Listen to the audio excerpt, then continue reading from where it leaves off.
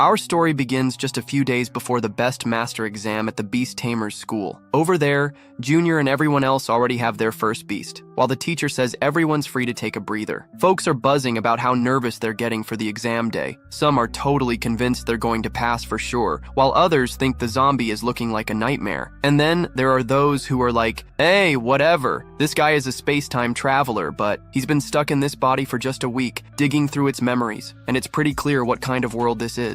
Years ago, a bunch of beasts burst out from cracks, slaughtering humanity and causing a ton of suffering. But humanity pushed back hard. Amidst the brutal war, they gradually figured out how to tame those miserable beasts and control them for battle. That's how the profession of Beastmaster came to be, the most revered job in the world. During this time, beast tamers naturally became symbols of status and prestige. You could say that becoming a Beastmaster means stepping into the elite class of society. For the young people in this world, the biggest dream is to become a powerful spiritual master. In this world, everyone over 18 can hire their first beast. The stronger your soul, the higher the level of the best beasts you can tame. But he thought that didn't really apply to him because the original owner of this body had already contracted his first beast before traveling through time. And guess what? It's just a harmless little snowball for humans and animals that can only act cute. This thing isn't lethal at all and can't even evolve. Sadly, he figured that from now on, he'd just be an ordinary person with a mediocre life. That's why he was so bored, even with plenty of people with the Midas touch around.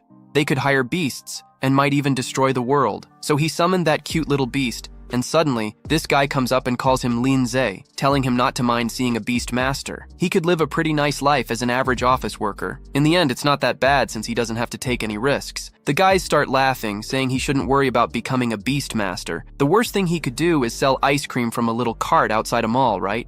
Everyone bursts out laughing. Someone else chimes in that he could sell really cold bottled water. How about that? But our boy wasn't thrilled with any of these suggestions. Suddenly, the system finished loading and successfully activated. The achievement system had officially kicked in. In other words, it's hacking time, folks. He looks at those notifications and wonders, do I have a golden finger too? Wow, that celestial system sound is so good. The golden finger has finally arrived. He checks his stat window. Linze has the physical and spiritual attributes of an adult man. Awesome! He starts analyzing everything calmly and excitedly. There was also a window showing achievement points and some bonuses granted after achieving certain milestones. These points could be used to boost the Beastmaster's attributes and also unlock pet skills, which was exactly what he wanted. There was also a little snowball. It could increase growth by fighting or consuming energy-rich items. Once the growth hits 10%, evolution would be triggered, and the pet's power level would significantly increase afterward. Oh, so that little monster can evolve. But he knows that in this world, it's impossible to evolve monsters. So, hold on. Does this mean he has a huge path for an evolutionary method that strengthens melee combat capabilities, focusing on improving physical fitness, strength, weakening, and the ability to control ice elements? In the next evolution, he'd become a snow monk who can evolve up to level 5, or could he?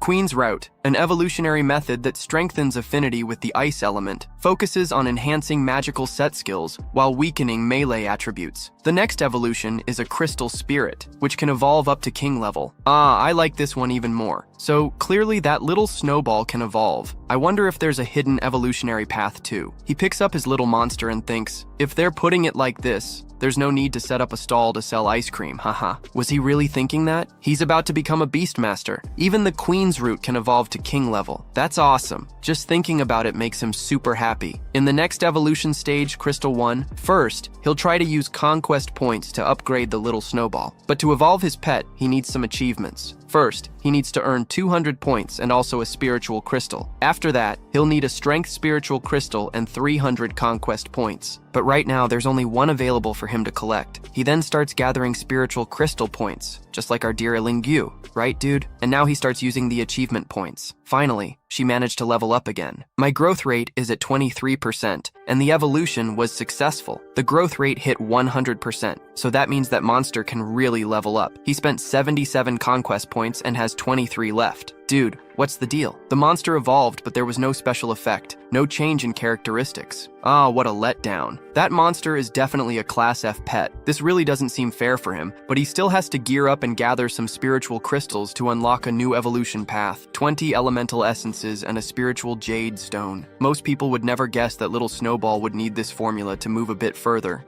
And those things aren't cheap at all, so he decides to head out to grab some cash and then go to the pet shop to buy some evolution materials. As he leaves, the guys keep saying that he should take his Snowball home to sell ice cream, but Linze tells our little monster to ignore that bunch of nonsense. Tomorrow, the Beastmaster ranking evaluation depends on him. The guy who was laughing earlier now seems worried and calls the protagonist a flashy dude. What did you say, Lin? Ze glances at him, thinking that the Zhang family is the second richest family in town, Zhang, and he can't compete with the South yet. He straightens his jacket, wondering who the real trash is now. We'll see in the final Beastmaster exam results. But the guy can't hold it back and starts laughing with his buddy. Oh, come on, you with your stuffed animal that can't even evolve. If I were you, I wouldn't even show up for the ranking exam. Just go home and sell popsicles, loser. Suddenly, someone shouts his name, telling him not to go too far. The guy says he's not scared of that loser and that he won't go too far. Another one asks if Miss Guan really likes trash, but Linze doesn't care. He tells her to forget it. They don't need to argue with him. When the time comes, they'll understand naturally. He needs to go to the pet shop first and then head home alone. She says it's fine. But why did he decline, huh? Well, as he walks, he wonders why evolution materials are so expensive. Months of savings just went down the drain. Suddenly, that girl is there again,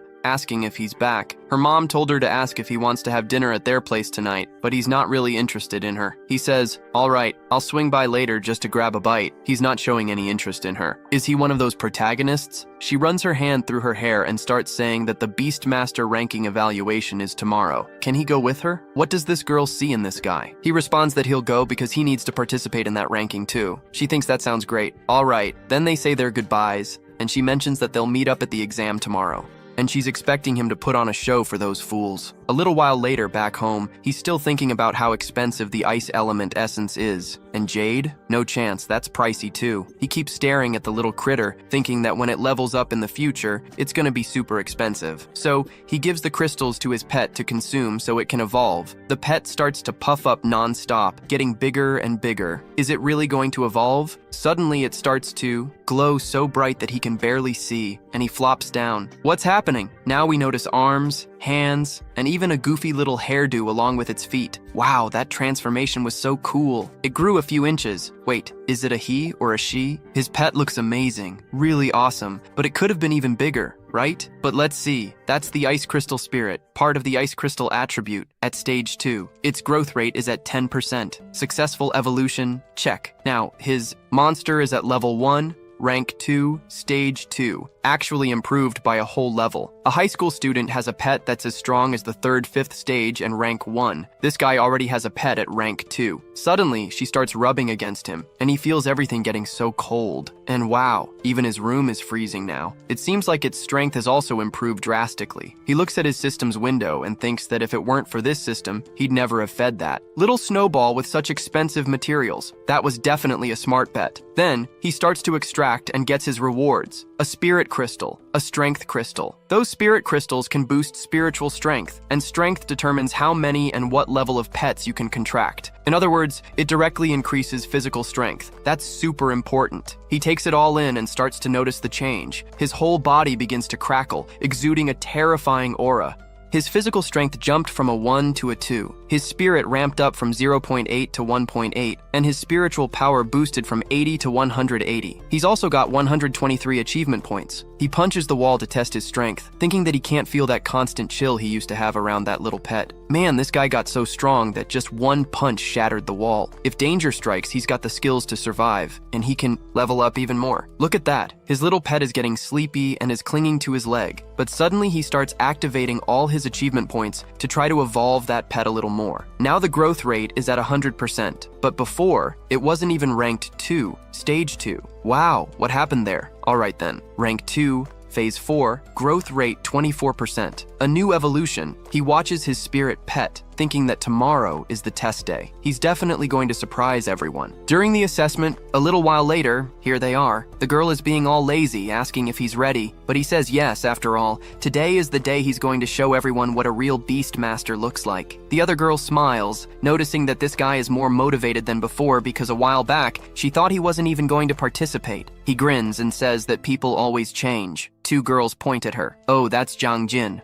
a talented girl from the 3rd grade at Pingang number 1 High School. It seems like she always likes hanging out with that guy, but the other girl thinks he must have confessed his love to her yesterday and got turned down. Why does everyone like that girl? But Linze doesn't care about the talk, while people are saying she's a genius at school and has tons of admirers and envy around her. But she seems to ignore all of it. Later on, she asks if he really plans to use that little Snowball for the qualification assessment. He smiles and says yes, after all. No one should underestimate his little Snowball. She grabs his head and says that if they make it through, she's going to invite him over to celebrate at her place, because this girl is just so into this guy that she wants him at her house, right? But he's down there, totally blushing. Out of nowhere, another girl shows up, telling her brother that it's that girl who stole her boyfriend, our friend. Talk about popular. That girl asks who she is and who her boyfriend is, but the girl says it's Zong Gang. Oh, that guy's a delinquent. Man, what an ugly dude. Are you kidding me? A forgotten crush, huh? Nope. She apologizes and says she's not interested in him. He confessed, but she shot him down right away. The girl is freaked out. After all, that girl must have seduced that guy. That's a certainty. She grabs Linze's hand and says, "Let's go. Don't hang out with these losers. They probably have more important things to do anyway." But suddenly, that dude steps closer, puts a hand on her shoulder and says he hasn't given anyone permission to leave yet. Since she faced his cousin, he can't just let her go like that. The girl gives off this intense vibe and just looks at him. The guy starts to tremble immediately. He winds up for a right hook and, with crazy speed, goes to hit her, but Lin Fei stops the punch with one hand. The girl is shocked at how fast he was to defend her. Everyone knows this guy is useless, so her brother should put him down quickly. Oh, so this guy wants to play hero, huh? But before he becomes a hero, he should really look at himself in the mirror. While Linze says nothing and just watches, that guy suddenly, out of nowhere, without saying a word, knees him right in the gut. The kick is so powerful that the guy goes flying straight into the wall. The girl is in disbelief that her brother lost to such a loser and asks if he's okay as he's getting back up. But Linze says he's her brother, and if she needs anything, just tell him. Unfortunately, the big guy doesn't have anything else to say. He just adjusts his teeth. What can you do, right? He got beat up. The other girl can't believe how good Linze is at fighting. Huh? This is kind of weird while he checks out his own strength.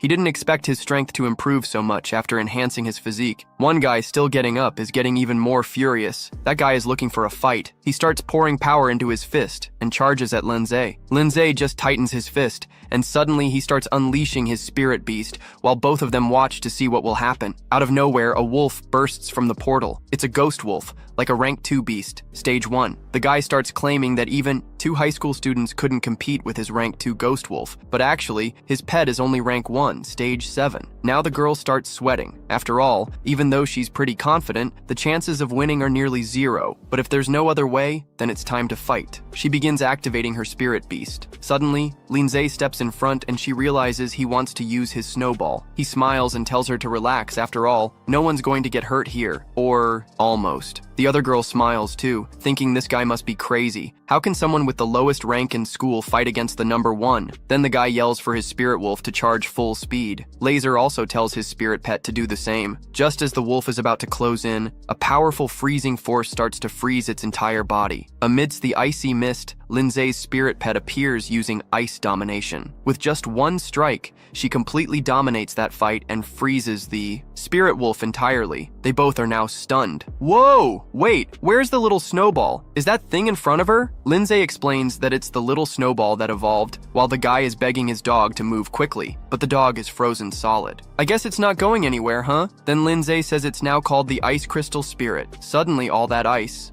it's completely shattered and falls at that guy's feet. He starts sweating bullets, saying this is impossible. How could a student from HGH get taken down by a bastard like that? And look, the guy's rank was rank 1, stage 9. How is that even possible? He starts thinking that maybe this dude had a pet beast that was rank 2 or higher, which means they were totally duped. As they leave, Linze calls out, and they realize he hasn't told them they could go yet. This throws both of them off balance, and they start sweating even more. What's coming next? A little Snowball starts to form, wanting to turn into ice headed their way. With nothing left to do, all they can do is apologize and admit they were totally wrong. But he doesn't owe Linze anything. He owes that girl an apology. He turns to the girl and starts saying sorry. Once he gets home, he's going to teach his cousin a lesson. The other girl is completely shocked to see her older brother humiliating himself like that. Then he turns back and punches her right in the face, asking why she hasn't apologized yet. The girl tells them to forget it and just hurry out, giving both of them a little break. While Linze tells the little Snowball to lower its guard, watching those 2 clowns run away, the girl is pretty hyped up. After all, that guy managed to take down a level 2 wolf with just one hit. What happened to that little ice crystal spirit, huh? That's right, she evolved. But they don't have much time to chat about that. In the end, they need to rush over to the exam. It's not hard to spot the Imperial Beast Association. There are tons of people gathered around checking out the original stone. Some are saying there's nothing special about it. This is going to be the last ranking assessment of the year, and some people are going to lose their Beast Master rank forever and just become regular folks. And he needs to succeed.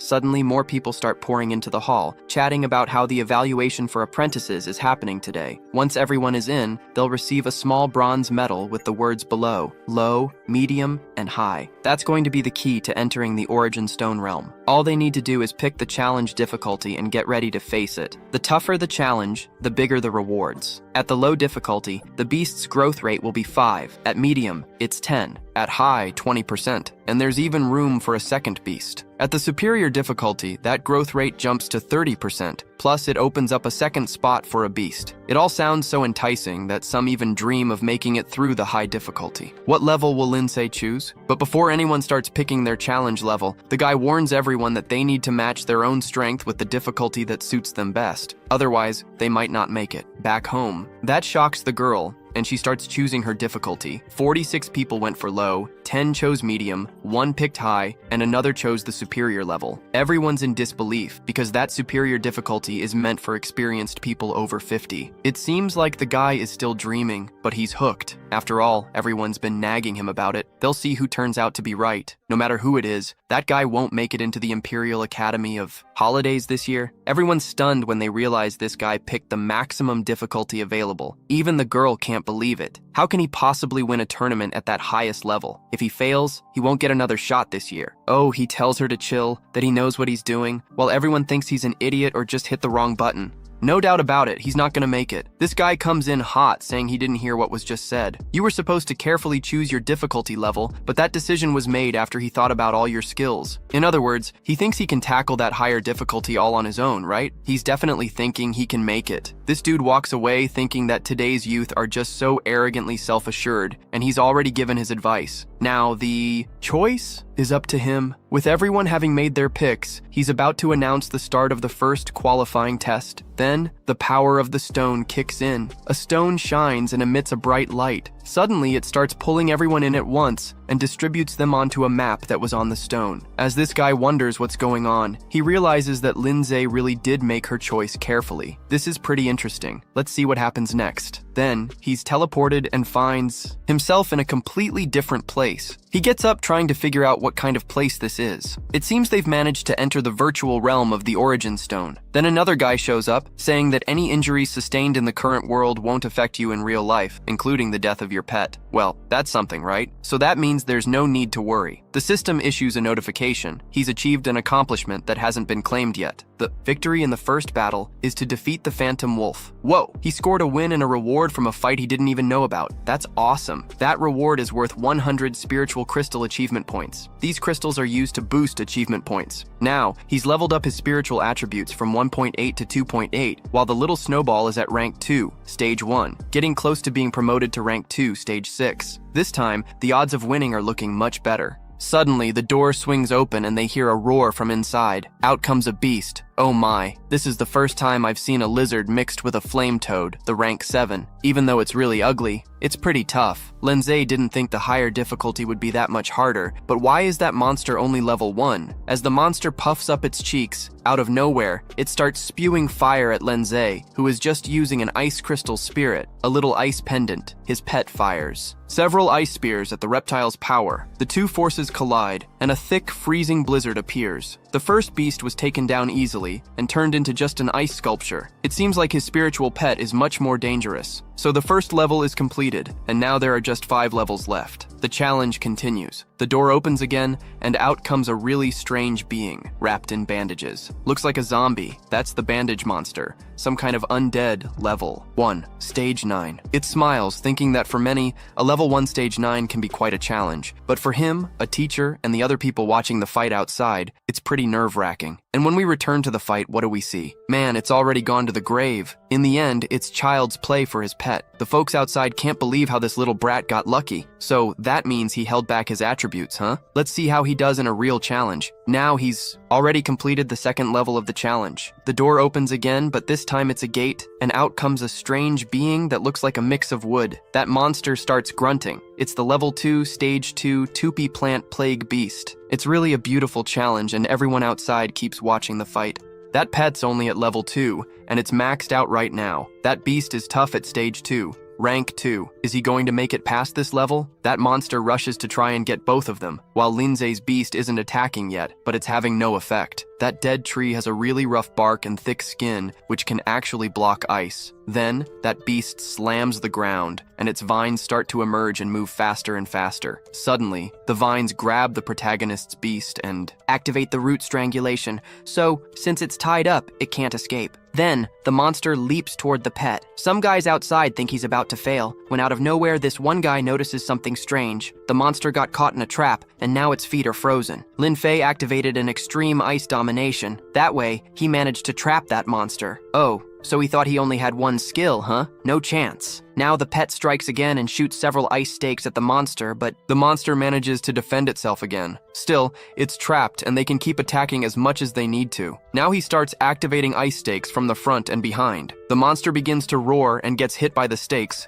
Then it falls. Job well done as he starts to melt the ice. Level 3 cleared successfully. Now the challenge continues, and there are only 2 levels left. A horrifying monster is waiting for him, but outside, several people have already failed the test. While some are frustrated, others are crying because they've failed again this year. But while many are crying, several are cheering because they succeeded. Now they're Beastmaster apprentices. Wow! Others think they're the only ones who didn't pass. Suddenly they start noticing on the screen a fierce beast against a pet at level 2, and then some remember that's the guy who challenged it. At the higher difficulty level, wow, it feels like that chapter was just a summary. We blinked and the fight was over. The guy's completely frozen and he's past the 4th level. Now it's time for him to move on to the final level, the last level. Everyone's in shock. How can that bastard be so strong? And some remember that among all the strongest high school students, this guy's name didn't come up. But the girl notices that Lin Ze will also become a Beastmaster apprentice. After all, she's already made it through. Suddenly, she hears people talking about some super strong guy fighting over there. What's going on? She looks up and sees Lin Ze's brother. He's gotten through the 4 levels at the higher difficulty, but now he's up against an oppressive monster. What kind of monster is that? A saber-toothed tiger. At beast level 2, stage 5, ready for a slaughter. No one had ever seen anyone fight a saber-toothed tiger before. It's impossible to defeat this monster with that skill, but look who's unfazed. Lin Ze. He's pumped that he gets to fight someone who's actually worth it, while his pet is already launching a bunch of ice stakes. None of those stakes hit the mark, but it looks like something came from that. Whoa, that monster is fast. The monster activates its assault claws and manages to land a hit on his spiritual pet, but it barely scratches it. If it had landed a full hit, it would have been over. This time, they want to see if he really has any tricks up. His sleeve. He's got a lot of strength, but is this really the end? The beast is way bigger and super strong, and even though the ice crystal spirit is a stage above the saber-toothed tiger, the strength between pets doesn't solely depend on their stages. It also factors in attributes, conditions, the environment, the master's strategy, and all those things that could affect the outcome. The ice crystal spirit has entered a fading state after all. It's been 2 consecutive battles,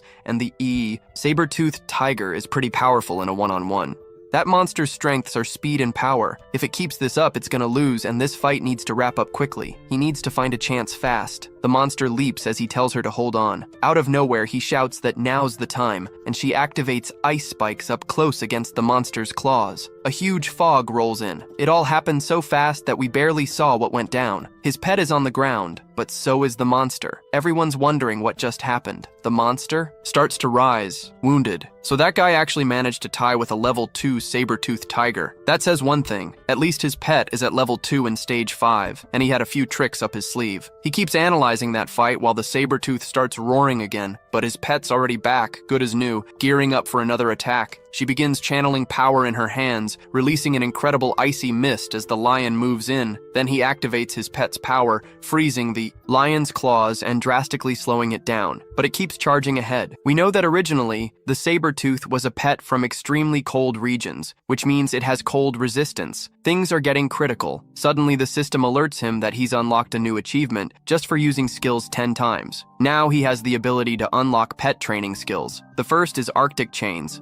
a control skill. The second is an ice shield, and the third is an area attack. Wow, he can really make that pet super strong. Typically, pets can have a maximum of 2 basic skills, and the more skills they have, the more tactics they can mix if it's a primary attack skill that relies more on control. Although the extreme realm has attack range, and also, the control damage isn't that powerful, so he decides to use the Arctic Chain skill, spending 50 conquest points. But before he can even think about it, the beast is already leaping at his pet. Out of nowhere, it's hit by a hail of ice coming from below, and he manages to level up his monster. Now, it's at level 2. Stage 7, with a growth rate boosted to 54%. People around can't believe what just happened with all that light. Huh? How is it possible for the, monster to level up? Everyone goes into shock and they didn't even see how many materials this guy used. Even with combat experience, leveling up should only be possible after winning, right?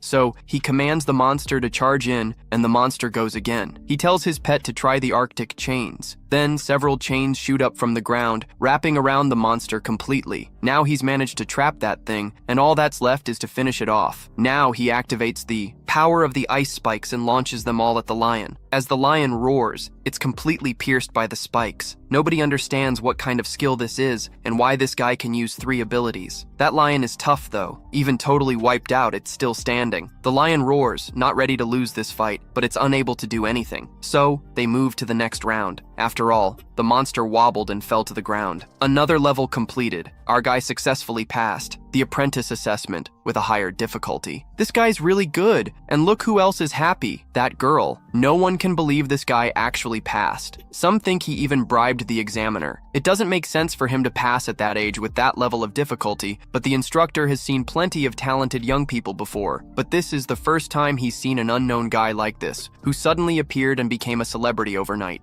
Now, Linze's physical stats have shot up from 2 to 5, and his spirit has jumped from 2.8 to 7.8, sporting a spiritual power of 780. He's snagged 3 achievement points for his crystal spirit pet, which is now ranked 3 level 1, with a growth rate of 84. Plus, he's unlocked the abilities Ice Pendant, Arctic Domain, and Arctic Pursuit. Looks like he got a promotion thanks to the higher difficulty, and the boost in his strength is truly impressive. But wait, there's more. The system asks if he wants to hire a semi-pet, and he's pondering what kind of animal he should choose. I think he needs a moment to hit up the pet shop. Now he's a Beastmaster apprentice, and the system congratulates him for that. He's earned a whopping 209 achievement points and a spiritual stone. Now that the rewards are handed out, all he has to do is leave the test. Suddenly he's out there in the middle of the crowd, and everyone's eyeing him, curious about what this guy is up to. People are starting to ask what kind of food he fed that pet and what the secret is to reaching such levels. He might as well start handing out autographs. But then, this girl rushes over and hugs him, saying she knew he'd win. That's awesome. Now they can be together as pet tamers. An instructor comes up apologizing and saying that this kid is incredibly strong, and people are whispering that they've never seen an instructor apologize to a student before. He makes a proposal. Would Linze be interested in joining the Beast Tamers Association? They can offer an official contract, and the perks and pay are pretty generous. Everyone is stunned to hear that offer. The girl urges him to agree quickly because only the best students graduate from the Imperial Academy and are eligible to join this association. The competition is as fierce as 1,000 troops crossing a single wooden bridge. It's really simple. If he agrees, he won't have to worry about expenses or the tuition for the Beast Academy anymore. But he thinks there's no such thing as a free lunch. He's sure there's something the guy wants in return. Plus, that Beast Tamers Association has a ton of rules, and he doesn't want to lose his freedom. Contrary to what everyone expected, he outright refuses that offer because he has plans after graduation. Some even offer to go in that guy's place, but the instructor doesn't. Pay them any mind, thinking he's a good kid. His current growth rate will definitely skyrocket hundreds of times stronger than it is now, enough to demand the highest benefits from the Tamers Association instead of that little perk being offered right now. In that case, the instructor won't force him to do anything. If he has any demands or changes his mind, he's free to find the instructor later. He shows Allison Wayne's badge while Lin Ze is all smiles. After the exam, they leave the academy, and suddenly, someone calls out to them. It's Lucian and Zhang from the neighboring class. One of them gets really close and asks if she can give her little brother's contact info, while the other is already asking if she can add his number on her phone and follow him on Instagram. After all, she thinks they might run into each other again in the future. Look at her hitting on Lin Ze so boldly. He says he's kind of in a rush and has something to take care of right now, so they'll talk later. Meanwhile, the girl behind him is struggling to contain her jealousy for sure. Then they start to run. After all, that girl doesn't want him adding anyone as a friend or giving his number to anyone. Out of nowhere, he gets a message telling him to go to the office. So he gets there and asks if the teacher has been looking for him, and there she is. She starts saying she heard he passed the test, with the advanced difficulty unlocked. He nods in agreement. Suddenly, she walks over and gives him a super tight hug, talking about how she's the teacher who cares the most about him, but he remembers very clearly how much consideration she showed when he was getting grades. There was a whip cracking, but the reason she called him wasn't about that. It was because she has something valuable to give him. It's a collection of basic spiritual cultivation techniques.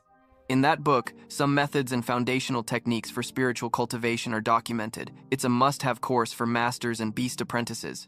Those spiritual techniques are essential for masters who train their pets, and it's the most important way to fight. The strongest masters have powerful spiritual techniques and can win a battle without breaking a sweat or relying overly on their beasts. They can not only team up with their pets in combat, but also provide protection in fierce battles to keep the beast owners from getting hurt. Oh, he really appreciates this gift and is definitely going to practice. Right now, she just mentioned that if he has any problems in the future, he can count on her. He opens the book and sees that the first step is to create a spiritual power shield that can withstand any damage from all angles. Well, I guess the saying there is pretty different. Here it's, God helps those who wake up early, and there it's, the early bird catches the worm. Ha ha. He should learn the basics first, then dedicate more time to advanced courses, and eventually get into the Imperial Beast Academy. So, he starts his spiritual cultivation, and 10 minutes have already passed. Then he feels an energy flowing through his body and actually manages to form that barrier. A regular person would take days or even months to master that spiritual technique, but he only needed 10 minutes, thanks to his spiritual constitution being at 78. He successfully mastered a spiritual technique, but the system doesn't let it go without a reward and immediately gives him 100 points. Now, he has 350 points and can spend 50 points to upgrade his spiritual guardian. So, let the hacks begin. Nober Stan, since use, thank you for watching. And he starts absorbing various techniques from that book and upgrading them as well. By accident, he racked up a ton of achievement points. So naturally, it's time to level up his skills. He begins to channel the guardian spirit to level 3. Now, his protective shield is thicker and bigger, and he can even shield 3 or 4 people at once. He has 770 spiritual power points left, and every time he uses the guardian spirit's power, it costs him 10, meaning he can use it 78 times. That stone he got from the Beastmaster? He hasn't used it yet, so he makes another upgrade, bumping his power from 780 to 880. With so much spiritual power, it's tough to stick to just one protective shield, so he decides to pull a few more tricks from the book. He finds a perfect spell for long-range attacks, and even manages to discover one that can channel energy into his fist, allowing him to strike with an extremely strong impact. It's getting late, but he keeps training, soaking up more knowledge and growing stronger. Then he opens his eyes,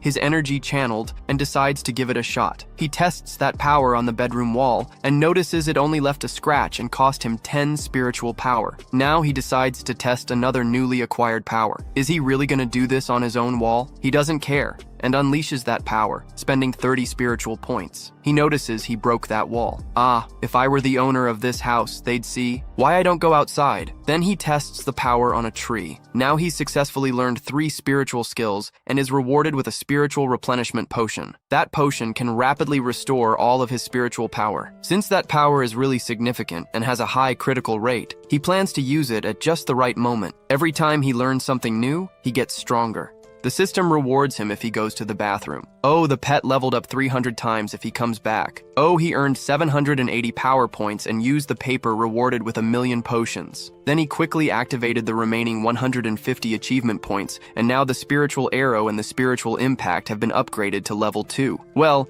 now that he's strong, he needs some cash to buy a second pet. The other day, at the quest center, there he is checking out some info. This is the first time he's going to consult the database to grab a mission, and with his current strength, it shouldn't be a problem. He notices there's a mission to chase off some ghostly dragonflies near the village, and the reward is 20,000. There's also one for killing a ferocious eagle Eagle for 3,000, eliminating a swarm of demons for 1,000, and another for the Death Toll Beetle for 40,000. Naturally, he decides to take the mission that pays the most, the Death Toll Beetle. But since he's a newbie, the system says he needs to find 3 teammates, and the rewards will be split. Ugh, he should have gone for a lesser reward then. So, all he has to do now is get to Kinior Village before 2 o'clock. In that Dead Man's Gorge, there are already a few people waiting, and they're complaining he's taking too long. This guy with the stylish hair is the low-level Beastmaster, Zangale, and the other one is Zango Migang, also low-level. The girl is Jang Jo, also low-level, and she calls him handsome and asks him to follow her. So everything will be alright. He smiles, thanks her, and says he won't be a bother. She thinks this guy is really obedient. The dude starts saying that this mission might be a lot harder than he thinks, and he could even lose his life over a few measly silvers. The girl wakes up at that and doesn't like that talk. Apparently, the guy taught her what she was flirting with our precious player about. Well, that guy is temporarily in charge of that team as captain. At that moment, the task's reward is going to be a lot smaller for them. Lin Ze overhears all of this, thinking, those are people who don't have the qualifications to get into the Imperial Holiday Academy. This guy is just one of those types who survives by taking on missions based on his surface-level skills at beast taming. He smiles and says to just distribute the rewards based on the work done. The more you work, the more you earn. The guy agrees, and off they go to tackle that mission. So they get close to a hole that's getting darker and tighter. There's a loud noise coming from it, and suddenly they notice what look like footprints and the sounds of a troop. And that troop is the beetle army. There's an army of beetles in there. But these aren't your ordinary beetles, they're mutant beetles. One guy suggests just covering up the hole and walking away, thinking it'll be a piece of cake. He activates his horned rhinoceros, like a beast, level 2, stage 5, while the other activates his wind-type mantis, cutter, rank 2, stage 6. The girl isn't far behind and calls on her fear-type wasp, level 2, stage 5. He watches everyone's monsters, thinking he needs to see what they're capable of before jumping into action. That beetle army charges at him, some flying and others crawling on the ground. The guy sends the rhinoceros charging in full throttle, taking out multiple beetles in one go. Another one triggers a power boost, and in just one strike, he slashes through several beetles consecutively. But it doesn't really help much. There are still a ton of monsters bearing down on his spirit beast. Suddenly, the girl notices the mantis is getting surrounded and activates her Venom Wasp 1. That wasp shoots out multiple venom-loaded darts and hits several beetles that were closing in on the guy's beast. Just one hit takes down a beetle, 1 hit per enemy. The guy turns to the newbie and says that their trio's combo is great and he doesn't even have to do anything. But if he wants to pitch in, all he needs to do is shout. Half, half, half. Well, that part didn't come out great, but in Chinese, half, half, half means cool or sharp. Some players say half, half, half when another player shows off some impressive skills. It's kind of like a badge of mastery. But for us, it means something else. My brother, the guy looks back and asks if he still wants to get paid. He has to pay his share first, but the girl tries to be nice to him and says she'll share a bit of hers and he just needs to stay behind her and play it safe. In the battle, the beetles drop like rain. Our guy thinks they're wasting a bunch of attacks and aren't a threat at all. Out of nowhere, they hear a noise coming from the swarm of bugs and wonder where it's coming from. The sound continues to echo, dragging and calling more beetles. The beetles start to go into a frenzy. That swarm is getting louder and the numbers are growing. Now the guy sees that a new swarm has come out of the hole and the horns are totally different. He's figured out that there's a beetle king. The rhinoceros isn't attacking the beetles. But now, to no avail, those bugs are overtaking that beast's body. They're eating it alive. The mantis is done for. Its slender body is getting completely torn apart. Even the moth has had its wings shredded. Some guys start shouting that they need to grab their pets quickly. Did I just catch a hint of Pokemon there? Another one yells that the horned rhino needs to come back, but our guy says it's useless. Those death beetles just made a poison that paralyzes. Their beast can't hear commands anymore. Man, that cool girl lost her beast. Another guy angrily shouts why he didn't order his spirit beast to attack earlier, huh? Is he just some loser who only knows how to look down on others? But the guy said what he really needs to worry about. Right now, it's not about his pet anymore. It's all about keeping himself safe. That army of bugs back there already finished their snack, and the next meal is going to be them. At this point, the 3 of them are without their spiritual beasts, and all they can do is run. Run as fast as they can. Otherwise, they'll all be done for. The guy said that mission wasn't actually a level 1 mission, so he starts running like crazy with that army of beetles on his tail, but he just can't move fast. Enough. Those monsters start flying, and they're inevitably going to catch up to him. Just in time, Linze activates his protective shield and manages to protect the 3 of them using using a spiritual guardian. The guy is shocked that someone nameless can use spiritual techniques like that, something only a student from a beast spiritual academy could pull off. How can a high schooler do this? But Lin Ze tells him to shut up and pay close attention. Behind him, a guy opens his mouth but doesn't know what to say. He's just sweating bullets. Lin Ze summons the ice crystal spirit, which is getting cuter by the second. The three of them are stunned. What kind of pet is that? They've never seen anything like it before. Lin Ze is deep in thought. If those beetles rank as pets, they're at most rank 1,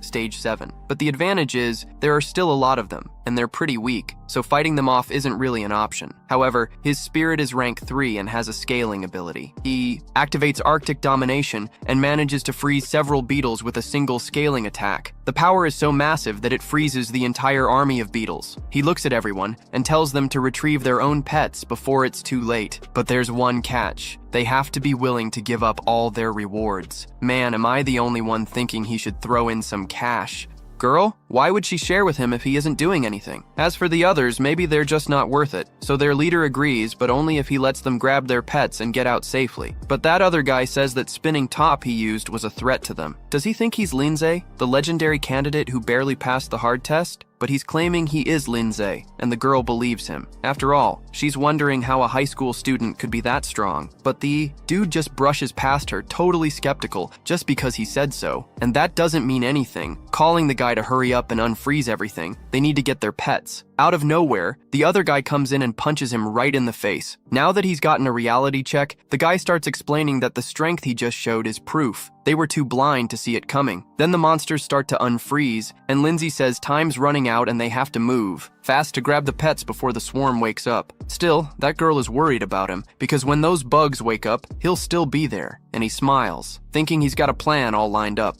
After all, you have to catch the thief before the mastermind. That means he's going for the king first. The guy's still on the ground in shock, thinking that guy's going inside. Lin Ze hops into the hole, telling everyone to get out of there. The hole is deep, but he makes it to the bottom. It's super dark, but he can see clearly. Looks like getting fit also sharpens your vision. Suddenly, a fresh wave of insects heads his way, and he puts up his impact shield, while the monsters can't do anything against it. But he can attack and defend with the shield, unlike those monsters. Bit by bit, he wipes out all those bugs, but some of them are crawling on the shield and manage to break it. After all, there are just so many. No matter how much spiritual power he has, he can't hold out like this.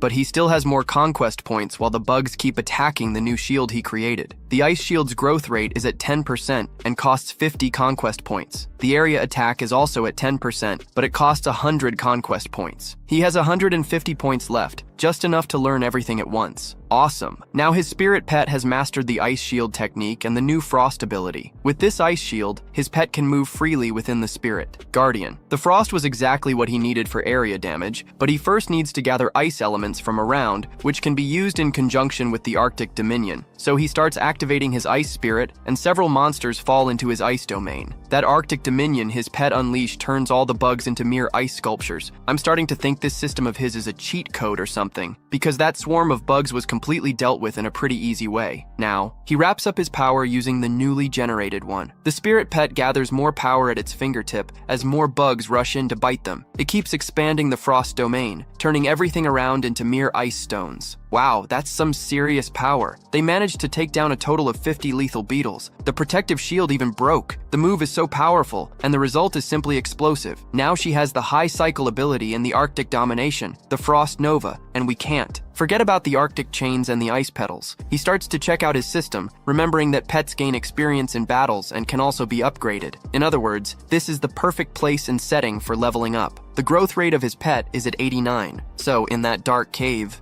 they hear a huge grunt, and it sounds like more bugs are coming from there. Now it's time to face the king. He just tells the king to come on down easy. Outside, the three friends are worn out. They've done a lot of running. The girl is still worried about Lin Ze and needs to call for help fast and report the danger level of this mission. The guy doesn't get why she cares so much about that kid who actively sought out death. Then, a guy sneaks up from behind. He asks for a moment while letting everyone see his bronze badge. He walks over asking where the entrance for the Deadly Beetle mission is. This guy is a beast tamer at the bronze level Lodar. He says the entrance is just ahead but warns them not to go win. Then he turns around and shows off his bronze badge. Everyone's in shock because they've never seen a bronze beast master before. After all, the beast master badge is issued by the Beast Tamers Association, which is divided into bronze, the top 30% of the best tamers in the world, silver, who are within the 12% best, and gold, which is about 3% of the best in the world. This guy is a bronze beastmaster. The association said the difficulty of this mission has changed, so they sent him in to clean up the mess. The girl quickly volunteers to go with him. He cups her face and thinks she's really pretty. Since she wants to tag along so badly, he decides to let the pretty girl follow him. The other two aren't qualified to go, and from their faces, it looks like they didn't want to go anyway. Once they're inside the cave, all the beetles are frozen, and the system congratulates them for achieving an exterminator milestone. He earned 300 achievement points and a bomb seed card. That bomb seed card instantly boosts a current pet's level for a short time, lasting 68 seconds. It's like a human hunter, but this time he's got a ton of rewards to collect. His pet's growth rate is at 94 at level 3, stage 3. Now he's one step closer to the next phase. Then he hears more noise coming from that dark cave, and it's almost time to bail. A giant paw approaches. It must be the boss beetle. The kid is thick and thinks this thing is massive. According to the details of that mission, the beetle crisis happened a week ago, which means that monster must have evolved not too long ago. The monster starts roaring, and the system issues a danger alert. A deadly armored insect attacker, level 4, stage 1.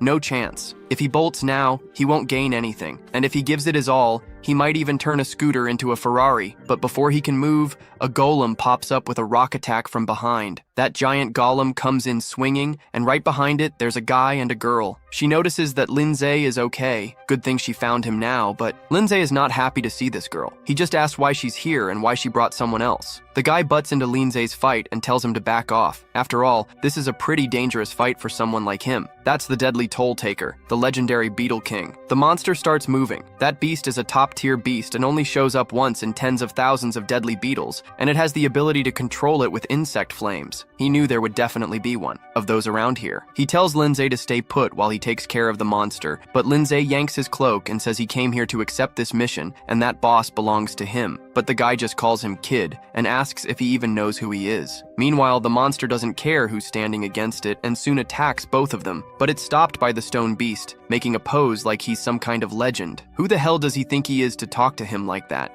In the end, he's got this giant stone monster at stage 9, rank 3. That Beetle King keeps charging at him, but his giant stone monster is still holding up. Suddenly, Linze whips out the Arctic chains, claiming he's the Beastmaster's apprentice. Linze completely messed up the fight. While the monster is standing its ground, it understands what's at stake. So now he realizes who Linze is, the one who passed the higher difficulty level, right? But this guy made it through the apprentice test. And after hundreds of battles, he passed the bronze level test. While Linze, with his sharp ears, claims he's gonna pass the test too, the two start butting heads. The girl tells them to cut it out. After all, the monster's coming for them. The monster manages to throw the giant rock pet far away and breaks the chains.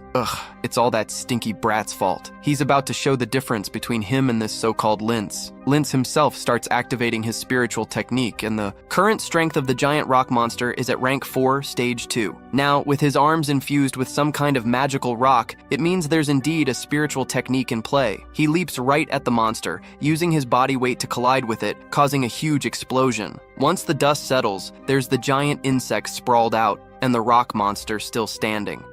That guy just can't grasp high-level spiritual techniques. It's something not everyone can do. That's the real difference between Linze and a bronze-class beast tamer. Suddenly, the monster starts changing color and activates its technique, the piercing horn strike, the Deathbreaker. Now it's gone berserker, and its current combat power is equivalent to a level 4, stage 3 threat. That dude's stone golem is struggling hard, and my battle is getting tougher every second.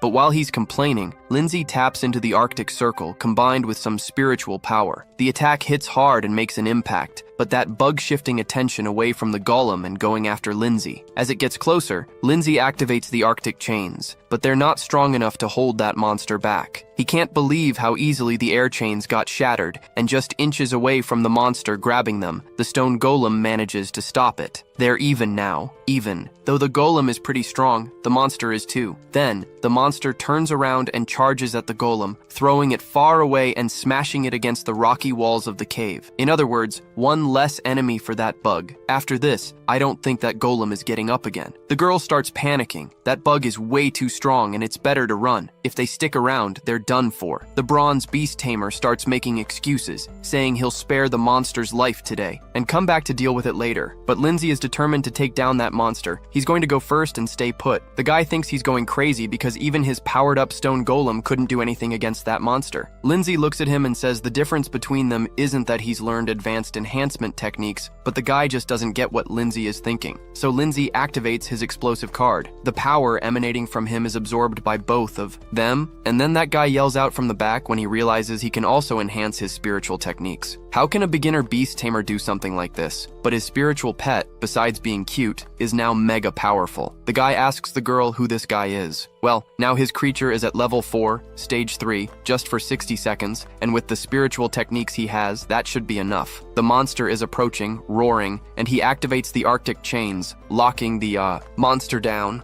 As your pet levels up, its force becomes way greater than before. It can't control that monster for too long, so take advantage of the chance the Arctic chains gave you and activate an impact spirit to start landing blows on the monster while your pet keeps it restrained. It keeps punching the monster with the impact, as there are now just 40 seconds left on the buff, but the monster breaks those chains, dark, and ready to kill both of them. The guy shouts for him to stop. If he continues, he could accumulate too much of his spiritual power and end up dying, especially since he's only used half of it so far. There's still 400 left. The guy is shocked. 400? That's just half of his spiritual power? Damn, this guy is really strong. But the girl thinks he's a genius and says, maybe we can actually kill this thing, man. We can. She's not doing anything but watching as that monster holds its ground, but the spiritual pet is just as tough. Now she uses Frost Nova, and the monster starts to freeze completely, but even with the power being super strong, they still can't manage to freeze that monster. Suddenly, that power causes a massive explosion, sending the monster flying. The guy wonders, what kind of power is that? The girl even falls back. After all, he's never seen a pet like this. The monster is tough, and when the dust settles, it's still alive, all banged up but still standing. The woman is in shock, starting to sweat bullets. My guy starts talking about how, in ancient times, mythical beasts teamed up in battles. Humans managed to kill the 5 major elemental beasts of that era. The 5 greatest elemental beasts disappeared. Could this be one of those beasts? Linze has just 30 seconds of buff left, and it's time to finish off this monster. So he uses the frozen stakes. That's his final attack. The monster, realizing it's not worth it,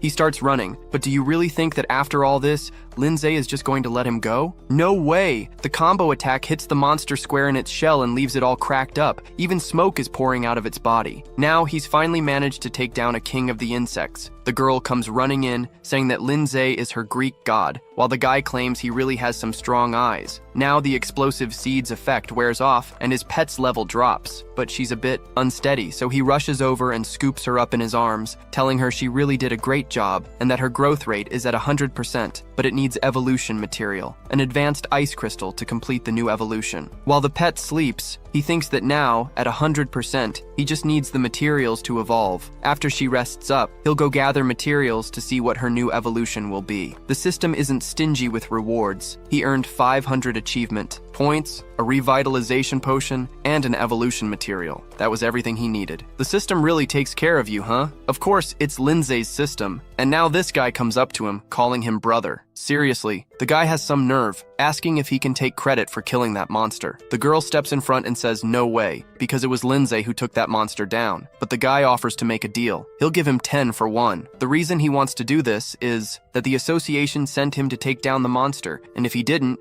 his evaluation score would drop. So since that guy is willing to pay 15, it seems like the best option. Then he could buy his next pet. But even if he's going to agree, he can't rush into it. Maybe he can negotiate for a better deal. The guy says that amount is all his savings from the last 6 months, and if he accepts, the great looter will owe him a favor. Linze knows that favors come at a cost. So they wrap up the deal, and the guy sends the payment via Pix. Then, another person shows up, and we don't know how long he's been there, watching everything from the sidelines. One dude leaps and jumps into the cave, and check it out, he has a silver badge. The girl is shocked because she actually got to meet a legendary Beastmaster. Upset, the guy immediately starts talking about how they've met again, but Linze just says hi. He's flabbergasted, trying to wrap his head around how Linze knows the Lord. He steps closer and realizes the mission has been accomplished. Naturally, Loda mentions that they completed the mission without any injuries, while the Lord thinks that the monster should have been at least a level H. He remembers that the pet the kid had was only at level 2. The Lord apologizes again, saying he underestimated the difficulty of the task. That monster was intermediate, but they rated it as common. Linze says it doesn't matter. I mean, Brother Lo managed to keep them safe. The guy, scratching his head, agrees, saying it flatters him. The girl in the back thinks to herself that this is what's called self-equalization. The guy mentions that the association will reward them 1-to-1 for that mission, and on top of that, they need to take the monster's body back for research. Lucia realizes that this guy is about to make a lot of money, so Linze agrees and politely accepts the money. After all, if he refused, it could leave some hidden danger. But the Lord is wise and knows that Linze doesn't have a second pet, which means he needs the money. He considers it an investment in him, so he sends the pics. Linze thanks him, and the Lord grabs the monster's horn, slinging that carcass over his shoulder like it's nothing. Linze is shocked to see this. Wow, so Linze earned 2 Huan today? But he quickly corrects himself. That guy, 1 more please. Then they say their goodbyes.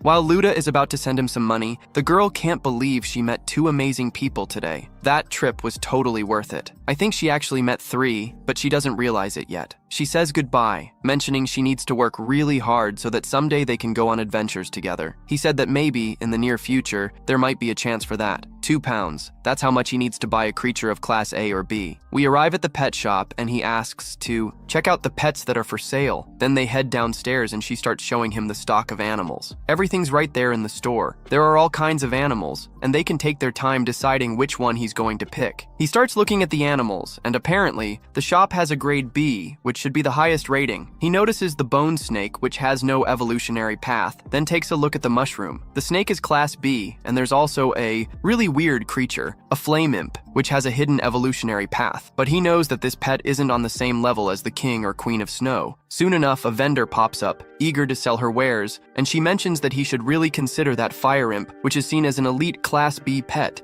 super rare, and costs 16. Wow, that's an expensive creature. Oh, and just a reminder, that price of 16 also includes some materials for evolution. Linze gets curious because his pet was classified as class F, but he knows these classifications are assigned by beast experts and aren't completely reliable. Well, now his system detects that there's currently 1 king-level pet with a hidden evolutionary path. Finally, it looks like he's found something that feels really familiar, a rock-type monster. Its evolution goes to a giant rock-type monster. Basically, it boosts defense and resistance power. And there are also some elements he can reach, including the stone god. He might even reveal some traits of divinity, having the ability to control stone and earth in his next form. Of course, if certain conditions are met, he transforms into a rock ghost with a 100% growth rate. He just needs 20 intermediate earth elements, and he can also be an undead, weighing about 500 grams. Now he realizes the resemblance is striking. The pet of the Lular, the giant stone monster, evolved from this little thing, but it's just on the most common evolutionary path. That guy would never think his pet had the potential to evolve into a god. From another perspective, the perks of the Ice Crystal Soul are the Control Burst, which belongs to the mage type. If the stone type monster is a warrior type, suddenly the seller interrupts his thoughts by talking to that little monster. It can be carried and evolved,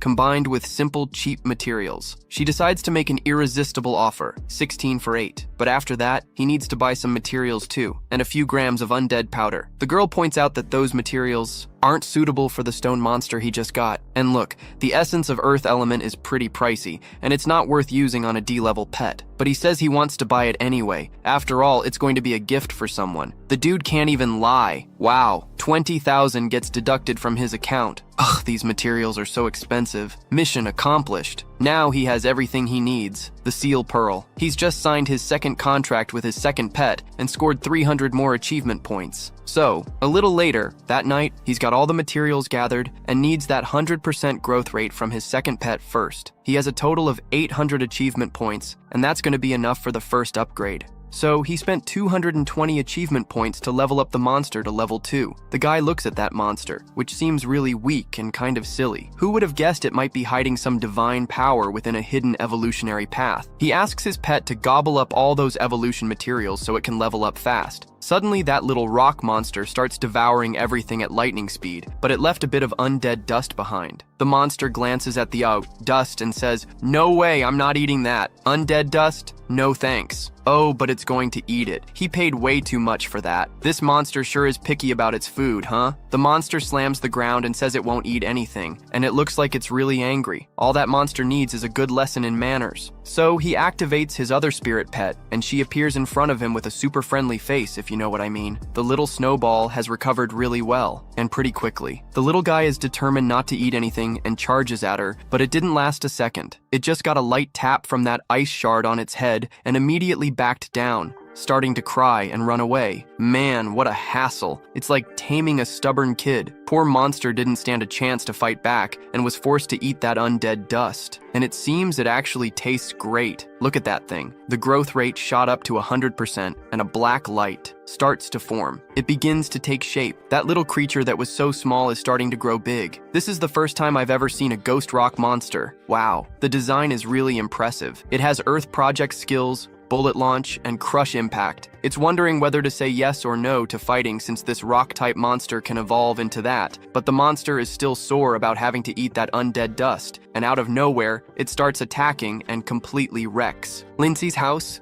The monster's attack is fierce, but the little Snowball manages to dodge it, and the monster keeps smashing everything. Then, the little Snowball uses a shield to protect itself from the beast's power. The monster strains to see through the smoke, and only now realizes that it's using an ice shield. Lin Ze is going crazy back there. The guy just smashed his wall. The system alerts him that the ice crystal soul has now met the requirements to evolve. So he's ready to show that monster who really calls the shots and commands the little Snowball to evolve. It absorbs 10 advanced evolution crystals and begins its latest evolution. A bone-chilling wind strikes the rocky body of that ghost. Realizing that the little Snowball has evolved, he sees it's taken on a much cooler form now. Its name is now Snow Maiden, an ice type, level 4, stage 1, and its abilities are: the Ice Pendant has been upgraded to Ice Rain, which now deals area damage. The Ice Shield has been upgraded to Ice. Crystal Mirror, which maintains defense and adds a ricochet ability, and that Arctic Domain has been upgraded to Blizzard, which boosts damage and duration of the Arctic Domain. A Storm Bruise in the Arctic Domain. This Ice Maiden is not playing around. Oh, this has definitely been the best upgrade yet, both in physical strength and stats, but the monster isn't intimidated at all and is ready to fight back. So, she just raises her hand and petrifies his legs, leaving him unable to move. Linze tells her to activate Ice Rain, and she does just that. That monster now feels backed into a corner. After all, it should have just respected the boss's orders, so he falls to his knees, begging for mercy. Linze has 2 divine-type spirit monsters, which are pretty interesting. One can control ice, and the other can control earth. The only thing they've got to do is obey him, or else they'll find out they don't matter at all.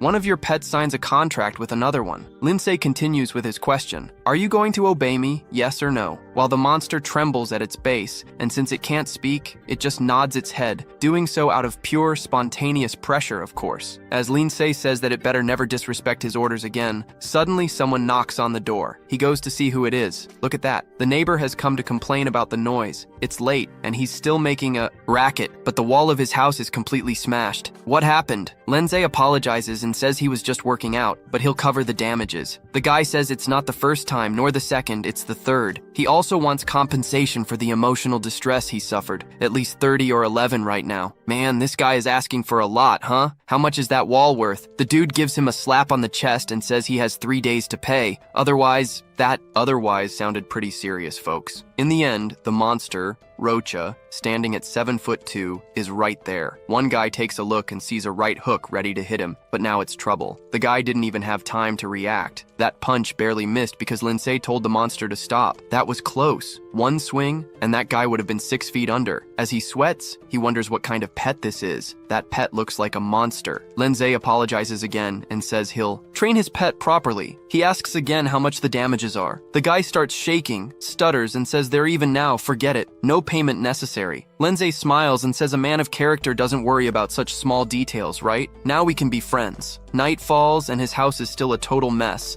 while he's sleeping next to his spiritual pet, while the other one stands guard to learn a lesson. The night passes quickly, and he wakes up feeling like he had a pretty strange dream, thinking he was some kind of super idol. His pet hands him his phone, and on the other end, that girl says today is the entrance exam for the Imperial Academy of Beasts. Did he forget? Poor dude, he overslept and totally forgot. What an idiot. She tells him to meet her at the school gate and he rushes over. She waves him over, but people can't believe how this guy could be late for something as important as this test. Does he really think he's the hottest thing since sliced bread just because he passed his advanced exam? But she greets him with a punch right in the face, saying he sleeps too much. Lately, he's been so worn out, and the teacher asks if he's been practicing his spiritual techniques while the girl gets completely ignored in the background. Then she asks everyone to gather around. They are the elite of Ping'an High School, #1 in that exam. All she hopes is that everyone gives it their all. Whether they pass or not, they're still considered good students. She's super pumped, telling everyone to give their best, and Lin Ze is excited. He hopes to become the pride of Ping'an High School. Then, they hop on a bus straight to school. On the way, that girl asks why he didn't reply to those messages. She mentions that her fierce bird has evolved too. Can't wait to see what kind of evolution that is. The test is going to be a piece of cake. In other words, really easy. In Jiangning City, the houses are huge, and this isn't a small town.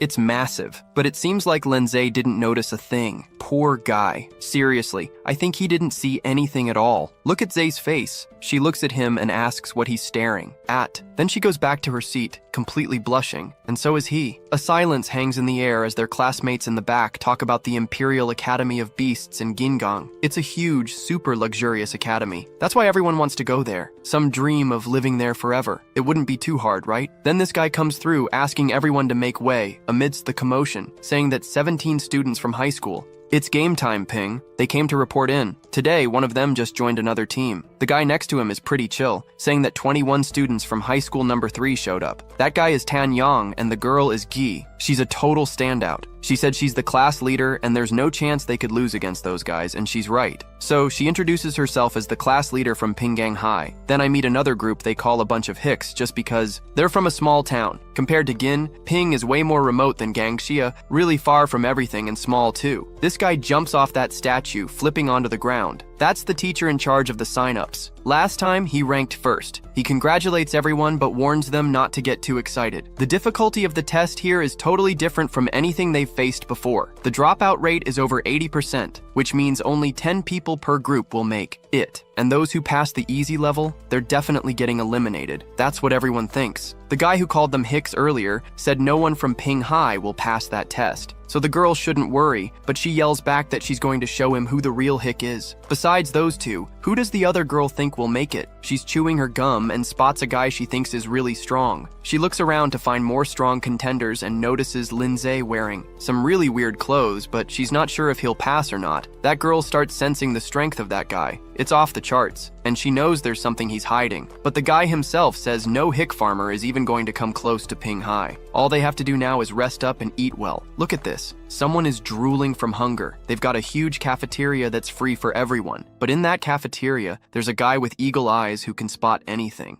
Big things, that pair of big boobs really gets my attention. A guy tells him to shut up or tone it down, or he'll embarrass the whole school, while the other guy is just staring like a drooling puppy. In the meantime, the girl's there saying her big bro needs to eat more. She hands him a huge pile of meat, thinking he's gonna finish it all. Suddenly, 2 more girls show up asking if there's enough room for them to eat, and she talks like the 2 guys are a couple. The other girl turns beat red like, come on, don't say stupid stuff. The guy doesn't get how that ugly dude can be so popular. Now 2 more girls join the scene and he thinks he's way better looking than that guy. Dude, you're not as hot as you think. I guarantee it. But you think that's the end? Nope. Another person comes over and asks if they can sit there too, and the girl, her eyes sparkling like Gojo, tells him to take a seat. So now we've got a table for 6. His name is Zong Chao, and he's from King Ping School. Ze asks what's up, but we know why he's there. That guy heard there's a high school student in town who aced the advanced test, and he's wondering if he'll show up again. But the guys start eyeing him suspiciously. Why is he asking that? Is he gathering intel? After all, no one's taken the test yet, so if he gets enough information, he could easily take out their high school. He tells the girls to chill, he just wants to make friends. The girl tells him to beat it, he's not gonna find anything out here. So, he scratches his head and says he has some good info for this crew too. He points and says that guy over there is the leader of the high school at Qingding, Li Pingguim. That dude passed the high-level apprentice assessment 2 months ago, and his pet is a poisonous herb monster. He heard that guy's ranked above 3, but the girls are freaking out. What's an average high school student doing with a rank 3 pet? No way. That guy's also famous because his family That really gave him a lot of high-level evolution material. The guys who are ranked number 1 aren't even compared to his competition, but the girl is there wondering what it's like to have a tier 3 beast. Her bird is just at tier 2, level 7, and there's a huge power gap between the two. And that other girl with the pink hair, oh man, she's trouble. She got her first pet in her junior year, and in just 3 months, she passed the advanced level assessment. She's got a dragon with a gross tier 2 pattern, stage 8. Wow. The other girl is shocked, like, how is it even possible to train a pet to tier 2 level 8 in half a year? Maybe she was already tier 2 when she signed the contract, which means that girl's really strong. Linze keeps eating and listening to their conversation. Then the girl notices people are talking about her. She even waves, giving a peace sign. Linze gets freaked out and realizes she knows they were talking about her. There's another master. In town, Kancha Tangyong, he's got a beast that can control 2 elements. Oh my gosh. If it was strong before, it's even worse now. That guy, the professor, said before, some pets are really precious and have unique traits, but most are in extremely dangerous areas and can't be tamed. Hold on. So does that mean there are wild pets that can be tamed? That's interesting. He remembers that the rock-type ghost was a combination of ghost and rock-type. It really seems worth developing, huh? The guy smiles and says he's shared everything he knows. Now, can they give any more info about the guy who cleared the higher difficulty? The girl smiles and says the person he's talking to is her, Linze Right, saying that guy hasn't shown up. The girls don't understand why that guy is hiding, while he apologizes, saying the person he's looking for isn't here and no one knows that guy at this table. Oh, the guy thanks them and says it's all good, since no one wants to talk. He's not going to force anyone. He just grabs his plate and decides to leave. So it looks like they're hiding something. The guy who's reached the higher difficulty level knows that the one who has overcome that challenge is among these guys. He goes over to his buddies saying they're going to test that guy later. The girl asks Linze why he didn't tell the truth, but Linze is wise and knows it's better to keep his anonymity. This way, he won't become an easy target. And what that guy said might not even be true. He's right. So they finish eating and decide to leave the cafeteria. The girl asks the two of them to join her for training later. They both agree, and she also invites Linze to her room that night, so the 4 of them can hang out together. But I think she's talking about training, right? While he's imagining, oh, the 4 of us in the room, it's going to be amazing, and that's all he needs, you know? No, but I don't think that's it. Then, out of nowhere, a guy comes up and slaps her butt, asking if he can also come to her room tonight. After all, he wants to train too, but what he didn't expect was a right hook right to the face. So he grabs her arm, saying she's the aggressive type. She really is his kind of girl. Everyone from the rival schools starts laughing, except Linze. The guy is furious and tells him to let go of her arm immediately, but she tells him to forget it. After all, if he fights here, he'll definitely get punished. As the guy talks about, how the girls from his school are really pretty, he shows the middle finger and says that the guys just want to show them a little love, if you know what I mean. While he's smiling, all he sees in front of him is a fist, a punch that lands right on that guy's nose, sending him sprawling. The force of the hit was so strong that it was a punch for 2 knockdowns. As the other 2 friends call Linze to fight, oh, you can say whatever you want to me, but not to my girl. That's not how it works. The guys can't believe he's taking on 3, while the other one gets back up.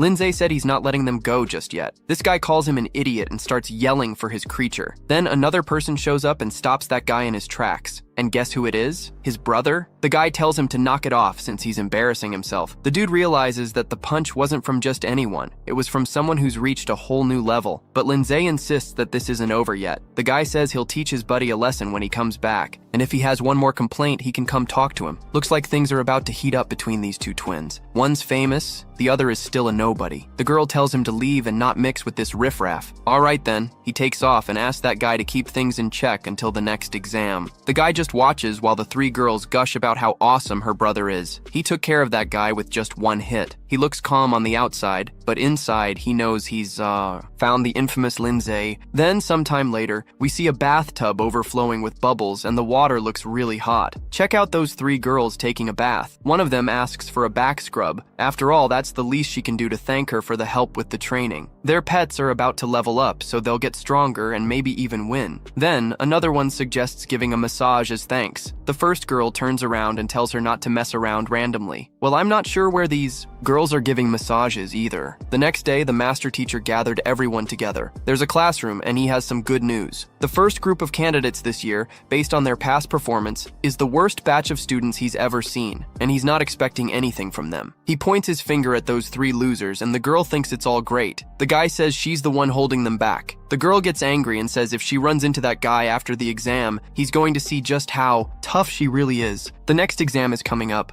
In the illusion of the stone table, with no difficulty selection, the challenge will be called Secret Forest. As the name suggests, it's a forest filled with all sorts of creatures, some big, some small, some mischievous, and others colossal. But the only thing that keeps popping into my head is, will there be any wild beasts that can be tamed? Once everyone enters the illusion, they'll see a score panel on their arm. This panel will rack up points based on the number of beasts killed. A level 1 beast gives you 10 points, a level 2 gives you 20, and a level 3 gives 40. In a forest like that, sometimes you're the hunter and sometimes you're the prey. If you die in there, you're out. There's also a stone table in the center of the forest that tracks the scores and coordinates of the top 10 players. Damn, everyone starts thinking there are level 3 beasts lurking around. If anyone runs into one of those, they'll be eliminated on the spot, but he keeps saying the competition will last 4 hours, so the top 10 candidates will automatically be accepted based on their scores. Then this guy asks if they can only kill fierce beasts, or if they can take out other candidates too. The winner gets to keep all the points they collect. In other words, it's a PvP with a bit of backstabbing. Most of these students are weak and they're going nuts. How can they encourage us to kill each other? There are schools that are clearly in the top 10 and others that are at the bottom. Look who's happy now. They can go all out without fearing any penalties. The teacher asks for silence. After all, the real battlefield is way more brutal than this. And if anyone wants to back out, now's the time. The person who finishes first in the ranking will be awarded the title of Leader of the Newbies and will receive various perks. All that teacher wants is to see who will become the true king of all the students this year.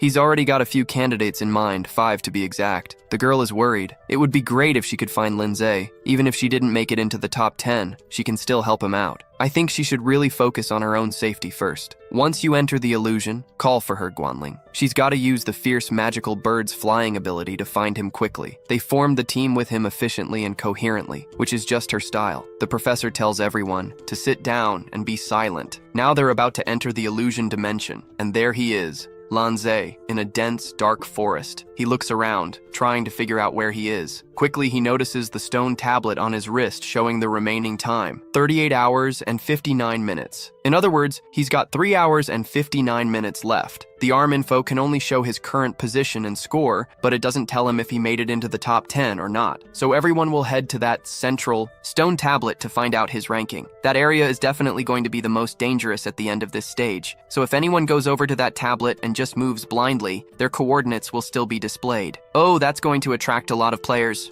No doubt about it, it's going to turn into a war. The real purpose of this exam is to let the players go at each other. But that doesn't bother him because he's pretty strong, and no one's going to steal points from the strong unless they're stronger than him. Suddenly, someone hits him with a surprise attack, but it fails, hitting blindly. After all, he had his shield active and shattered the teeth of that python. It's a 2-headed beast monster, rank 1, stage 9. The python is crying because all she had were her teeth. His strategy was solid. Keeping the spirit guardian active doesn't drain too much power, so he summons the rock ghost to be his loyal guard. So, he's gonna get strong by keeping his real strength hidden and take the chance to test the true potential of Rock Phantom.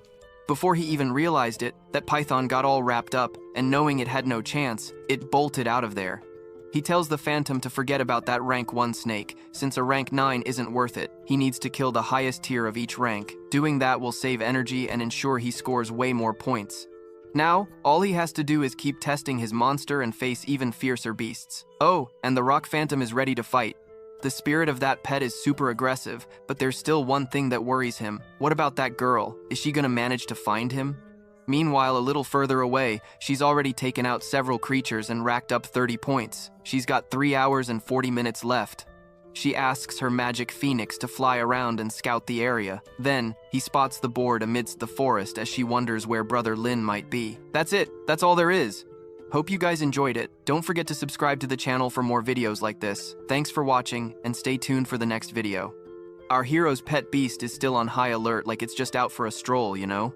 Meanwhile, she focused on checking the surroundings, and our boy quickly noticed that the players were being toyed with by the beasts. Damn. The bird came back because the beasts can't stray too far from their owner, right? Crap. So, she figured she'd give it a shot, because sometimes you just have to take the risk. You feel me? She knew for sure that Ze was powerful enough to be in the top 10. Dudes, no pushover. Then she remembered to check Ze's coordinates on the stone tablet, but right then, a creature that looked like an ostrich charged at her from behind. What a mess. She jumped to dodge while our boy was running around all pumped with adrenaline. Man, she recalled that the golden-backed ostrich is rank 2, stage 5, and she couldn't let her guard down. She was pretty sure it wouldn't stand a chance against her fiery bird. She was at rank 2, stage 7, the real deal, and bam, her bird went in and landed a combo, scoring her 20 points with ease. But suddenly, something hit the bird. Total shock. She turned around to see where the attack came from and found out that this pet beast snatched the returning boomerang. Turns out it was Yue, the famous one. His pet was like a barbaric humanoid, another rank 2 stage 4. This dude casually took down Juan, and Juan instantly remembered him. She called stealing, kills shameful, but the ex replied without a care that there was nothing in the rules saying he couldn't take that, and even mentioned he was planning to take her down too. He told his buddy to take out the stupid bird and went on the offensive. The buddy threw a boomerang and tried to instruct his bird to dodge quickly, but to everyone's surprise, the boomerang switched targets and came right at her. What the heck? She lost her balance. Definitely a plot twist. Then Yue rushed in and covered her mouth. Because of that, the crazy girl couldn't give any more commands to the gem bird. Yue explained that compared to regular beasts, humanoid ones have superior intelligence, and they act on their own, and his move was just to throw her off. An incredibly clever tactic. The other guy grabbed the bird's wings, moving in for the kill. He was just thinking about having some fun before taking her out. At that moment, they had only 3 hours and 28 minutes left. Total. Pressure, my dude? Meanwhile, Ze had about 40 points and was chilling. The rock ghost, on the other hand, was messing around with the body of a pig he had defeated. Ze noticed another player nearby and caught on right away. It was Chong, with his big-mouthed monster that looked like a crazy creature holding a beast-like monkey with massive claws. And the monster just gobbled up the monkey. What the heck, man? With that, Xiong's points shot up to 60. The guy was racking up wins left. And, right? Ze called out full of confidence. Xiong, being clever, remembered him. Linze noticed and thought that he still didn't know his identity, planning to take advantage of Xiong's knowledge. Xiong thought the phantom beast was really cool, which only favored Ze even more. The kid asked if the beast was rare since he had never seen anything like it before. He wondered if Ze was the guy who had gone through the higher difficulty level, but from what he knew, that dude had a frost-type beast. But Ze quickly replied that his beast wasn't rare. It was just a common beast. He said it was a common D-rank beast that had only been upgraded to rank 2. Ze kept boosting his ego, making the kid feel all flattered. Grateful, Xiong started offering to help Ze rack up some points. The guy was so confident he thought he could make it into the top 10. Ze just responded that it sounded great, accepting it in good spirits. However, Xiong was smart. He figured that once Ze wasn't useful anymore, he'd find a way to take him out. And grab his points, sneaky bastard. Then the scene cuts to another part of the forest, where Guan had grabbed Yui's arm and threw him to the ground like trash. He tried to curse her out, but he was in deep trouble. Seeing her expression, he got freaked out. It was the face of someone who wasn't joking around. She stared him down as she spoke, remembering that her brother took action for the first time, but now she wasn't going to let him off so easily. Then she activated her demon eyes, and her flames turned into roses. Her bird transformed into a rose shape. Planning and looking all stylish, the bird flapped its wings like in an epic scene, and Ue, in despair, called out for Otto for help, but he was too scared to move, so Otto ran away. Ue shouted desperate for him to come back. Juan even mocked him, saying, having a beast with its own intelligence wasn't really an advantage. You feel me? Our boy Yue surrendered to his fate and earnestly begged not to get hit where Ze got him, because, come on, that would be super cruel. Shortly after, a thunderous scream echoed all around. So with that defeat, Juan came out on top and ended up snagging some points on the leaderboard. On the stone board, it was clear that the big guy, Penguin, was totally dominating with 170 points. Right behind him was Shin Ui with 120 points, then Gan with 100, followed by Ning with 70, and Shuang in 5th place with 60. The teacher was watching the kids and realized that this group of candidates wasn't as weak as he'd thought. It was impressive that in less than an hour, someone had already broken the 100-point barrier. He took a glance and saw our boy Penguin walking through the forest. To make things even more interesting, he ran into a spotted tiger like a beast, rank 3 level 1. Holy cow, how scary. Next to it, a demon plant, the notorious poisonous Era, also rank 3, showed up to spice things up. The spotted tiger didn't waste any time. and charged at them like there was no tomorrow. But then, the poisonous era stood its ground and wrapped its tendrils around one of the tiger's paws. The tiger managed to break free but took the chance to bite the vine. Animals are all instinct, right? Our boy Penguin, tired of this playing around, told the beast to stop and focus on finding the next prey. A monster froze with wide eyes, and then spikes shot out of its body, straight out of a horror movie. Dude, and wouldn't you know it, the tiger fell? What a mess. The poisonous era didn't waste any time and crawled up over the tiger's body. So, she got fully fed by it. With that move, Penguin's points jumped to 210. This guy is badass. He secured the win in the first round, leaving everyone eating dust. Among the leaves, the redstone board shone like a beacon, and guess who was there? Shin Ui and Yang, messing everything up, with Yang super happy that Shin Ui came in second. It's obvious he was expecting that, right? Stuck to him, she's a beast, but Shin Ui was worried because the kid still had 0 points, even though she had given him all those beasts. He casually replied that as long as they hunted the guys on the list and scored some points, that would be enough for him. Curious, she asked how they were going to hunt and who they'd start with first. Yong, with a strategic look, knew it was way too early to go after the penguin and his crew. That crew is from their school, so no, this time the priority is the Ningay Tim gang. He remembered a guy named Lin Ze, who was talented but also seemed off because he didn't see his own name. A friend mentioned this dude must be playing dirty. In other words, it was a typical move from someone trying to stay under the radar. He said he thought it was all just a bluff and, as usual, signaled it was time to go because Guan was nearby. He managed to track down a girl, Aleste, and they tried to catch her scent to see if they could snag her. Meanwhile, Guan was just chilling around with her little bird. She sensed a mantis cutting through the air on the left and a carnivorous plant on the right, which was super confusing. She pondered which side to go to find Ze, who was with Xiong. They came across a dried-up beast plant, rank 2, stage 4. Xiong figured it would be better to leave it alone and promised to help later, but honestly, the guy had a completely sinister plan. He plotted to launch a surprise attack and score points when Ze was about to finish off the beast. Can you believe that the ghost from the ridge punched that plant and brought it down immediately? Insane. The ghost was left speechless, not knowing whether to go for it or break down in tears. Poor Xiong could only stare at the guy tied up. Can you believe it? He knocked down that beast with just one punch. Incredible. There were still 2 hours and 20 minutes on the clock, and the saga continued. The teacher was just watching, right? He knew about Ze and recognized him as one of the best. In less than 2 hours, he dropped from rank 33 to 9th. He figured out how that happened when he heard someone mention Tiago.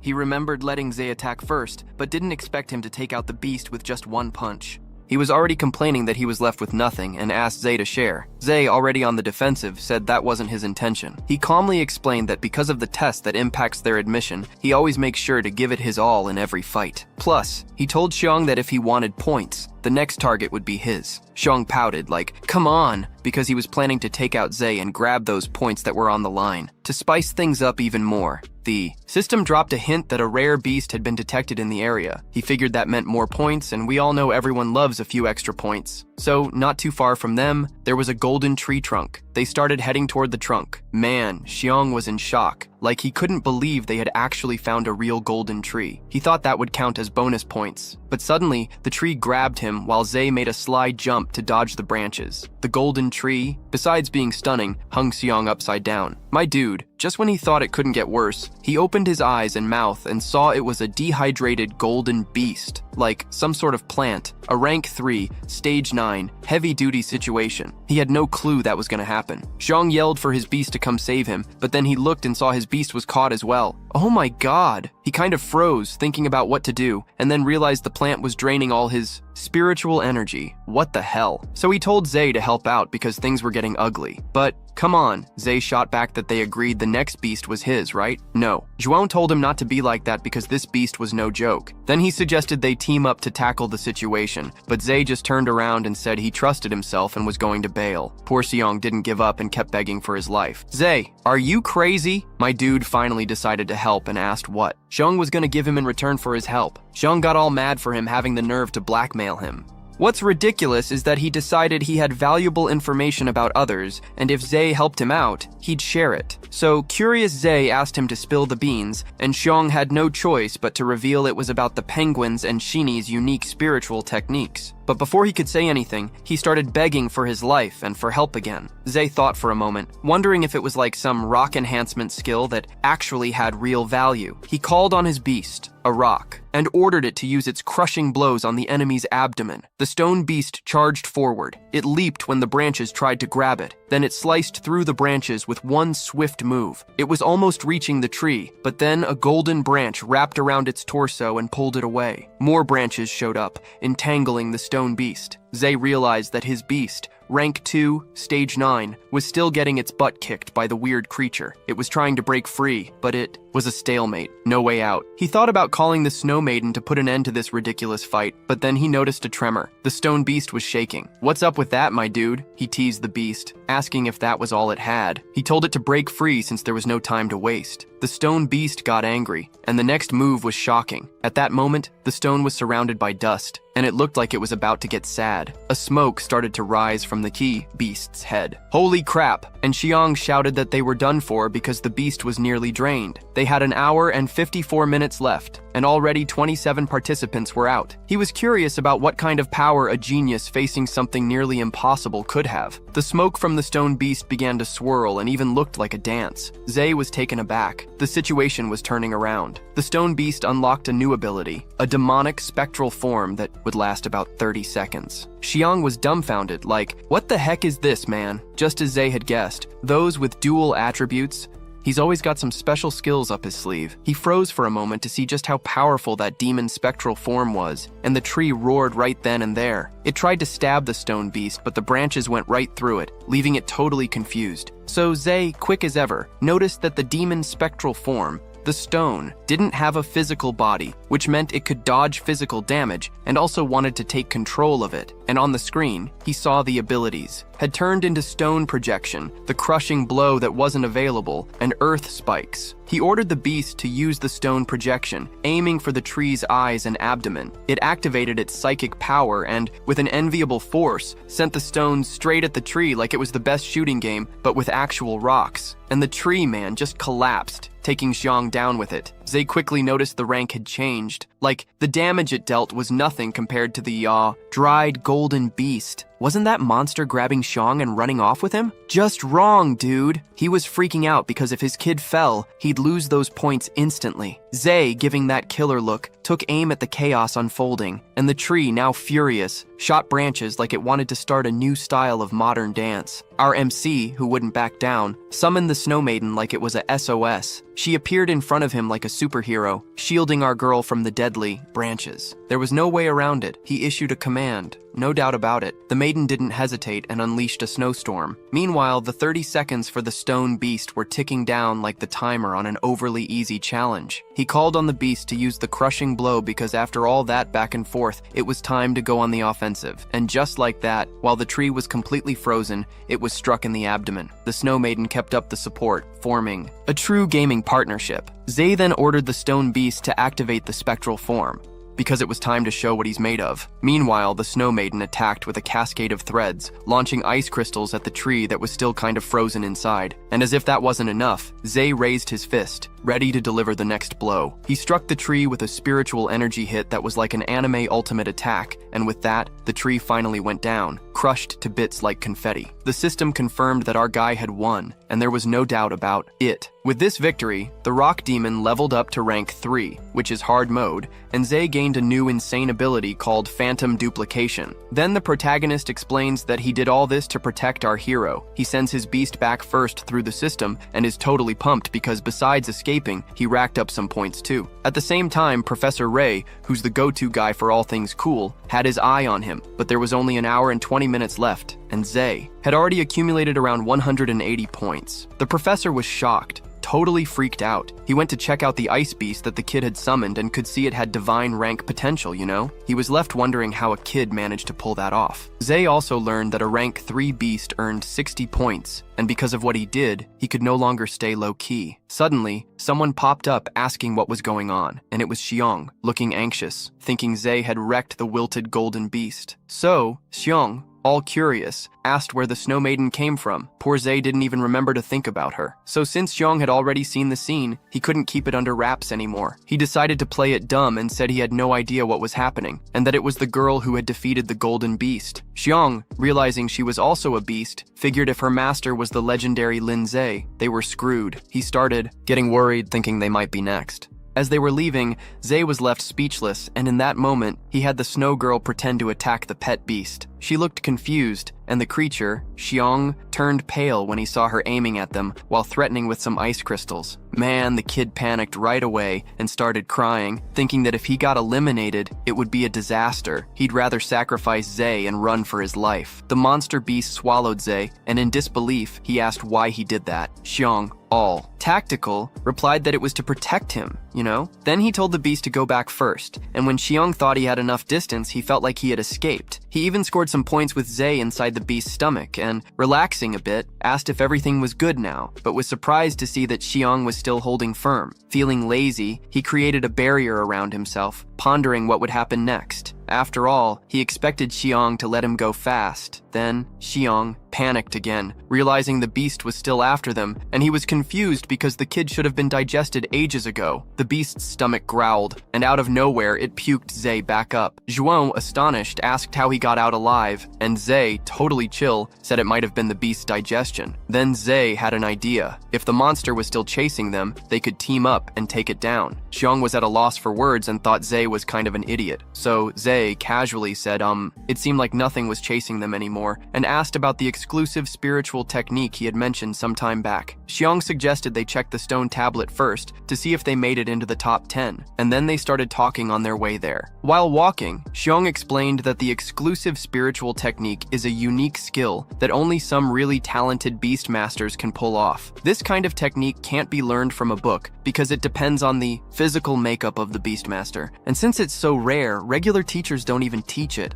Ze asks what the unique spiritual techniques of the Shinigami are. Then, the penguin arrives at the stone plaque, and Xiong decides to be the first to reach the top. The penguin scores 370 points, followed by Shinigami with 340. Next is Yang with 250. And in fourth place, we have our Ze with 180 points. Just behind him is Dan from the NGO with 140, and Tiam with 130. There's also Ao from the NGO with 120, and finally Shinsichi with 100. They still have 58 minutes to run, and Xiong feels a bit down because his name isn't on the board. But he stays hopeful, thinking he still has a chance. He notices that the 10th place only has 100 points, and if he adds that idiot's points, he knows he can make it into the top 10. So he calls Ze over, and with his eyes wide open, he notices that Ze has 180 points marked on his arm. He can't believe what he sees. When he checks the stone plaque and realizes only Linze had that amount, the reality starts to sink in. He's trembling as he asks for the kid's name. Our boy then reveals his real name, Xiong. He can't believe it, especially when Ze says he wants to come along. He remembers that those who pass the super hard levels can take 2 vacations, and then it hits him that the kid has been hiding his power all this time. He realizes the ice beast was also his, and that he wants to take him down. Linze reminds him that if it weren't for him, he would have already been killed by the golden beast. So, he asks Xiong to share the information he has, but Xiong refuses. He orders the big mouth beast to crush Ze, but the stone beast seems to punch Xiong's beast, leaving him completely confused. To top it off, the Snow Maiden appears and freezes Xiong's pet beast. Xiong just drops to the ground in shock. Ze says that even if Xiong isn't something grand, they still count as a rare beast, rank 3, so he's going to catch it no matter what. Xiong decides to spill the beans and pleads to be let go, but Ze changes his mind. After thinking it over, he realizes he doesn't really care about the information anyway, because at the end of the day, all those spiritual techniques are pretty much the same. Xiong's like, wait, what, man? You know why? None of them stand a chance against Ze. He told the Snow Maiden to use the icy rain, and Jiang starts cursing out loud, but then some yellow vines pop up out of nowhere and stab the guy. That attack is from none other than Penem. Dude, like it's nothing. Our hero calls Ze out. He reveals he's been waiting for this guy for ages. So Jiang, acting all buddy-buddy, calls Ze boss and tells him to watch out for the ice element's pet monster. Ze's like, "What are you doing here, man?" He wasn't expecting to see him there. He seizes the opportunity to settle that unfinished business between them. Penguin, with that smug little grin, tells Jiang he can go back and rest. Jiang was ridiculously happy. He saw that his points were taken by the boss. You could say he didn't think it was a total loss and just bounced. Penguin's points shot up to 430, you know? Penguin encourages Ze to show his true power, promising they'll see who's going to be the Rookie of the Year. But Ze responds that he doesn't care about that best rookie title, and if Penguin wanted it, he could just take it. Penguin took that as an admission of defeat. Where's the tough guy vibe from? This coward? He teases, saying he didn't expect Ze to be such a complete coward for real. He says that after taking out Ze, he's going to wipe out everyone in the higher rankings. Plus, he says he might even go after Shinigami, Wang, Gang, and Guan.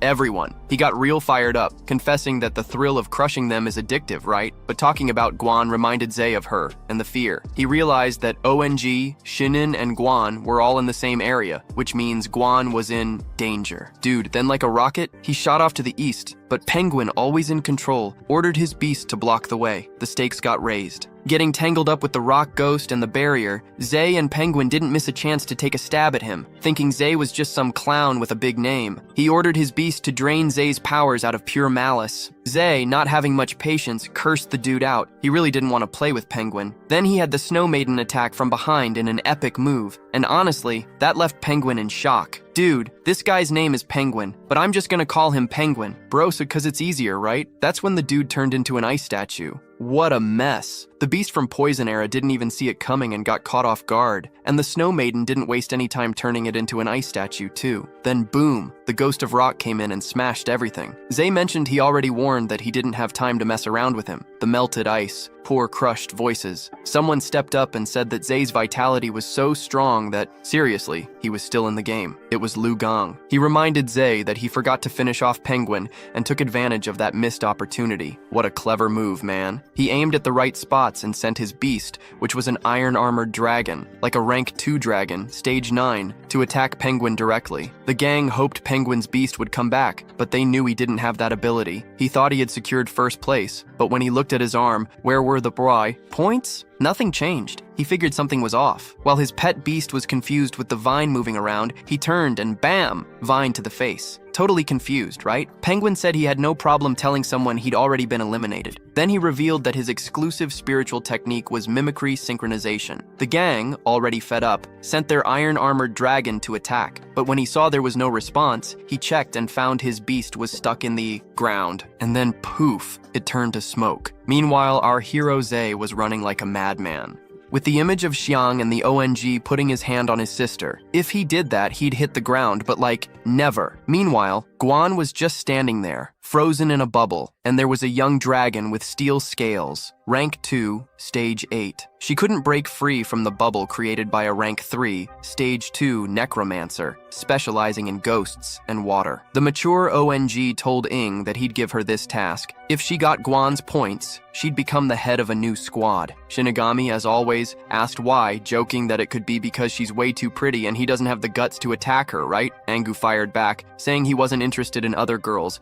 Zero romance. Then Shinigami told them not to rush and that they should wait before taking action. Wong asked why. Curiosity was all over his face, but Ing just watched the forest, waiting for the big fish to bite the hook, and we know that always ends in chaos. Things got crazy, and they were attacked by spikes of earth. My guy Zhang, sensing the trouble, had a light bulb moment and quickly conjured a water shield to protect everyone. But the dragon beast, like a ninja, dodged that attack. That's when Ze showed up with all these ideas and called Shinin and Yang, telling them to unleash their reactions. Dude, they were speechless when they saw he had 2 pet beasts. What a wild thing. Even Guan, who was aware of the drama, was shocked. She warned Ze, saying those creatures were super strong and he needed to be careful. But Ze, totally chill, assured them he'd handle things smoothly. Then ONG, curious, asked if he was really Ze, the famous guy who supposedly beat the super hard difficulty level. Shinigami, all cheerful, confirmed it, showing she had been in the loop since the start. She sensed Ze was different from the others, you know? Now Yang was itching for a fight. He wanted to battle Ze to see his strength in action. But Shinigami, always wise, reminded him to be cautious because this guy wasn't your average Joe. Lin Ze, brimming with confidence.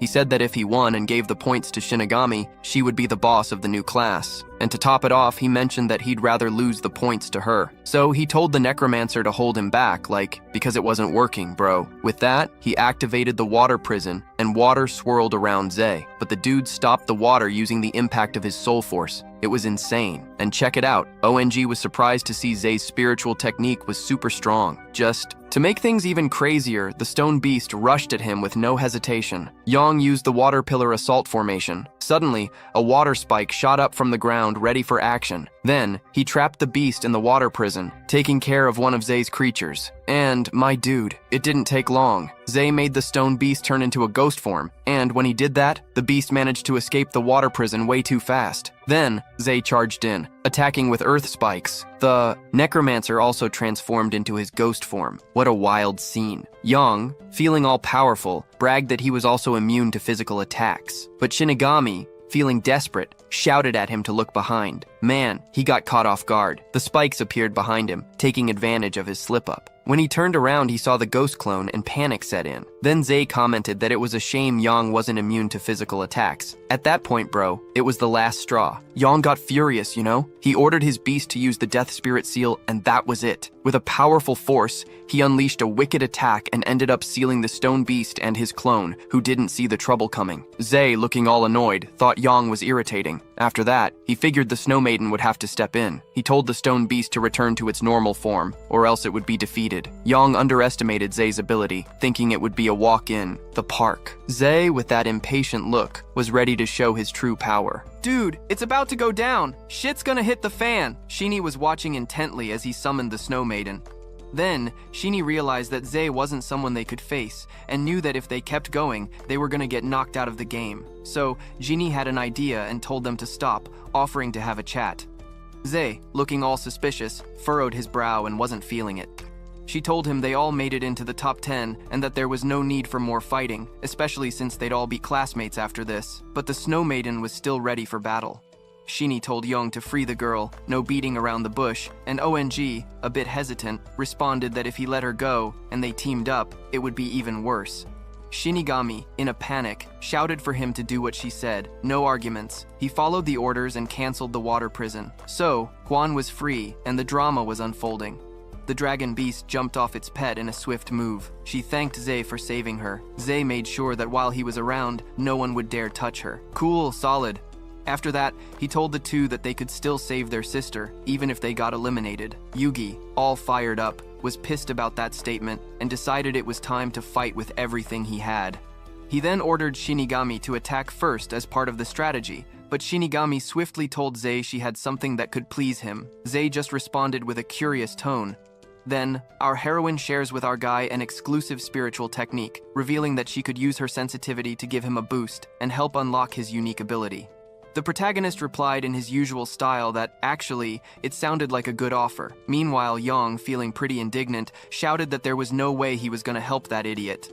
He went so pale he looked like a crumpled piece of paper, man. Seeing our heroine blush only fueled his hatred for Ze. Moments later, someone else showed up to stir the pot. It was that damn penguin. He was all smiles, thinking that now everyone was together, and he could wipe them out in front of the penguin, which made Yang even angrier. He looked so enraged, it seemed like he could spit venom. In an effort to rally, he told Linze that they could team up and take first place. But then he realized things were getting messy and time was running out. Only 10 minutes left. The teacher, who had been lurking and watching everything unfold, wanted to save some new students, but the chance of them fighting each other could cost them some talent. He decided to give someone a nudge to intervene since they had just 10 minutes to cool things down. Then ONG, whispering to Shinim, asked if she was serious. He laid out a plan. Get the penguin to hold Honda so they could make a clean getaway. She, super excited, apologized because she genuinely wanted to, help Ze. The boy was left completely stunned. He looked like he could eat dust. This made him think that maybe the girl liked him, so he resolved to take on the challenge solo. The penguin,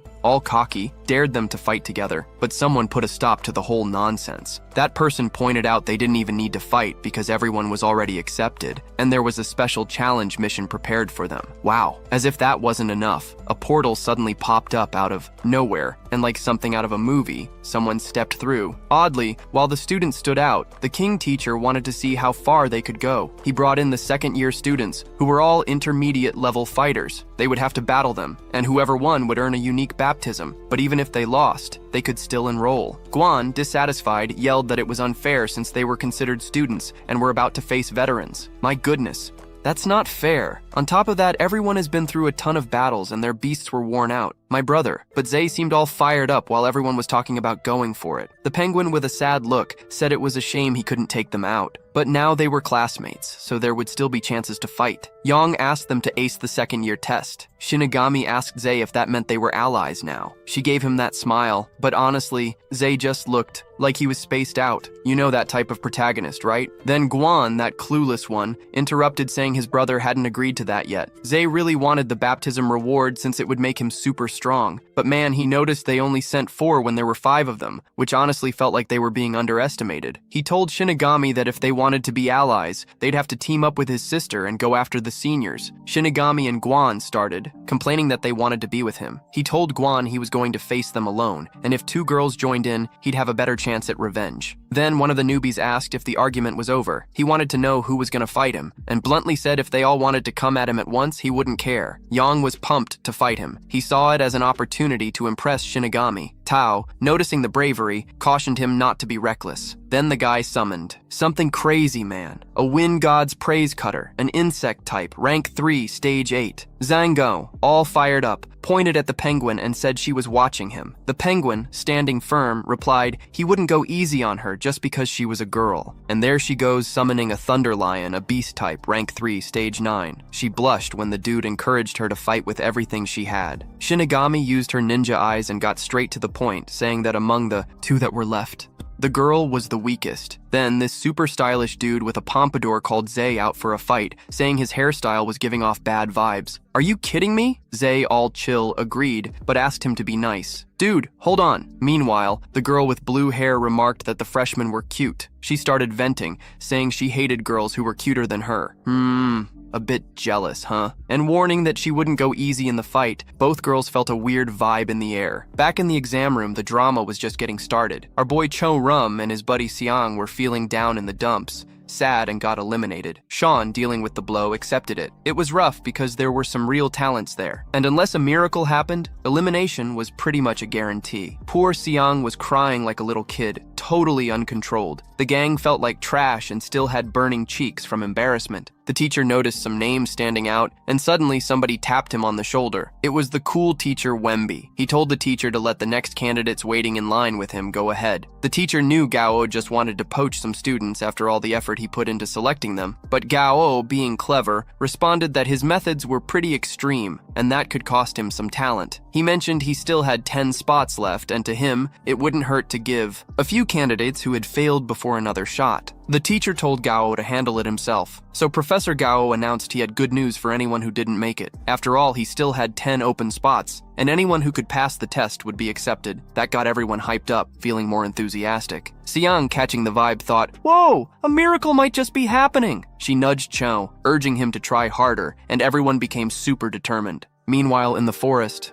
Yang was just goofing around, complaining about how ridiculously uneven the levels were. But then, as if that wasn't enough, I laughed at Yang because he totally got wrecked. Then, out of nowhere, a lightning bolt zapped Yang. The dude was blown away by the penguin's resistance, but at the end of the day, he got fried. If things kept going like this, it was just gonna be a boring slaughter. The penguin, on the other hand, didn't budge, my man. He just got completely defeated. The human realized he wasn't hearing anything anymore. Wee, honestly, was bad-mouthing those geniuses, saying how they thought they were all that, and told the girls that, like, the school wasn't lacking in geniuses. Just look around. And get this, her pet beast was a serious one. a berserker, a Type 3 human ranked at stage 7. He even gave the girls a talking to, saying they should spend less time on makeup and more on training. Back in the exam room, Professor Gao disagreed with another teacher's methods. He thought that oppression just ruined everyone's confidence, but the other teacher claimed he was just trying to keep their spirits in check. Otherwise, when they got to school, they'd be way too cocky and forget there are always stronger folks out there. In Gao's eyes,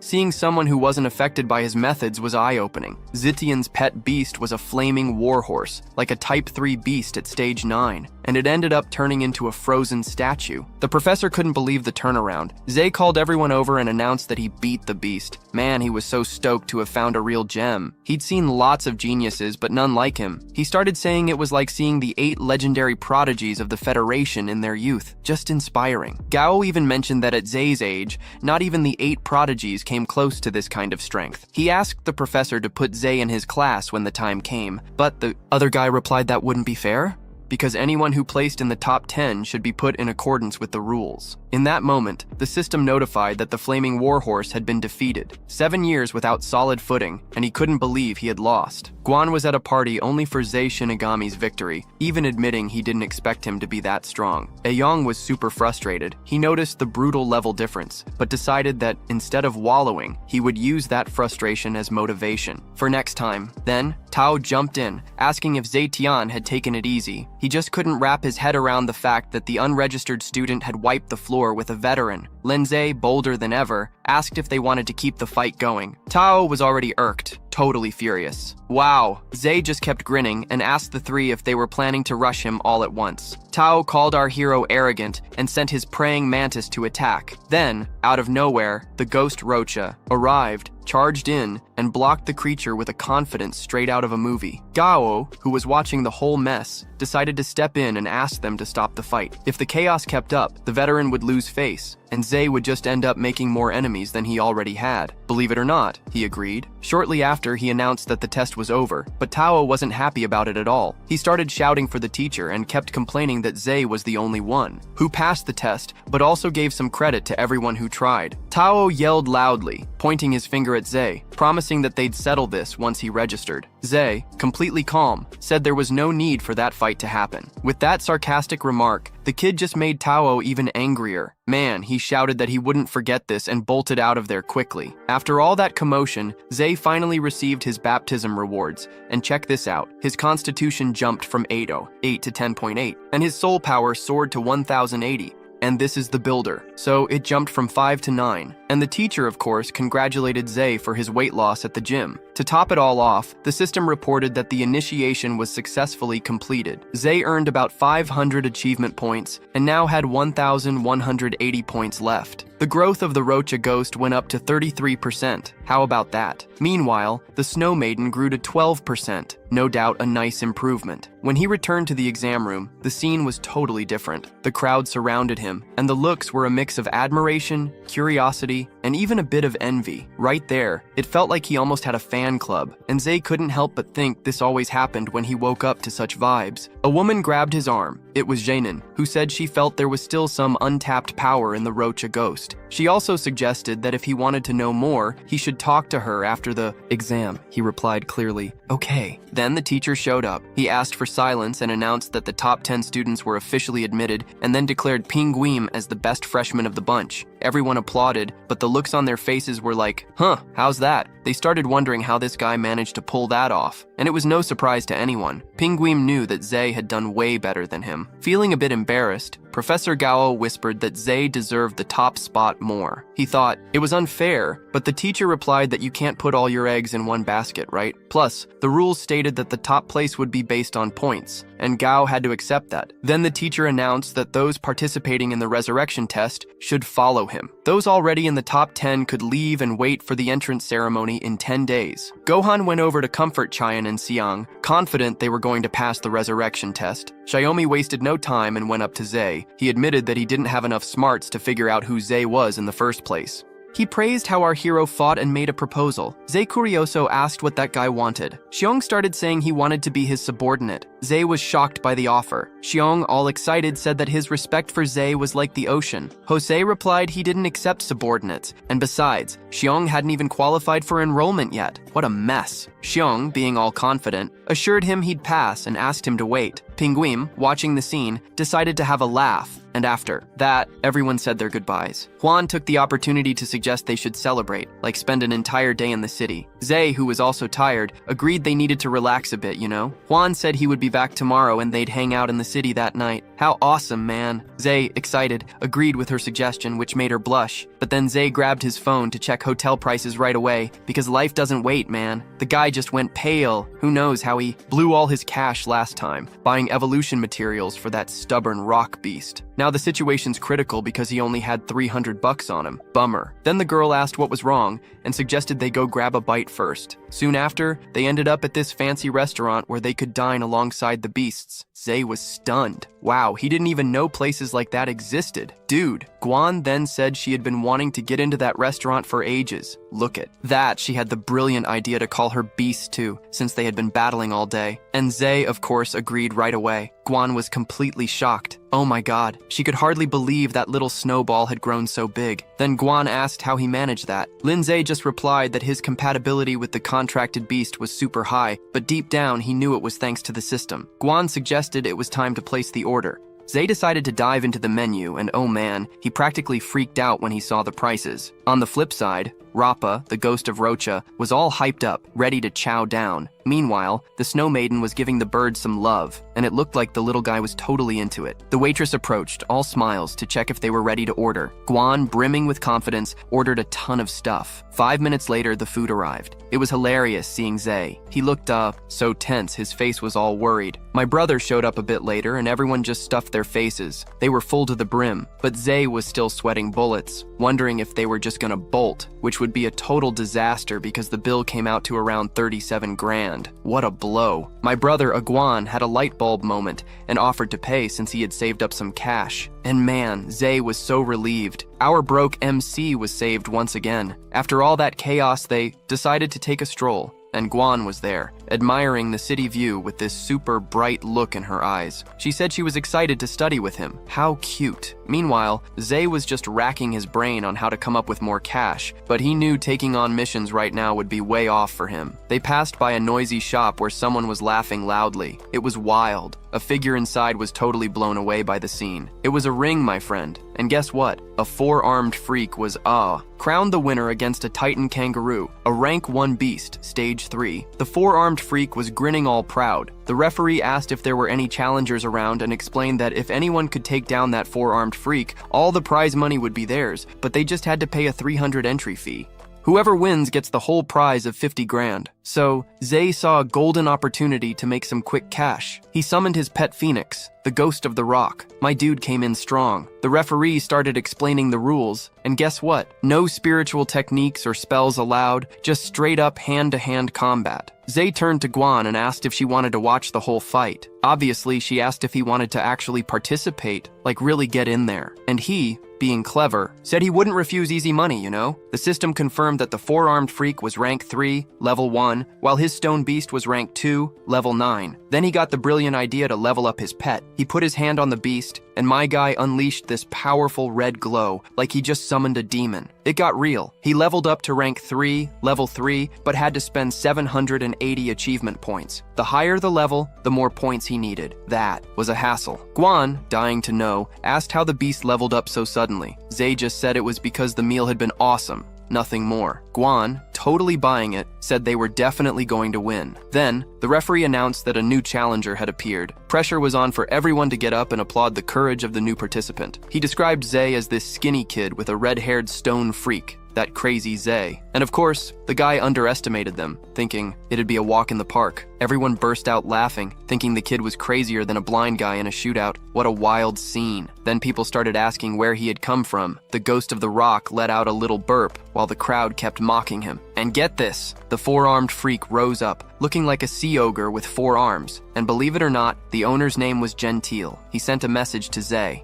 saying that if his beast killed the little creature, it was better not to come crying. Ze flashed that little smile he always had and told him to go all in. After all, he was excited too, and called the guy an arrogant brat because, you know, they signed the waiver. The referee made that sly announcement to kick off the fight. Uncle told his beast to show its strength, like, "Let's go, Joe!" But the beast was the target and looked like a clumsy chicken. Then Ze realized that in terms of speed, the ghost of Rocha was winning with a kick, like it was nothing. But then, the leg got caught. The kid tried to throw a punch, but the monster blocked his fist. Suddenly, the ghost of Rocha was tossed up with ridiculous ease and thrown aside. The poor guy face-planted on the ground like, "Whoa, that hurt, man!" Ze got nervous, thinking, No, shh, you idiot." He made sure that the freak, despite its appearance, had the brute strength to take down plenty of more explosive beasts than that. Just as Ze suspected, the rules were totally in favor of the four-armed monster, and it was no wonder they were so confident, right? The freak got its fists ready like, "Come on, I'm ready for you, brother." And then the ghost of Rocha saw the athlete charging in and tried to back off, but the beast wouldn't let him and grabbed his leg. Then, with everything it had,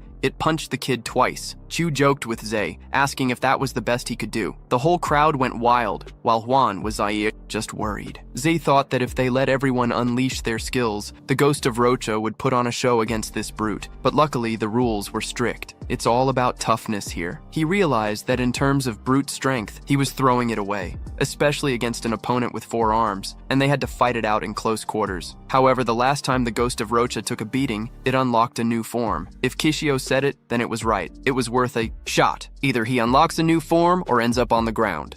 Because of the aberration, Ze asked if he was really fighting at full strength, teasing, questioning whether he'd always rely on the Snow Maiden to be the hero. The aberration got ready to stomp on the ghost's head, but the kid just lifted his head up. He stood up and charged in, throwing a punch that left everyone shocked. His rock-hard skin shattered, and he unlocked a ghost general form. And things just got wild. This would last at least 60 seconds, and his speed shot up by about 300%, but his defense dropped to 0. So yeah, it was looking pretty rough. But then, Ze got all hyped like, "Whoa, dude, what's going on?" He noticed that the stone armor on his body could break off at any moment. So anyway, the aberration came at him with both fists, but the ghost jumped like something out of a movie. Whoosh! He asked if the guy hadn't learned anything. The aberration almost grabbed him, but then, out of nowhere, he vanished. The uncle was left with his mouth hanging open, completely confused. The monstrous beast was even more bewildered than the crowd watching. It turned, glancing sideways, and to his surprise, it kicked him in the back. The rock ghost flashed a crazy smile and went all in, making the aberration shrink back. With just 10 seconds on the clock, Ze yelled at him to stop playing around and make it happen. So, the ghost charged forward and unleashed a lightning strike that looked like it could blow everything up. This made the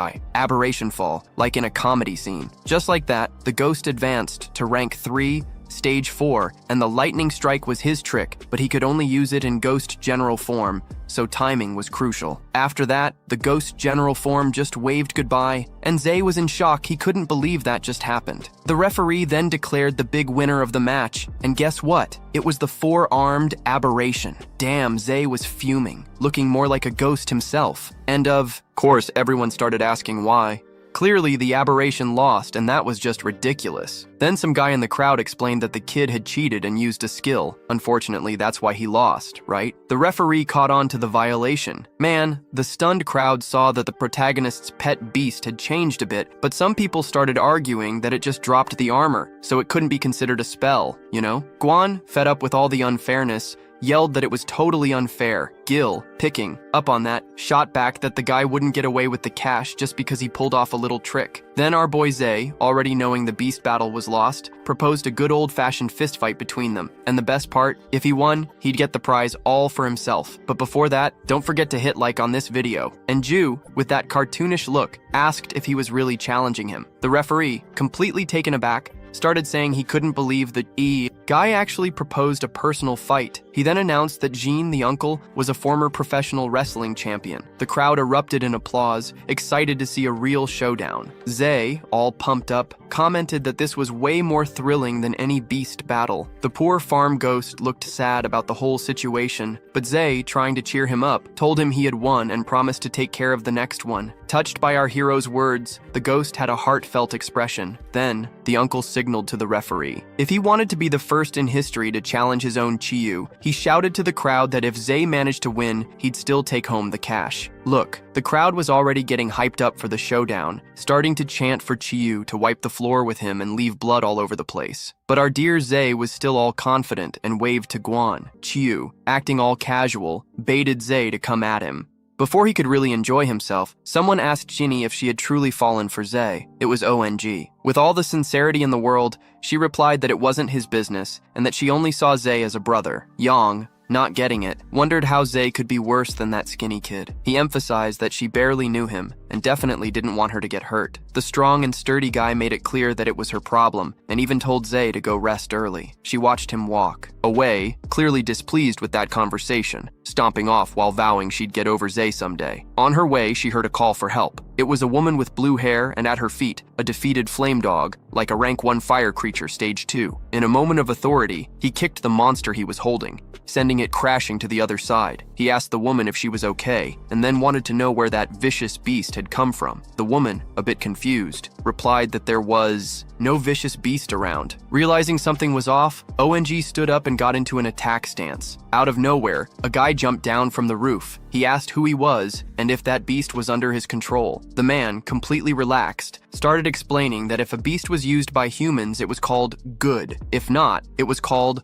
Mara. ONG seized the chance to ask who decided that. The guy, speaking deliberately, told him that beasts live way longer than humans. But since humans love loyalty, some beasts refuse to submit to another master once their first one says goodbye, leaving them to live in loneliness. Yang was already fed up with this nonsense and decided to summon his pet beast. Then a man asked if he was Tang Yang. Yang, wide-eyed, was shocked that the guy knew his grandfather's name. Then, feeling brave, he just encouraged the man to surrender. Promising that he would take him to the Beast Tamers Association for a few slaps, his beast came up all eager, but the man, completely unfazed, told her to back off. He poked his finger on the head of the flame dog, and the little guy's mind started to warp. The creature got all messed up and soon turned into a vicious beast. Completely clueless about what was happening, the man started talking about how he was planning to roast people with Yang, but ended up unintentionally introducing himself. He wanted to see if Yang was worth using, and with his mind already reeling from so much information, he got overwhelmed. Before he knew it, he transformed into a threatening being, fully in survival mode, forcing everyone around. That's right! Don't forget to comment, like, and hit that thumbs up down below, because if this video does well, like always, we'll bring you part 3. Thanks for watching, and make sure to check out my next video. Back to the challenge, Lin Ze was faced with Galcion, who was there flexing all his muscles. He began a speech longer than the hunger. In the 3rd year, I won my first wrestling championship in the city of Tuona. In 32-42, I defeated the big guy from the city of Tambim Loilan. In total, for 3 consecutive years,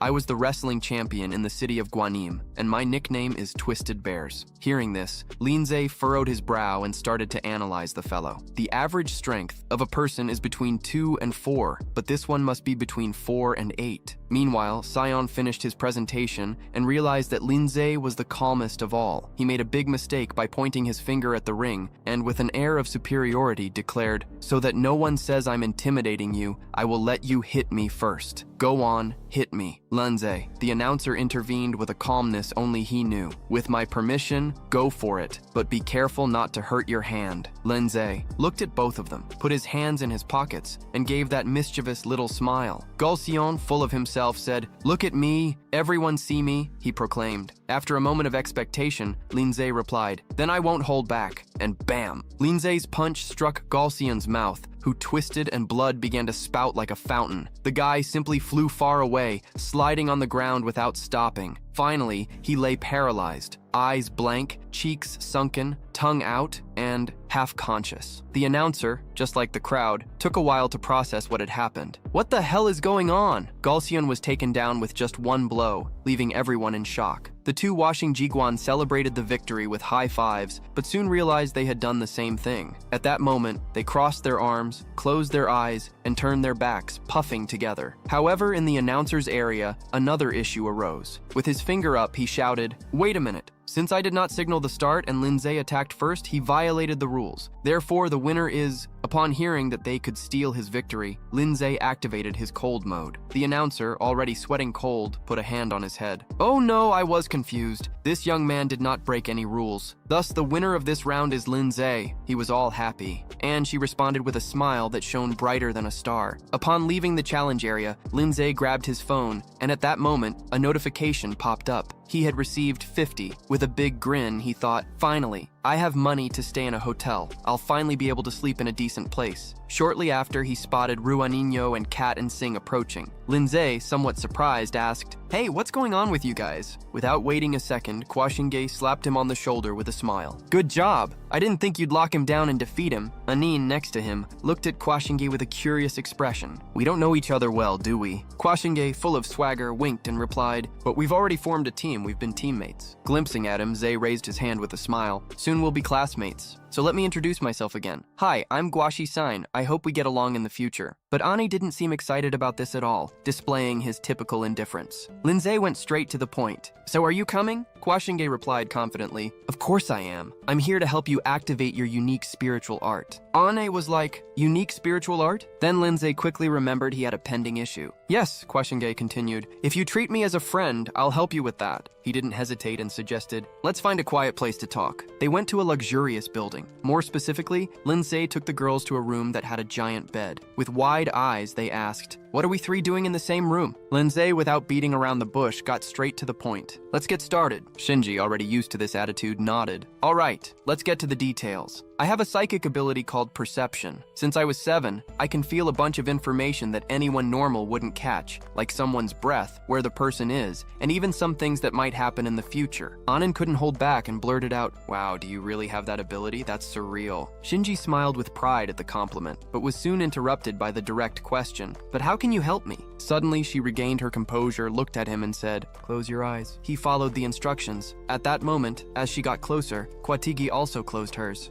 But a gentle pink energy enveloped the two of them. Despite witnessing that strange interaction, he whispered, "Hey, but Kwating." He gestured for silence and explained quietly, "He's already entered a special state." Then, Kwating detailed, "This is the only way I can feel his energy and guide him in the right direction." Still, the anime didn't seem comfortable with the situation. One of her cheeks was already puffed up in irritation. "Fine, I'll trust you this time," she said again. Akinj closed his eyes and moved closer. "My heart is racing. I need to concentrate and stay serious," she thought. Suddenly, perception began to create a strange distortion. When she opened her eyes, she gasped as she saw a motionless figure in that absolute silence. What is that? It was a human silhouette, but with a blue, cold, and completely translucent body. Startled by what she saw, Kwating brought her hand to her forehead, recalling the image, and said, "I saw a strange spiritual beast. It doesn't look like your ghost from the rock or the eternal dance of snow." That cold feeling in her stomach and the late hour made Kwating throw herself onto the only bed available. With a deep sigh, she let out, "Oh heavens, it's so late, right? Seriously, I'm just a girl with nowhere to go. If I step outside, I'll probably fall into the hands of some bad guys for sure." Katange winked, raised 3 fingers, and gave a cheeky smile. "Today you will let me stay here with you,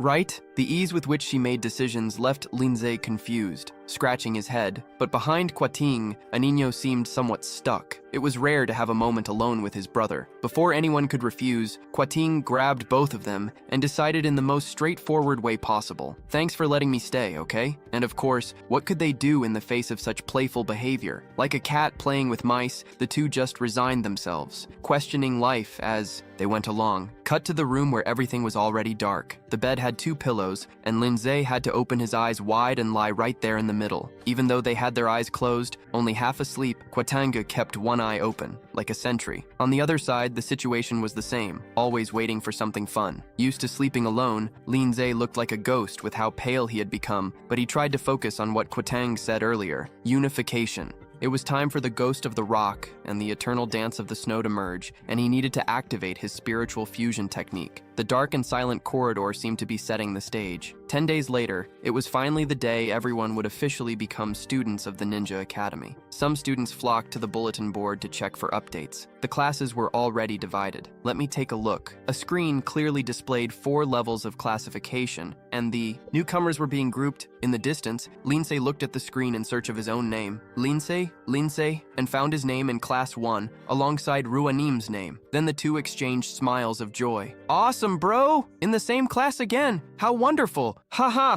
Ashim appeared out of nowhere, trying to catch the duo's attention with a threatening grin and his hand raised. I've got good news too. I'm in class 1. Anjinya had that look of someone who didn't want to hear about it. At that moment, Dende unexpectedly arrived, all bandaged up, looking at Koxinche. He said, "Bye," and Koxinche was startled to see his condition. "Did you fight with someone again?" It was Dandun. She didn't seem surprised and quickly explained, "I had to surrender to a tough rival," but then his expression soured when he saw he had fallen into class 2. What could he do? It was destiny. But suddenly, Libanjo shouted, all nervous, "Luck! Luck! This is luck! If you hadn't put me with that guy, I would have already found a way to kill him." The atmosphere grew tense, but it was broken by Damon's firmness. "That's right! I want to start now!" He headed off to another place. At that moment, Ruanino happily approached his friends, Sanchayun and Lucia. "How cool! You all passed the exam," they replied. "We're in class 4. Only class 1 and 2 are the top ones, with more benefits. Because of our effort, we managed to pass." Lucy, quite excited, said, "Gigi, of course you are a crucial part for having trained us." At that exact moment, a voice echoed in the corridor. "I think you've seen me around here before." Professor In appeared on a stage, saying, "Seriously, from now on, I am the teacher of this special class, and I will guide you for the next 3 years. We will have many courses, and you can choose to participate or not,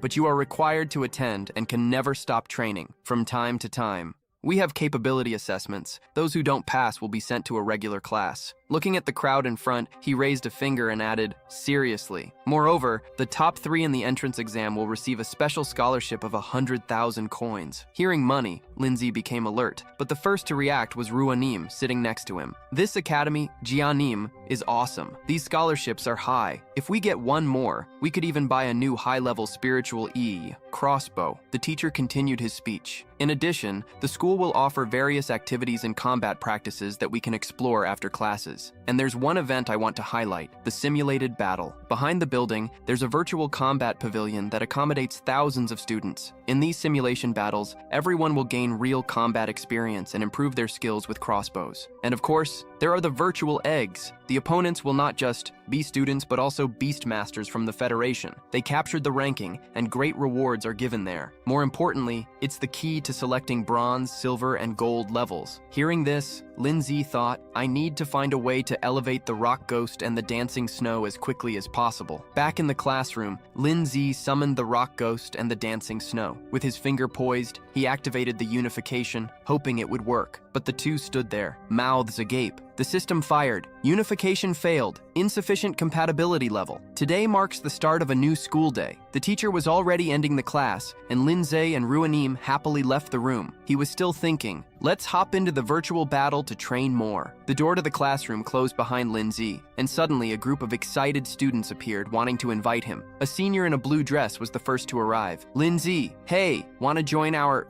winter club? We're among the best when it comes to ice beasts." Then a tall, crazy guy next to her said, "Come with us, Linze. We're from the Giant Rock Club. Let's learn together." Other students began to approach. "Hi, how about joining us? We're the Shadow Club. Don't be fooled. We have lots of dark-type beasts here." "Hi, we have several good and deep creatures for activity." Despite so many offers, Linze raised his hand, concerned. "Greetings, gentlemen, but for now I'm not in the mood to join any club at this moment." A strong step from a group approached and caught his attention. "Look, the Gaussian Association is coming." Abraham turned upon hearing and tuned into what was happening. Enze observed everything, curious about who the senpais of the Shadow Club were. He commented, "Don't tell me they're one of the 5 main clubs of Ryanim Academy. Each of them is elite, and the leader of the Gaussian Association is a 5th grade student, the 3rd best in the class." As they passed by, the crowd parted, and among them was someone he recognized. When they got closer, a very tall guy said, "You're Linze, right? This is Senpai Lan." Without waiting for a response, Linze, with Rinda beside him, closed his eyes and replied, "Yes, it's me, older brother." Among the crowd, Kwachinji had already sensed the commotion and thought, "It seems they're getting into trouble now. Damn, I didn't think Rindal, whom we saw last time, was part of the Gaosan Association." To convince the leader, Linze smiled and said, "Yes, I'm Linze. What's up? Let's get straight to the point." Lame stated, "Now I'm going to give you a chance. Join the Gaosan Association. Leave the past in the past. But there's a catch. We don't accept just anyone here." Rindal, clever, then intervened again. "Think carefully. The president wouldn't give this opportunity if you were worthless. They just presented a new invitation. Linze smiled again and firmly said no. It was clear that he was weighed down by things that troubled him, thinking that joining a club wouldn't add anything to his life. Not even if it were a renowned club. He had no idea that his answer would catch them by surprise. The frog's face changed immediately. Some others were also left open-mouthed. He really said no to the Gaosan Association, throwing away such an opportunity. Among the onlookers, Indal was furious, pointing his finger and yelling, "If you don't join today, you'll be an enemy of our Gaosan Association." And Linze, in utter calmness, turned and began to walk away. Oh man, whatever. Ani, somewhat worried, looked at those guys, confirming that her brother really had decided to leave. Hans's face looked like he swallowed pepper, so red with anger, but not everyone was mad. Linze, without looking at the association, replied,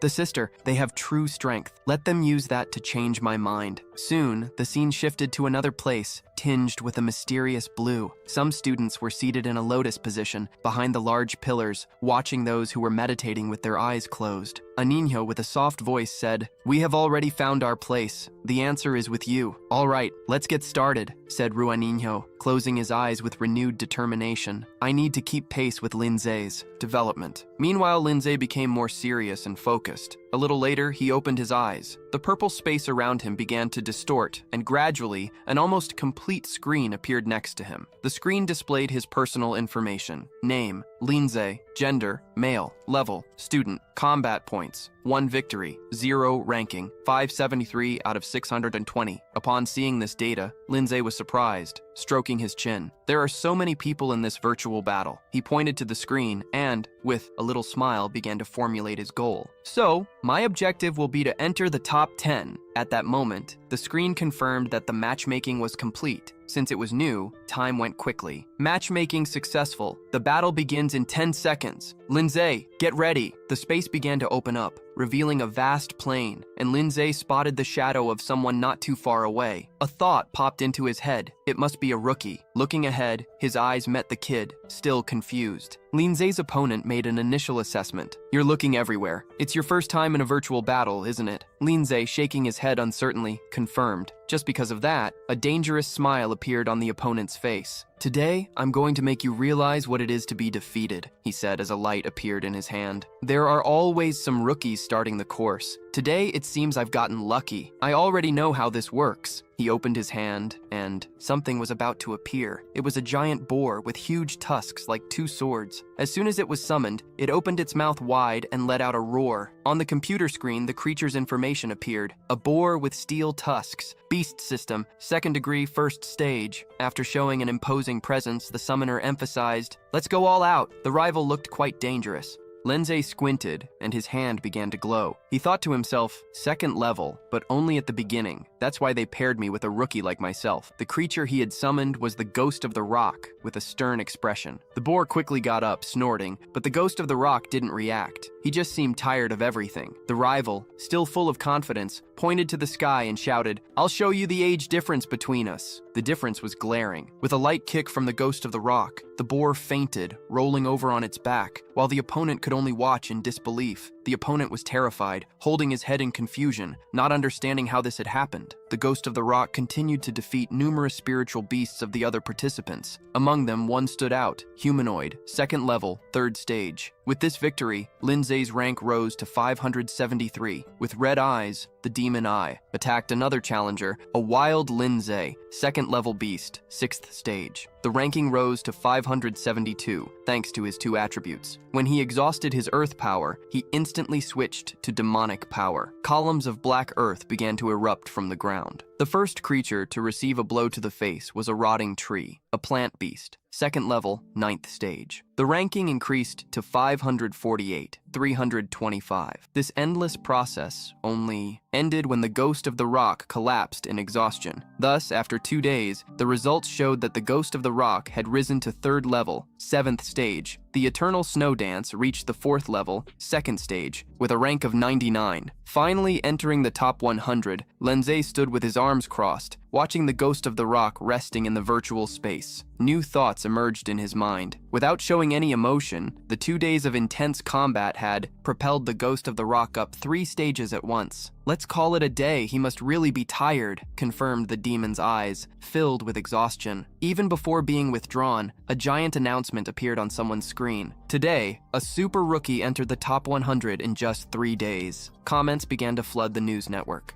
It's unbelievable. He really is a boy with iron hands. Man, his win rate is 100%. I heard he's barely a first-year student. Can you believe it? It's shocking. Does anyone here know more about this guy? Meanwhile, in the secondary space, Ruanino, who had just woken up, looked at his brother with half-closed eyes and asked, "Hey brother, how long have you been awake?" But someone interrupted the conversation. It was Labanjum, who arrived with a cocky grin, jumping right in. "Isn't that our little buddy?" Lin Ze, upon standing up, threw a greeting. "Aren't you the #1 male champion?" Labanjum, full of confidence, smiled even wider, closing his eyes. He said, "Wow, you're pretty dedicated, huh? Worked late, but I brought you good news. Don't be too shocked." Linze was confused and asked, "Did you drop out of school?" Labanjum wasn't mad about the interruption. On the contrary, he felt even prouder. He raised 3 fingers and proclaimed, "I only took 3 days to get into the top 500. Wow, seriously?" Linze replied. At that moment, Ruan grabbed his phone to check the information and was stunned. Labanjum was relishing the feeling of pleasure. The surprise returned when an unexpected news headline appeared on the screen. "My brother has already entered the top 100. I got the notification." Man, Labanjum just froze. His face turned pale, like he was paralyzed in place. Belinze and Aning went outside. On the way, there was a new exchange of ideas. "Hey brother, my current rank is around 180, you know? No matter how hard I try, it's tough to climb. That's why I want to form a contract with a new spiritual beast. Got any tips for me?" Lenda was surprised by this. "And when did you meet the conditions to open a contract with another beast?" Andre threw a friendly line and replied, "Brother, remember I'm the only one in class at the advanced level and I was approved." Linse's cheek turned super red. He rubbed his face all confused. Then suddenly an important thought popped into his head. A level that is tough for one is super tough for another. He chuckled lightly and said to Ruan, "Of course I remember, I was just messing around. Let's get back to what really matters." Then Linze asked seriously, "By the way, have you decided which beast you're going to make the second contract with?" Wanning naturally replied, "I'm not thinking about the rarity and compatibility with my demon flamebird yet." Linze smiled confidently and said, "Relax, I'll help you choose a good spiritual beast. I kept that idea in my mind. It's time to help Wanning find a beast with a hidden evolution route." Wanning, excited, looked at him and said, "All right, brother, this weekend we're going together to the beast shop. Done deal." A little later, Linze saw Quattro G arriving at the bridge and waved to his sister as she came out. Hashim G alone made a few jokes. "Wow, you two are really close, huh? Always stuck together, even training together." Linze looked at her, and as she approached, she continued, "Together in class, together at mealtime. Hey, can I ask you a question?" Stopping in front of him, Quachindi posed a crucial question. "What's going on with you two now?" Linze was confused and didn't answer anything. "If there's nothing else, I'm going to leave to rest." But Quachinge suddenly grabbed his hands and said, "We might be in trouble." Linze was startled. He recalled the silhouette of someone pointing at the sky with a finger. Quachinge explained, "Some time ago, Dandan was attacked by a mysterious figure. However, from what was reported, anything that is dedicated seems to be targeted by this person." Linze, confused, asked, "Who is this person? What is their intention?"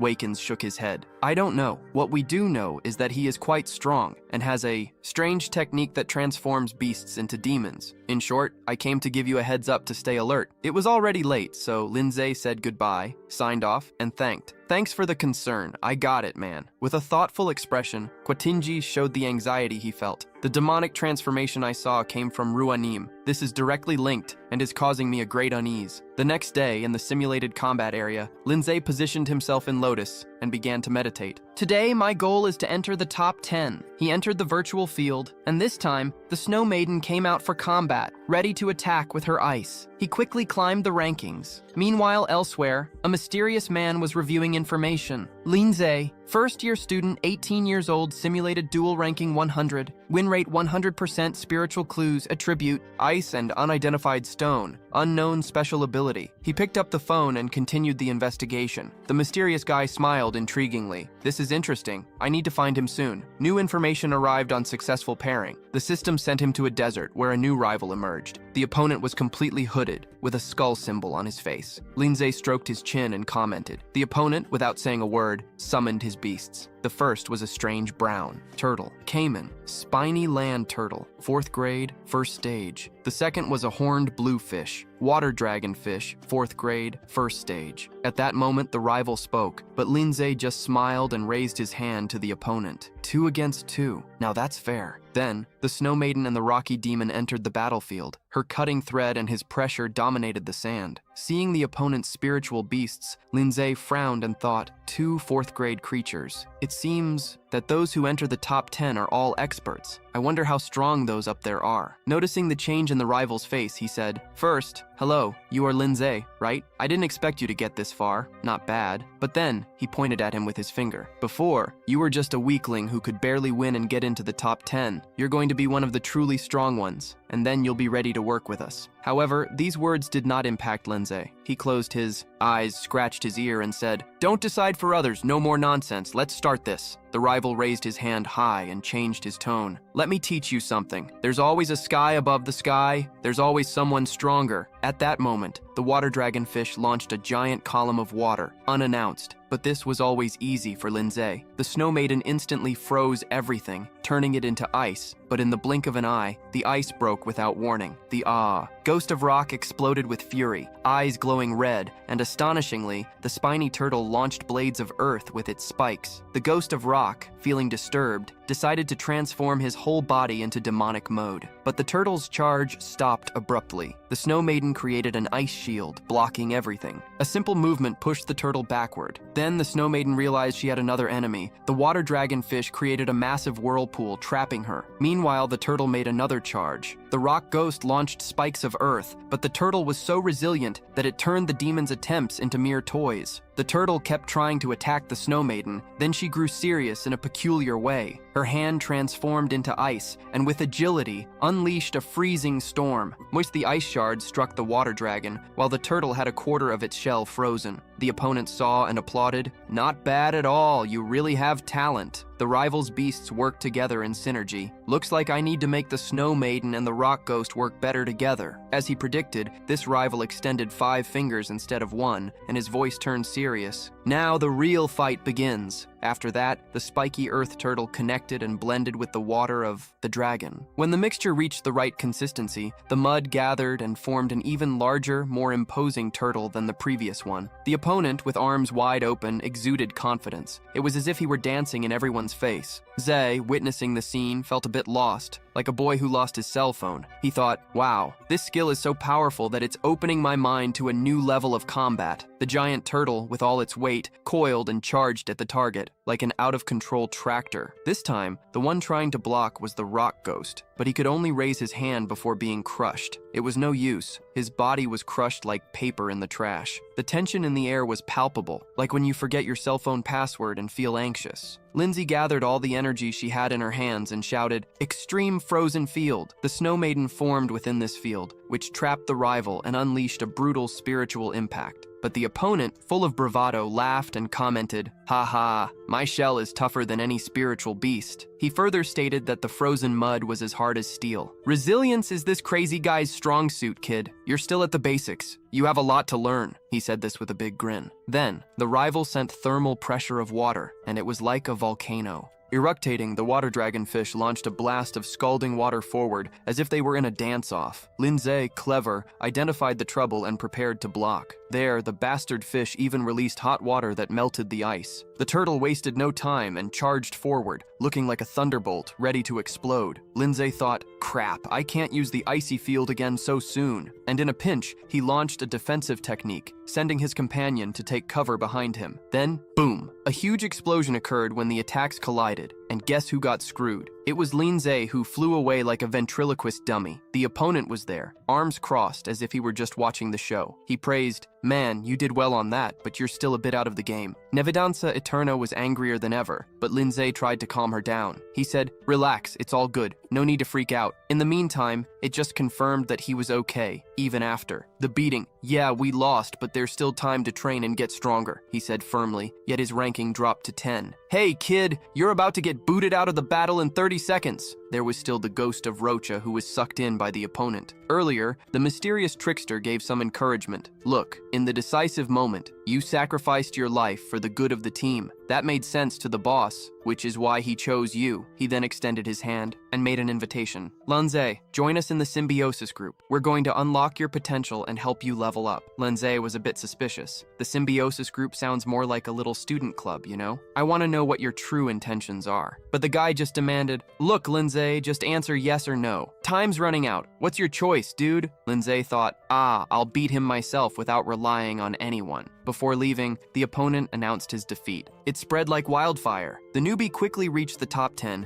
and that stirred up a commotion. Comments began to pop up. Look, a first-year student already with this strength. Ha ha ha! That arrogant kid knew he was going to fall. And the veterans gave him the lesson. Just laughter. Someone even asked, does anyone have information about the newbie? Labanjam read all of this and approached slowly. Cutting to the point, Linze, you've met with the symbiosis group, right? Linze put his hand in his pocket and asked, and you joined them too? Labanjam, with a grumpy expression, replied, hey, don't underestimate me, man. He sent a message. Anyone who tries to show off in front of me is going to pay the price. Linze, unshaken, asked, do you know where this group comes from? But Labanjam turned his back and walked away. I'll find out for myself, he said. And Linze was left thinking, okay, I guess I'm just staying here. This group seems pretty numerous, but what could their real plan be? He remembered that Quattro Singe had said something similar. The image of the masked man who seemed to be the mystery of the moment came to mind. Maybe I can get information about him around here, Linze thought. He lowered his gaze, worried. If this keeps up, I feel like trouble is brewing. At that moment, the Phantom of the Rock was at level 3, 7 steps, while the Snow Maiden was at level 4 and had already accumulated 1,000 points. But it wasn't enough to raise the Phantom of the Rock to level 4. Moreover, without the materials, there would be no ascension. The panel displayed the spirit of the Great Earth. Would it be the next evolution? Requirements. Level 3, 90 steps. Maturity 1,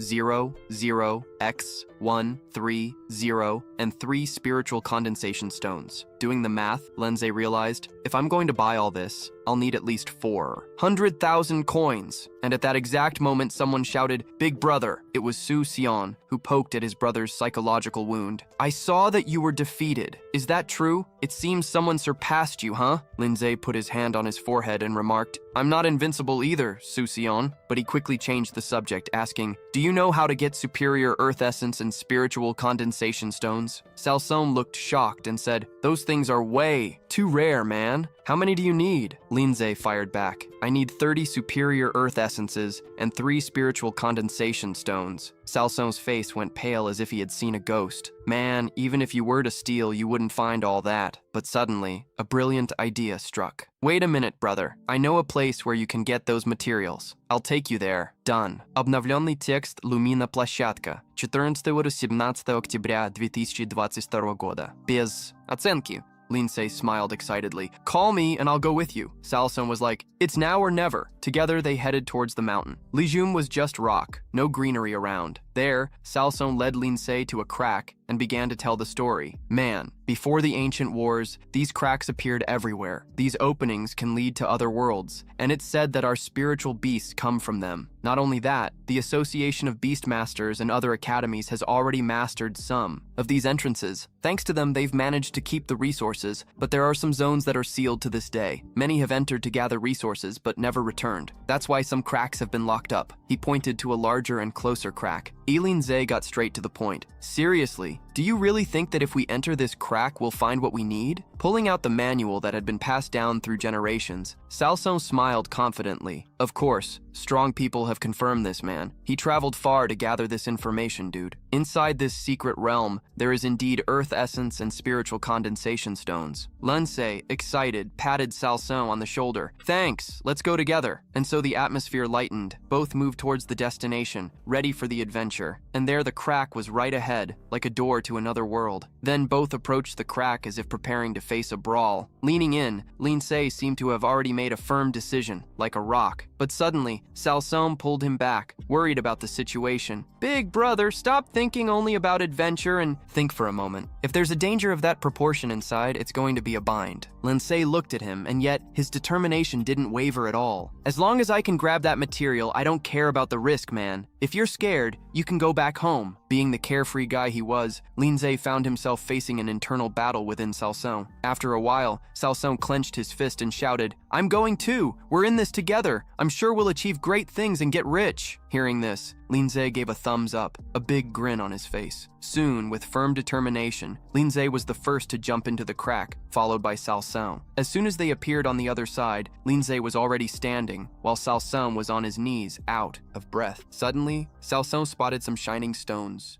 like an emerald glow high above. Without a second thought, he called his monster Bokasa. The little creature extended its arm and grabbed one of the stones like a true hunter. Upon closer inspection, the man was like, "Wow, this is a low-level crystal, perfect for upgrading low-level spirit beasts, especially those of earth and rock. Although it doesn't usually sell for much, it can only be bought, and here it's free, brother." Then, Linze, all excited, shouted, "Let's get more! Let's get more!" But dude, if it's falling from the sky, it's probably rain or crap, right? Linze frowned, sensing trouble in the air. Soon he heard a strange noise coming from the wall where the crystals came from. A shiny climbing lizard appeared, just like the gems. Another crystalline creature, a second-degree earth beast, level 4. What a beauty. Analyzing it, Linze reflected, these initial materials come from other spiritual animals, so the evolution materials are parts of beasts, dude. He asked, second degree, 4th level, can Bokasa handle this? Then, the monster Bokasa, without mercy or pity, swallowed it all down easily. Salshan was confident. Big brother, don't underestimate my Bokasa. He's fierce. Now, we just need to wait for what he has to say. But things got tough, and the creature spat out a lizard that had curled up, forming a ball. The monster Bokao made a complaining face like, "Come on, I can't swallow this." Salshan, catching the message, realized he's saying, "It's hard to eat." Linze, with a snap, understood that he could communicate with the beast. After being spat out, the lizard started to scream in a bizarre way, non-stop. Linze just watched as more lizards appeared, surrounding them. Meanwhile, the dog began to feel the pressure of the situation. "Big brother, my Bokasa isn't going to handle this crowd. I think it's better if you take a step back." Then, the dance of eternal snow unleashed ice all around. The ground turned into a frozen battlefield, the beasts became ice statues, and the rock ghost shattered them with fragments everywhere. Salshan grabbed some pieces and exclaimed, all excited. He turned to Linze, and with determination stated his proposal. "I'll take 7 and you'll take 3. Seriously, the spirit of the beast had already devoured several things. But Linze got real. Throw it all away. Man, Salson's eyes went wide like, I can't believe this. These crystals might not be worth much, but they are great for training. To explain, Linze picked up a larger fragment and took a look at it. The space inside their mouths is limited. These low-level materials are trash. There must be much better stuff in this secret realm. When we find it, you can grab as many as you want. The stone ghost lifted a crystal, examined it, and tossed it on the ground. She resigned. The big-mouthed monster spit out everything it had swallowed, like a cascade of crystals. Salson quickly got the vision. As he delved deeper, the blue walls started turning green. Linze observed and kept to himself, thinking, it seems that neither the essence of the upper earth nor the beasts are here. The further they went, the more the mix of green and blue increased. But soon they noticed a strange movement beneath their feet. Damn! It's this, dude! Salson was shocked. Even with the quick reaction, they couldn't avoid the attack of a creature that bit Bokasa's. At that moment, speed was everything. Linze jumped to dodge the attack, and his stone ghost went after another creature, but 3 of those things were already surrounding them. Linze received the system message, Granite Serpent, Earth Element, 3rd grade, 4th stage. Linze assessed himself and thought, these beasts only bite once and get out on the feet. We can only defend ourselves. The mess is quite passive now. Stay alert when they appear. Then, Salson panicked upon seeing his beast trapped. Damn it! I need to free my Bokasas! I'm going in! At that moment, another granite serpent emerged and swallowed Salson whole. With tears in his eyes, he extended his hand, shouting, Older brother! Save me! The familiar feeling fell over Linze, and a drop of sweat rolled down, filled with memories. The sharp intuition was an expert's thing. As soon as a serpent attacked, the protective aura activated, but they didn't let it slip this time. He signaled to the stone ghost who held the serpent, surprising the beast, but it couldn't stand still. The snow maiden unleashed a rain of ice needles. A signal. The demon recoiled and the needles flew through the serpent, which had no reaction. With this change, Salson was at a loss for what to do. The stone ghost wasn't going to use its demonic state. Why, big brother? You made the creature leap back with tough skin. The serpent burrowed to escape, but the demon grabbed it on the way up. Only another launched itself at him while he was distracted. As soon as it came out of the ground, that huge mouth closed around him with no other way out. The demon let go of the first and grabbed the second. Just when it seemed he had escaped, the sausage yelled, Come back here! Then, Linze's eyes narrowed with determination. The phantom of the rock stood firm, waiting for the attack. The signal had been given. It was time for action. The frozen ground unleashed and froze the soil, trapping several serpents in ice. The Phantom of the Rock, in demonic form, remained intact after the attack. When the cold turned into white clouds, everything fell silent. The Phantom of the Rock returned to its normal form. Then, Salshin figured out his brother's play. He used the demon as bait. When the serpents emerged, they ended up trapped in the ice, and the demon tore them apart. The system notifies you defeated a giant granite serpent and even gained 2 units of superior earth essence. Dude, Linze calculated in his head that he only needed to hunt 28 more. While the guy was analyzing the situation, So Chiao, all pumped up with his hands up, shouted, "Big brother, something strange is going on here. The serpents were making some really weird moves, man." Then, So Chiao and his wide-mouthed monster were released, but there was only sinister darkness around. "Where are we?" thought So Chiao. "Where's the exit, my brother?" When they realized the situation, they screamed in panic upon seeing those red eyes staring at them. Confused, the monster shrank and hugged So Chiao as if he were the last cookie in the package. The granite serpents had already surrounded both of them, closing in. "Damn! I should have known we weren't supposed to come to this place. This isn't looking good at all." Just when it seemed the situation was,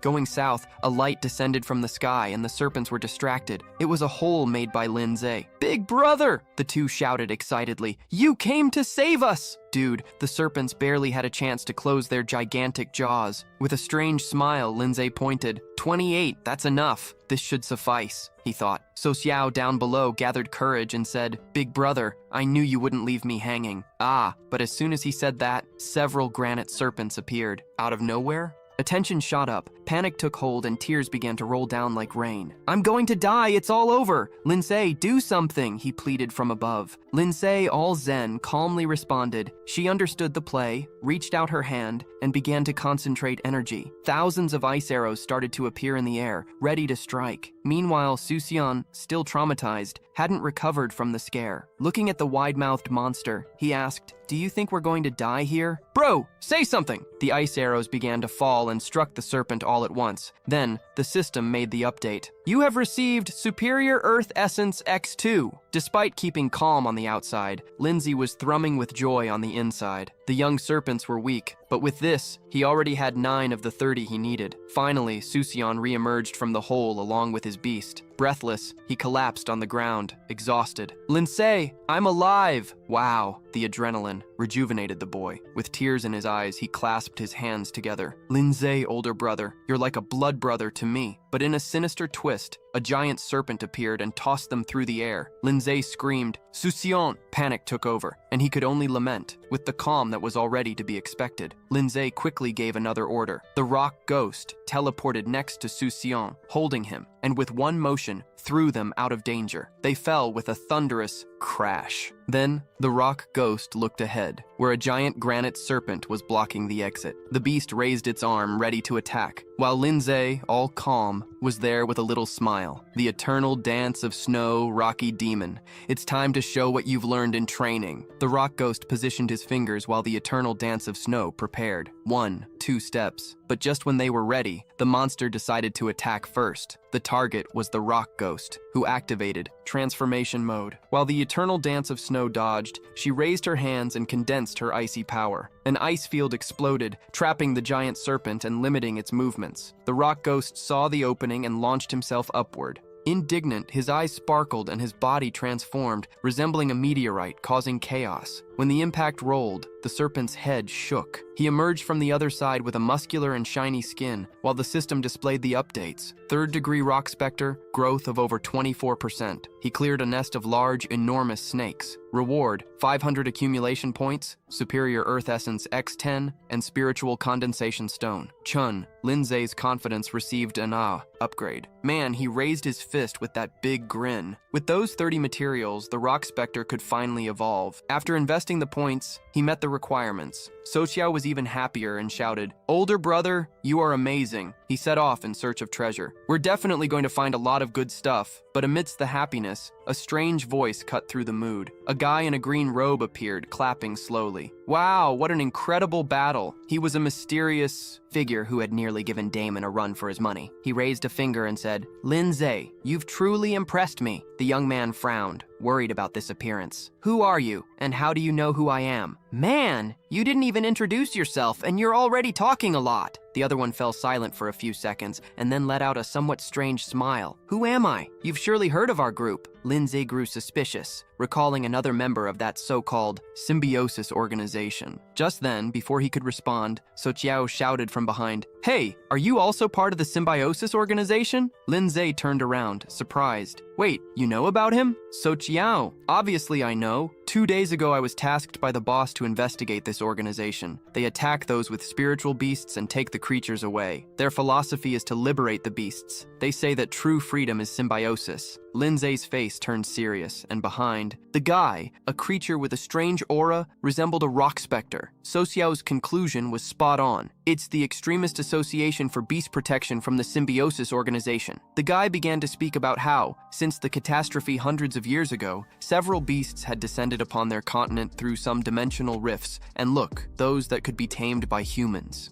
They were called pets, while those that could not be tamed were called fierce beasts. He ends up calling the lynx human, and asks why society is so obsessed with distinguishing between the superiority and inferiority of others and of itself. They even insist on classifying other species into arbitrary levels of value. That world is extremely unfair, and he created the symbiosis group to break this entire injustice. In that world, he continues saying that Lin Ze has a lot of talent, and asks the boy if he wants to join the symbiosis group, and in exchange, he will stimulate his inner potential. But that's not all. He can also unleash the true nature of his pets, thus allowing them to evolve into true kings. Linze is in disbelief at all this information. His creatures are too. How could this guy know the hidden evolutionary paths of the Snow Maiden and the Rock Ghost? Apparently something is not right there. Linze is sure that this guy is just trying to mess with his emotions. But one thing is for sure, he's right. This world is very unfair. After all, the strong always take advantage of the weak, but he absolutely does not want to join this organization manipulated by others. Suddenly, the other guy starts shouting, telling Linze not to pay attention to the nonsense this guy is saying. These guys use this kind of speech to deceive people. They are nothing but a terrorist group. If they had this ability, they would have toppled the Beast Tamers Association and ruled the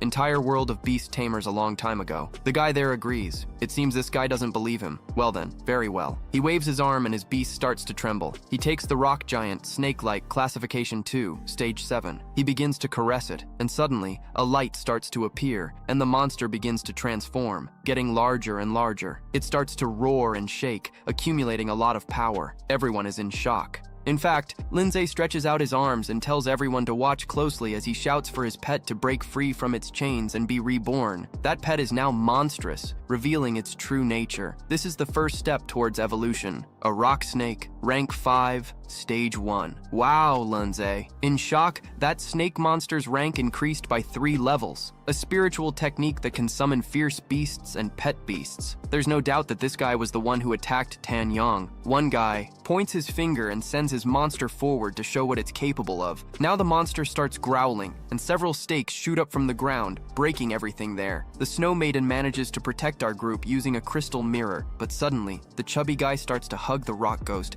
screaming that everyone is in trouble. This time, even his monster hugs him back. Are you crazy? If he had known this earlier, he would have taken the big-mouthed monster to eat before leaving. But suddenly everyone starts to hear the monster. Apparently, it's saying that its whole body hurts a lot. Even the chubby guy is saying he can hear the whisper of despair and pain from that snake. Is it really saying that its body hurts all over? Linze starts shouting, saying they are seeking equality, but their actions are to control the weak and use them for their own benefit. Is that what he calls justice? The snake monster continues to struggle on the ground and tries to run, but Linze tells the little Snow Maiden to freeze it with the blizzard. Then the stone ghost seizes the opportunity to find its weakness, and she does just that. She uses the blizzard to freeze that monster. After all, the Snow Maiden is at level 15, level 4, stage 2. The giant rock snake is at level 5, stage 1, ice type versus earth type. Who will win? Under normal circumstances, we can infinitely buy another berserker card. The snake remains intact. It starts to roar as Linze searches through his system to try. Finding a solution for the giant stone snake is not a true rank 5. This stage isn't mistaken. A spiritual technique that extracts the potential from a pet beast will certainly provoke a significant negative reaction. So he confirms to consume all skill points to enhance the growth of the Stone Phantom. The growth rate of the Stone Phantom has been increased, rising from level 8, rank 3, stage 8, rank 3, stage 9, 100% growth. My brother, now this guy really looks like a phantom, undoubtedly a ghost demon. He charges at the beast demon in the fight as well. He's relentless while Linze thinks that the overall form of the phantom can increase the speed of the stone phantom by 300%, but at the same time, defense will be reduced by 100%, turning it into a glass cannon. He directs the Snow Maiden to act quickly, and she concentrates her power to cooperate with the rock phantom while he continues dodging all attacks, focused on his target. Radon, the Snow Maiden, keeps protecting him as well, focused on the increased fusion rate and the skills that have been unlocked. Ice Core Collision, a powerful attack skill that injects ice energy into a rock core, filling it with extremely cold energy that explodes upon hitting the enemy. The consumption of spiritual energy will be determined by the charging time. So does that mean he now has a combo skill? That's right, this video ends here. I hope you enjoyed it. That's all for today. Thank you for watching. Don't forget to like, comment on the video, and subscribe. Thank you, and stay tuned for the next video. The demonic snake was still alive, for he could hear her moaning. He decided to take a peek, and the NGO hesitated, but eventually went along. There was the demonic snake, injured, pleading for help and in pain. Zong went over and warned Lin Ze, encouraging him, "Go and end her suffering." Lin Ze made a pained face and focused his energy at the tips of his fingers, launching a precise attack at the snake's head. At that moment, the system announced that he had unlocked an achievement. He defeated the demonic snake, leveled up, and also earned around 1,000 achievement points, in addition to 10 top-quality elemental essences, and even an explosive seed card. Why not, right? Furthermore, he helped the snake find relief, earning 500 achievement points, 2 spiritual nutrition stones, a soul crystal, and a recovery elixir. He saw the snake returning to its original state, now with 2 more spiritual nutrition stones in its pocket. The rock ghost was ready for an upgrade. Lin Ze had several rewards, but inside he was still troubled. The man in the long robe approached and noticed that Zhou was angry. He commented that vacation tamers needed the holiday kills to get items, and of course that made Linze even more annoyed. Nadon, Zero from the snow, was also upset and was already gathering energy to unleash ice crystals, but Linze tried to calm her down. He acknowledged that everyone depended on this cycle, but more than that, he truly detested people like the robed man, who spoke of equality, yet exploited the weak mercilessly. It was pathetic. Filled with hatred, Linze called the symbiosis group a bunch of hypocrites. The man accepted that the conversation wasn't going anywhere, but thought that the girl with demonic spirit magic could talk to him. Linze quickly realized that Ning was in danger, so the robed man made a gesture, but Linze shouted for the Snow Maiden to hold him, and from there it was bound to be an explosion. When the smoke cleared, they realized that the man had managed to escape. Unfortunately, my friend,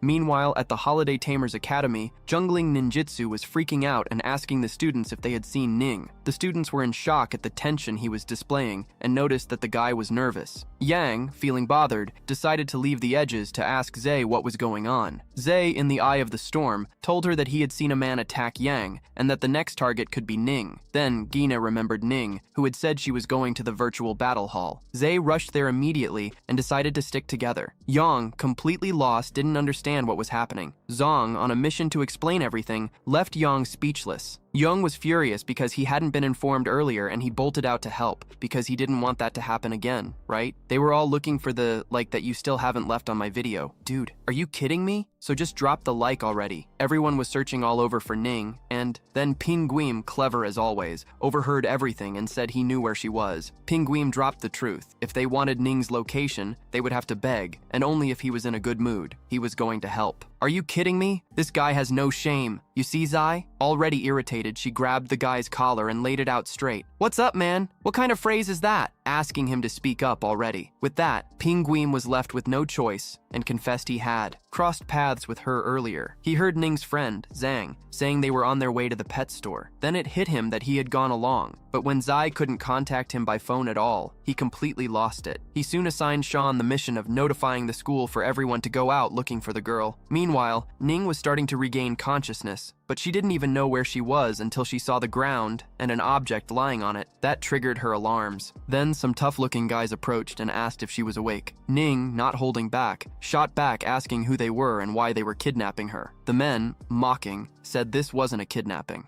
They just wanted to be friends, if you know what I mean. They mentioned they were from the symbiosis group. Seeing this, Nick shouted that nobody wanted to be their friend and demanded that they let her go. She knew that the firepower of the demon flamebird could melt any plant, so she was already thinking of calling the creature to burn the vines that were holding her. But in an instant, an absurd pain took over her body, or black robe guy, as if she had entered a torture contest. He warned that the venomous era had already injected the poison into her, so if she didn't want to be paralyzed, it was better not to make an effort to channel her spiritual power. She then decided that she first had to buy time, wait for the poison to ease up a bit. The creature said it just wanted her to join the symbiosis group for a noble cause, if you know what I mean. Noble for him, right? He needed her power to face an unfair world. Unfair for whom, my brother? For the creatures, I guess? They heard she had a unique spirit technique capable of demonizing beasts, so they wanted her to collaborate and answer the questions honestly. She found herself wondering why her beloved beast could only turn into a demon because of a skill from the demon flame bird. The masked guy realized she wasn't willing to cooperate, so he decided he would have to use some more direct methods, if you know what I mean. Aneg shouted for them to stop and insisted that he had no idea about any spiritual technique. Then suddenly the door flew open with the force of Lin Ze, and he appeared threatening the guys and demanding they let her go. Her dog even let out a really cute bark. Wow, a new pet. A superstar crew turned to the door. Ling felt much more relieved to see Lin Ze exploding over that situation. A masked man was left speechless when he saw Lin Ze and realized that the boss had told him they would meet. At the same time, Lin Ze, lost in memories, recalled the masked guy he had seen on the Yi battlefield. The man noticed the presence of the spiritual Martin, which was a level 2 creature, stage 3. At that moment, everything made sense.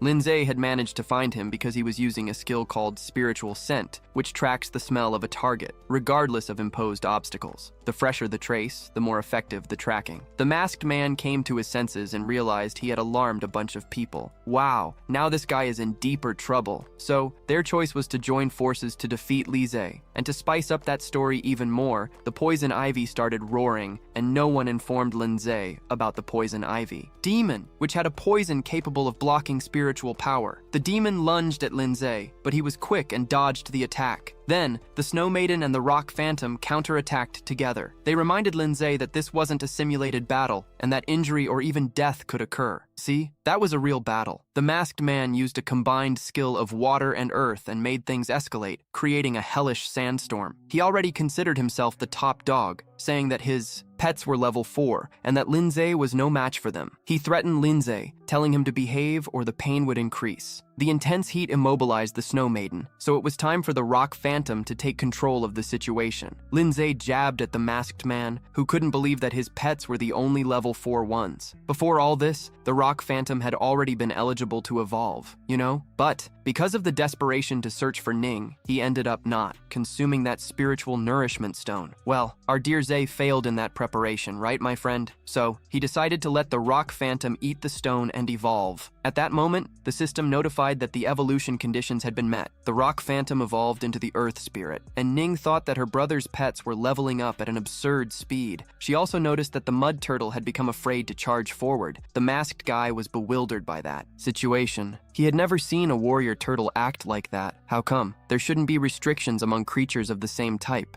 Isn't it? Linze confirmed that this shouldn't happen, but the spirit of the earth was not a mere beast of rocky type with great style, and had gained a new ability called Earthly Majesty. This ability punishes everyone of the stone type in the area with divine pressure. When an enemy was nearby, everyone of the stone type shrunk back due to the pressure felt. The members of the symbiosis group were in despair at that moment, realizing it was not wise to face Ning head-on, so they decided to retreat. The crazy guy in the black cloak ordered the demon ivy to wrap its vines on the ground. One to Ning, determined not to be a burden to her brother, noticed that the toxin had already eased, so she called the demon Firebird. She cut the vines of demon ivy with a precise strike, and then informed Linze that they were fine, and that Chang-Won was just sleeping. Further instructing, she asked to ensure they were captured. The members of the symbiosis group, with a leap behind the ear, decided that the best course of action was to retreat, as that search team should be on their way. The guys were using a poisonous mist from the demon known as Poison Ivy. Well, Ze, with his keen eye, figured out that their intention was to sneak away. So they were already outside the building when the masked one started picking on the man in the black cloak, accusing him of failing to keep the woman under control. This infuriated the black cloak, retorting that the guy's pet was also a mystery you. No, not to mention anything else, as he retreated before the opponent could be attacked and bolted. My brother, he bailed, and amidst hallucinations and laughter, the two exchanged jabs as they ran. That masked one wouldn't let up and remarked that Linze's creature's evolution was strange. If the other wasn't afraid, he should at least speak up and stop talking nonsense, because the mist from the demon poison ivy would soon dissipate. They would be in the crosshairs. The atmosphere heated up, and out of nowhere, the spirit of the earth appeared in their path, catching everyone by surprise. The spirit confronted them with a firm gaze and shouted, the echo of the scream resonating throughout the group, shattering that silence. Later that same night, Ning couldn't hold back his curiosity and insisted on discussing the unique demonization spirit technique he'd heard about and what the great mission they were hinting at was. The guys bound with ice chains and with their mouths covered were clearly in trouble. Lin Ze recalled that this demonization spirit technique belonged to the hooded man and began to wonder how this could be connected to Ning, giving them an opportunity to speak the truth. Ze crumpled, released them, which made the hooded man tremble and soon open his mouth. He revealed that a spy had passed on the information that a hotshot candidate from the Yongning Beast Domination Academy had great potential. An unfortunate soul with the mask, whose mouth was stuffed, was shocked by how easily his comrade confessed, but the masked man didn't stop there. He went on to say that most of the members of the symbiosis group were low-level creature tamers, and their beasts were nothing you'd see in a movie, you know? And to get stronger, they needed to combine a more robust power. Ning drew their attention because his beast had been demonized during the evaluation, and his spirit technique was the key to their success. Demonization promises a much fiercer combat power. He wanted to know if they truly understood what that represented. Tired of all this talk, Ning made it clear that it was about the power of the demonic firebird. Then Linze questioned why they were still aiming at Ning if they had already mastered that demonization technique. One of the guys admitted that the demonization they used wasn't really the true spirit technique, but rather a strange and curious artifact. Linze, curious, wanted to know more about this artifact, and the man said he would hand it over if he let him go. The masked man tried to speak, but all that came out was muffled babbling. His agony was palpable.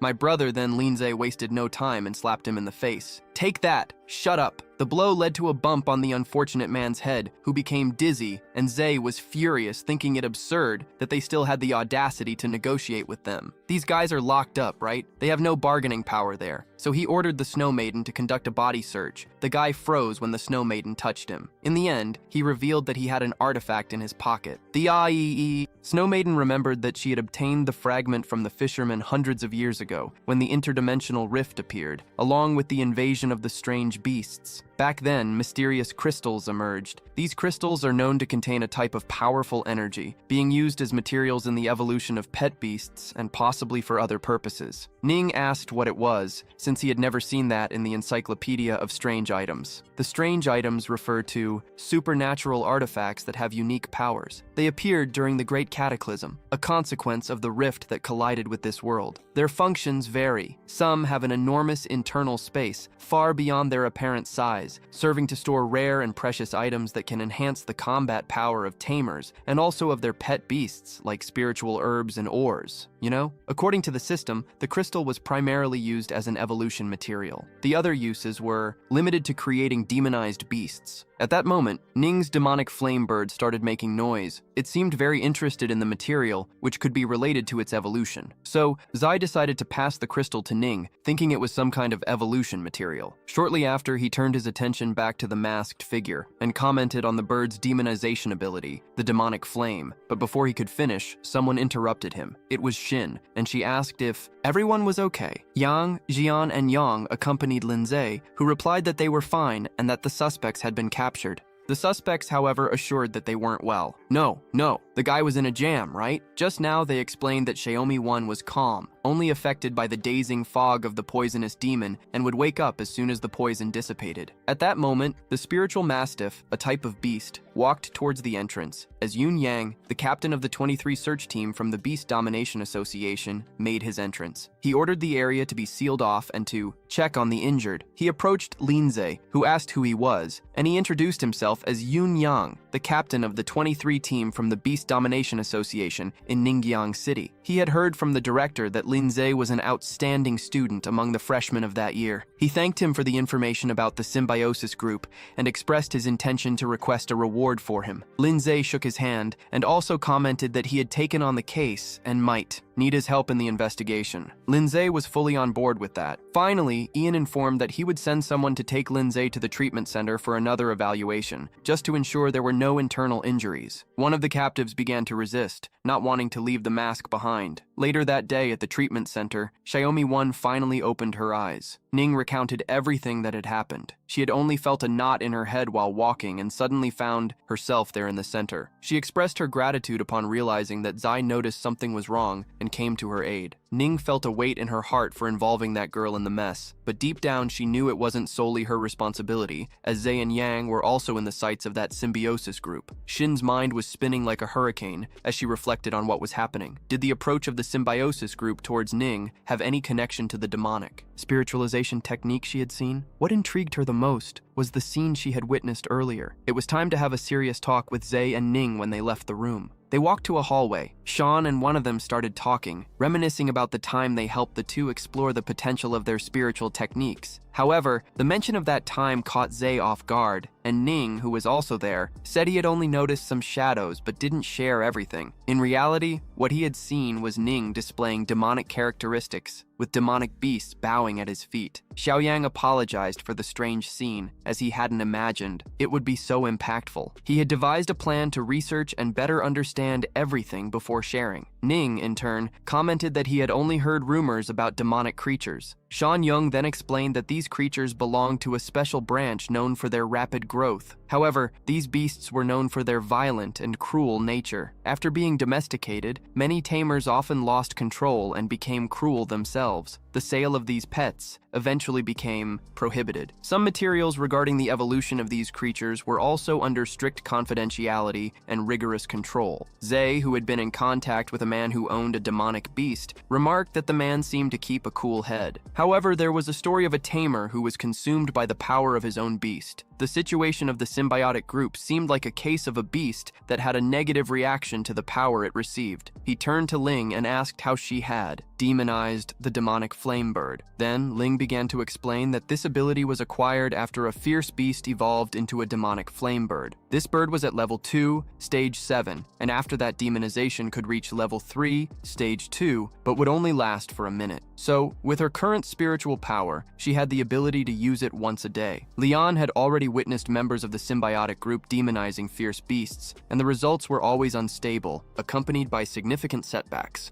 It seems like they were trying to dominate power, and that could explain their intentions toward Ning. Chao Yun, realizing the complexity of that situation, commented that the world is full of wonders and that the evolution of spiritual techniques was just the beginning. She tried to lighten the mood, advising them not to be afraid, but what was important now was for them to strengthen themselves. She suggested that no one could discover more about their power if they managed to contract a second pet. If it truly was a spiritual technique capable of enhancing their beasts, it could become an unbeatable force. She looked on with deep sadness, aware that if this were true, the symbiosis group would not leave her in peace easily. But at the same time, she understood that gaining strength was the best way out. With a determined look, she thought that when the soldiers arrived, she would face an army, and when difficulties arose, she would create defenses. She had an optimistic vision of growth, of taking the reins of her destiny. Thus, she headed toward Linze to ask for help with a test that would start after the school year began. The demon flame bird was stuck at stage 7 of rank 2, unable to progress, poor thing. So she was searching for a second pet, and this was the perfect opportunity for Linze to observe the bird more closely. Since it was already quite late and all the beast shops were closed, Chao Yun suggested they go the next day, since they still had 3 days until the test. On the other hand, Linze recalled that he knew of a shop that was open 24 hours, which also offered preliminary evaluation services for beasts. He proposed they head down there. On the way, Linze pondered about some beasts that apparently didn't have special evolutionary paths. He realized that even the same types of pets did not necessarily possess those hidden evolutionary paths. Upon entering the shop, Ning surveyed the environment and surroundings. The pet seemed quite ordinary. Linze then focused his attention on the demon flame bird.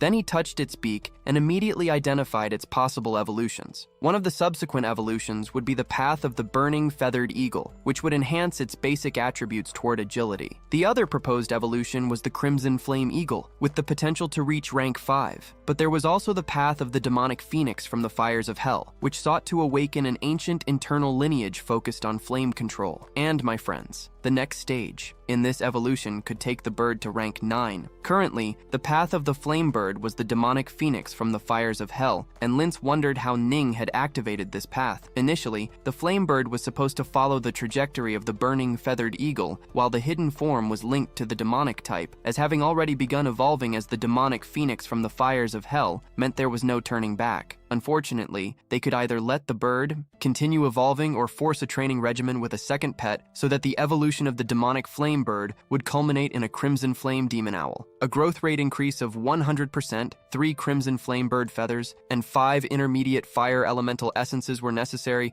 in addition to a means to awaken the lineage. Linze also recalled that when she evolved the little Snowball and the stone monster, she didn't need those special materials, which made her wonder if the special nature of the demonic type was responsible. It was then that Linze called Ning and revealed that she had awakened a special spiritual technique that allowed him to glimpse some potential evolutionary paths of a beast while in a specific state. Wow! The girl, upon hearing this, was in shock, and the pieces of the puzzle began to fit together in her mind. It now made sense to her why the little Snowball evolved into what it had. The guy tried to downplay the situation, saying it was just a vague feeling and required a hell of a lot of spiritual energy, but he knew he couldn't say more. That had a powerful system. Moreover, if that incredible ability were discovered, the fear of being dragged into that association of beast tamers, of being exploited to the bone, weighed heavily. You see, Lin Ze let slip that he had noticed something from that demon flame bird, a fierce force that seemed to be dormant inside. This evolutionary path was absurdly strong and clashed with the common fiery feathered eagle, but my gosh, it was also a path that reeked of danger, you know? He also mentioned that he could feel how this power was full of wildness and uncertainties. As it evolved, this power could bond with the demon type. Ning was attentive and asked if he was saying it could evolve into a dual-type pet beast, like fire mixed with demon. Ah, the crazy guy is going to be angry too, you know? She remembered that this was rare, but not entirely impossible. He added that, to awaken that power, he needed a very ancient means. Now, she understood why she had never evolved. But, regardless, she knew she had to control this force. The thought of which resource to use to unleash her potential popped into her head, and she had an idea. They made a quick stop at home for her to grab the fisherman's fragment. The system said that any ancient method worked, and the fisherman's fragment should be the key. But Linze was still wondering how to tell Ning about this. He had used that excuse of spiritual technique before, but he had already used it to sense the paths. ISEKAI eventually noticed the fluctuations of energy within the crystal, which made her think that there was indeed a connection with that demon flame bird. But it wasn't just resonance. The creature really wanted that item. They were even stunned when the bird devoured everything and then transformed into purple flames. A tremendous revolution was happening, and he started to panic because the fire was coming toward them. Linze ordered to raise a barrier. He told her that there was no need to be afraid. As soon as the fire formed,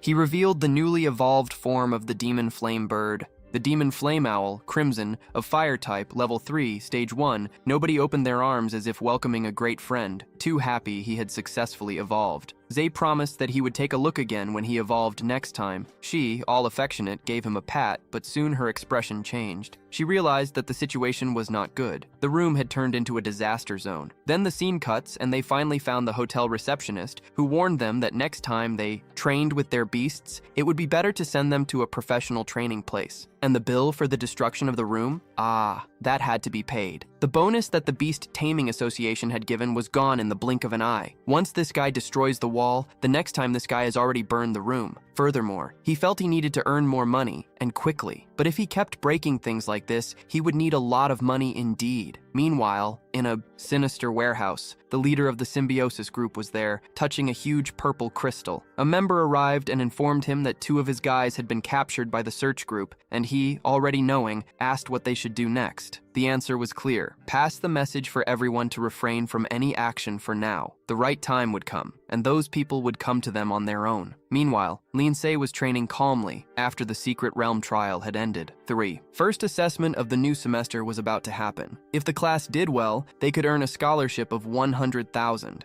not to mention that it would improve their standings in the virtual battles and could secure some cool prizes and cash as well. When he entered the virtual battlefield, his stats appeared: 10,970 points. He had already played 10,970 matches, with an absurd win rate of 99%. Oh, I just remembered that story about our boy Happy Face, who's here on the channel. Also, if you want to watch, believe me, he was ranked at 11,985, but he hadn't played in a few days, and his position had dropped almost 2,000. Determined, he set out to parallel his efforts, wanting to climb and reach the next level directly. His small goal before that evaluation was to enter the top 100. The Earth Spirit faced a human-type angel of rank 2, stage 3, and managed to improve his rank to 10,038. Then, he faced a cloud-swallowing turtle of animal type, rank 3, stage 1, which was defeated by the Snow Maiden, raising his rank to 8,890. Then the three-headed dark dog appeared, rank 3, stage 3, and the Earth Spirit cleaned house, improving his rank to 5,903. He kept climbing until reaching 37th place. Everyone was commenting on the speed at which he climbed the rankings. He soared from 10,000 to the top 100 in a single day with a win rate of 99.9. Well, it's more like 100%, right? It was a true frenzy. Everyone couldn't stop commenting, impressed by how fast the guy was winning, like one match every 30 seconds on average. Ha ha ha ha. Then, slow down there, huh? Slow down there, my brother. Then, it only took a minute. Wow, that's insane. Some crazy guys were betting he would reach the top 10 before the sun set, while others thought it was impossible. Then there was a guy who wasn't foolish and knew that Lin Ze was a rookie who had just become the sensation recently. And this particular guy had an ice bat ranked as 4, stage 3, and a sacred light elf also rank 4, but at stage 1. He dared to enter the battlefield against Lin Ze and didn't miss the chance to express his admiration. This guy was Zhao Leon, who was ranked 9th and bragged, saying he would be the one to put an end to Lin Ze's winning streak. But Lin Ze, completely calm, just said it was time to start. This attitude of his made the lion furious, and he also felt annoyed because Lin Ze only brought a pet beast. So the lion challenged Lin Ze to bring the other one without batting an eye. The snow dance surrounded the lion and his pet in a crystal, and bam! That guy was knocked down defeated. Ze, all excited, praised the Snow Maiden and gave her a gentle pat on the head. And the little thing was enjoying it, you see? She liked a bit of affection. The Snow Maiden was a level 4, stage 4, with a growth rate at 100%, and her next evolution would be the Blue Ice Maiden. The requirements were a growth rate of 100%, 30 superior ice element essences, and a blue tier of ice. With so many intense battles, her growth rate had skyrocketed. As soon as Lin Ze managed to gather the necessary materials, he could proceed with the evolution. Then, at the same time, he was bombarded with that notification about his Bronze Glory ranking. He had jumped into the top 10 in the Bronze area of the Glory Kingdom, and even earned the staggering amount of 1,500 achievement points, 3 Spirit Crystal Body Enhancement Crystals, and a Spiritual Power Potion. He was beaming with that reward, and also with that achievement he had activated, which was part of one of his missions. His plan was to buy the materials for the Snow Maiden the next day, and use the Spirit Crystals to enhance his attributes. In the library, the president of the Dragon Heart Society, Zhang Manim, greeted Xin-Ai and asked if Xin-Ai was interested in partnering up for the test next week. Xin-Ai agreed. In fact, she was nervous because she couldn't find a good team, and she was almost deciding not to go. She asked who was on the team. Manaman revealed that it would only be the 2 of them and Leng Guiao, and they needed 2 more people. On top of that, she wanted Xin Rai to invite Lin Ze. Xin-Ai realized that Manima's true target was Lin Ze. She wanted to be beside the competitor who was causing the biggest stir in the virtual realm. Back to our MC, he used 7 Spirit Power Crystals and 6 Body Enhancement Crystals. Now Lin Ze's constitution reached 13.5 and his spirit 15. His spiritual power was at maximum, 15 out of 15, and his spiritual arts had gone up to level 4 of the Spiritual Guardian.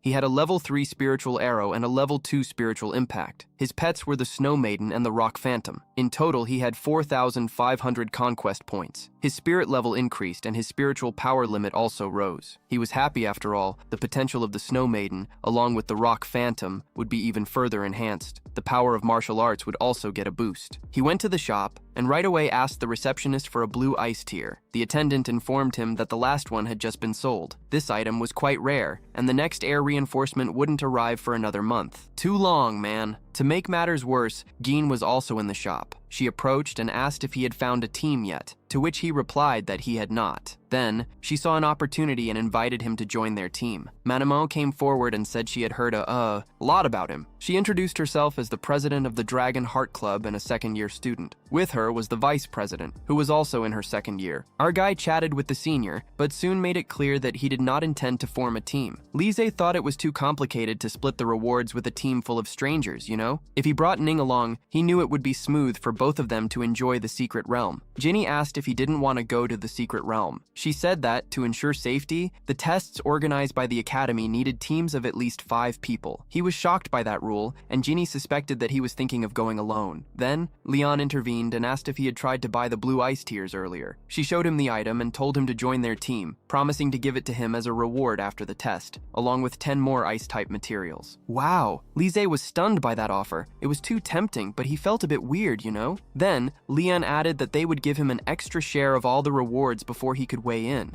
The quick Leon had already replied that he could bring Ning, and the deal was sealed. The 3 would meet next Monday. Lin Ze was left speechless by how easy everything was happening. The big day of the test finally arrived, and the students gathered in front of a cave that displayed a magnificent door. Manhwa commented that she too had been stunned for a while staring at the door. Curious, Linze asked what fierce beast was carved into it. She explained that, according to the Federation of Beast Tamers, no one had ever seen that monster, but the Beast Masters called it the Beast of the Void. Linze remembered the instructor who had cleared his throat and asked everyone to calm down. The instructor announced that the first test of the semester in the secret realm was about to begin, and that all who had signed up should prepare for the challenge. In this test, they would have the freedom to share all the materials they found among themselves, with no obligation to return them to the school. Everyone cheered upon hearing this. The instructor continued explaining that the secret realm of Red Earth was divided into 5 rings, where danger increased as one approached the center. Each ring had a gate that led to the next, featuring unique environments and ferocious beasts. He left one last message: entering the innermost ring without authorization was not allowed. The trial would last 7 days, and they could choose to exit at any time. Their team went to the secret ISEKAI, realm of Red Earth, specifically to the 5th ring. Lion summoned his pets, which were a lightning dragon beast and a frost spike dragon. Manhwa summoned her beast to protect the area, a dragon lion and 2 spirits, a crimson giant and a silver centaur. Linze was surprised to see that she had 3 rank 4 pets. She introduced herself as the second best among the second-year students, and assured that she would keep the whole group protected. To Linze's several beasts, she couldn't help but admire their power. She remarked that the Snow Maiden was beautiful, and the Earth Spirit was even more interesting.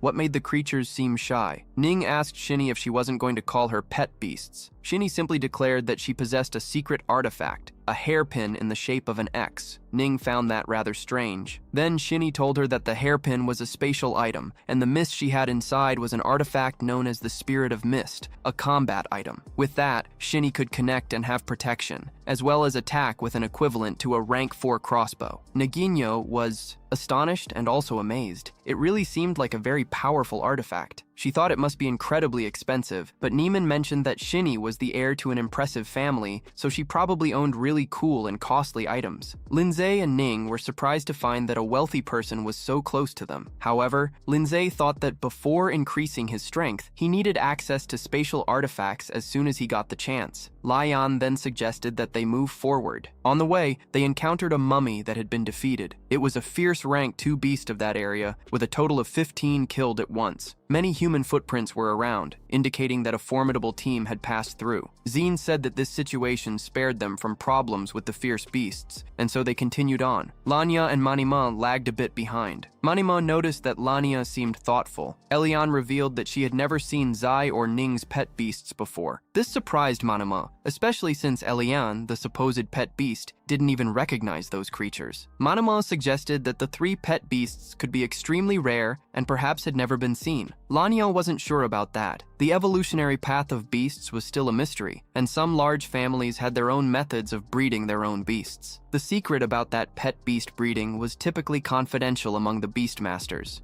Unless one had a very close relationship, it shouldn't be asked. Even so, their curiosity was immense. At the fourth road, they encountered a dark necromancer, a stage 3, level 4, which was an evolved form of mummy. The Snow Maiden attacked and struck him with a single blow. Lin Ze then suggested that they let him handle that situation to gain practical experience. It was a great opportunity to train his spiritual skills. Suddenly, a mummy crawled out of the sand. In an instant, the Bad, Earth Spirit, pushed it back to where it belonged. Lin Ze made a point of praising them. It was a fantastic opportunity to boost their growth rate. Manhwa and Lilian looked at Lin Ze, acknowledging that his manners were quite refined. An hour later, they came across a large wall. Manhwa commented that this wall, known as the Pale Wall, was part of the legacy of the Great Cataclysm. It separates the third and fourth rings, and around the central area of the first ring, everything was enclosed by these walls. To enter the third ring, they had to pass through there first. The Pale Wall had 4 entrances, and after some time searching, they managed to find the door. The Earth Spirit was responsible for opening the concrete door. Emanuela couldn't help but find it extremely convenient to have such a powerful pet by her side. It would make those things much easier. Previously, one of them had been near trying to push those old broken doors for a long time. Upon crossing the portal, they encountered a place filled with bare, tall tree trunks. Nengyang made sure to warn that in the third ring, things would get heavier, as the beasts around were fierce and the danger levels dubious. My friend, furthermore, there was a sinister creature, an undead spirit called the Pale Lord. One Pale Lord was a problem, but what really made everyone's hair stand on end was his ability to command other creatures. When this guy appeared, he came along with a bunch of Pale Guardians. His objective was to reach the second ring, so it was better not to waste energy unnecessarily.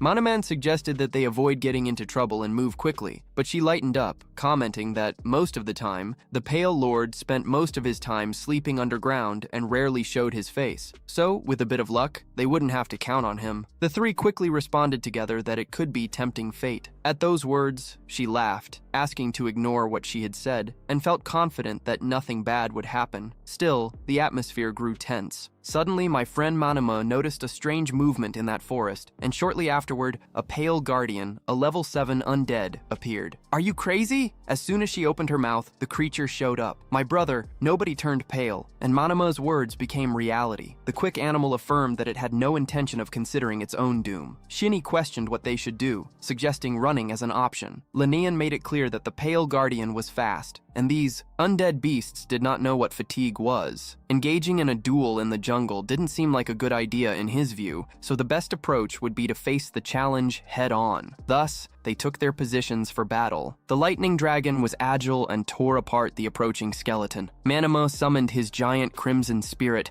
which threw an explosive fireball, taking out several Pale Guardians. Shiny also joined the fight, hurling the Pale Guardians, and the Snow Maiden froze. Everything that appeared in her Arctic domain. The Earth Spirit took care of smashing the ice statues, and Shiny stood open-mouthed upon realizing that they were mastering a wide range of attack skills. He thought about how strong the Pale Lord, who was leading this whole mess, must be, but he had a nagging feeling when he couldn't spot him. So, he commanded his pet to take a look at where the Pale Lord was. The beast flew and soon spotted something, and there he was. As soon as the beast returned, it reported that the Pale Lord was to the southwest, less than 100 meters away, and there he went moving towards them. Then he prepared to intercept them, using the spirits and thorns of the earth, blocking the skeletal horse. But Linze noticed something curious. He had just burned 12 conquest points instantly and received the notification that the spiritual arrow was now at level 6. He noticed that the Pale Lord was wounded and would soon need to defend himself while everyone attacked with their crossbows. With the Pale Lord's new resource, he would add spiritual power beyond the basic cost, sanctifying the spiritual techniques at the maximum level that could generate up to 400 extra power points. That Earth Spirit and the Snow Maiden were holding the Pale Lord, and they wanted to take advantage of the opening to deliver a finishing blow and kill him in a single attack. Anna noticed the fluctuation of spiritual power and saw the spiritual arrow. Then she began to say that the power of the basic spiritual arrow would not be enough to defeat a Pale Lord and suggested that they should opt for an exhausting fight. Instead, Linze explained that they would soon venture into the second ring and a long fight would drain their beast's energy. Moreover, the Pale Lord was injured. He had a feeling that there might be other teams nearby, so they needed to end the chaos quickly. For those who do not have many skills, firing a spiritual arrow with 1 or 2 points points of power is nothing special, but with a charge of 1,500 points of spiritual power that he had, 400 points compressed into a level 6 spiritual arrow was enough to send the Pale Lord crashing to the ground. He released the spiritual arrow, and the Pale Lord was struck directly in the chest and fell off the skeletal horse. The girls were in awe to see that the spiritual arrow instantly took down a Pale Lord. Leon then realized that he hadn't used as much force as last time when he shot against a level 3 necromancer. There, he managed to control and inject the spiritual power to increase the damage. Come to think of it, they really needed to train that spiritual arrow at least up to level 6.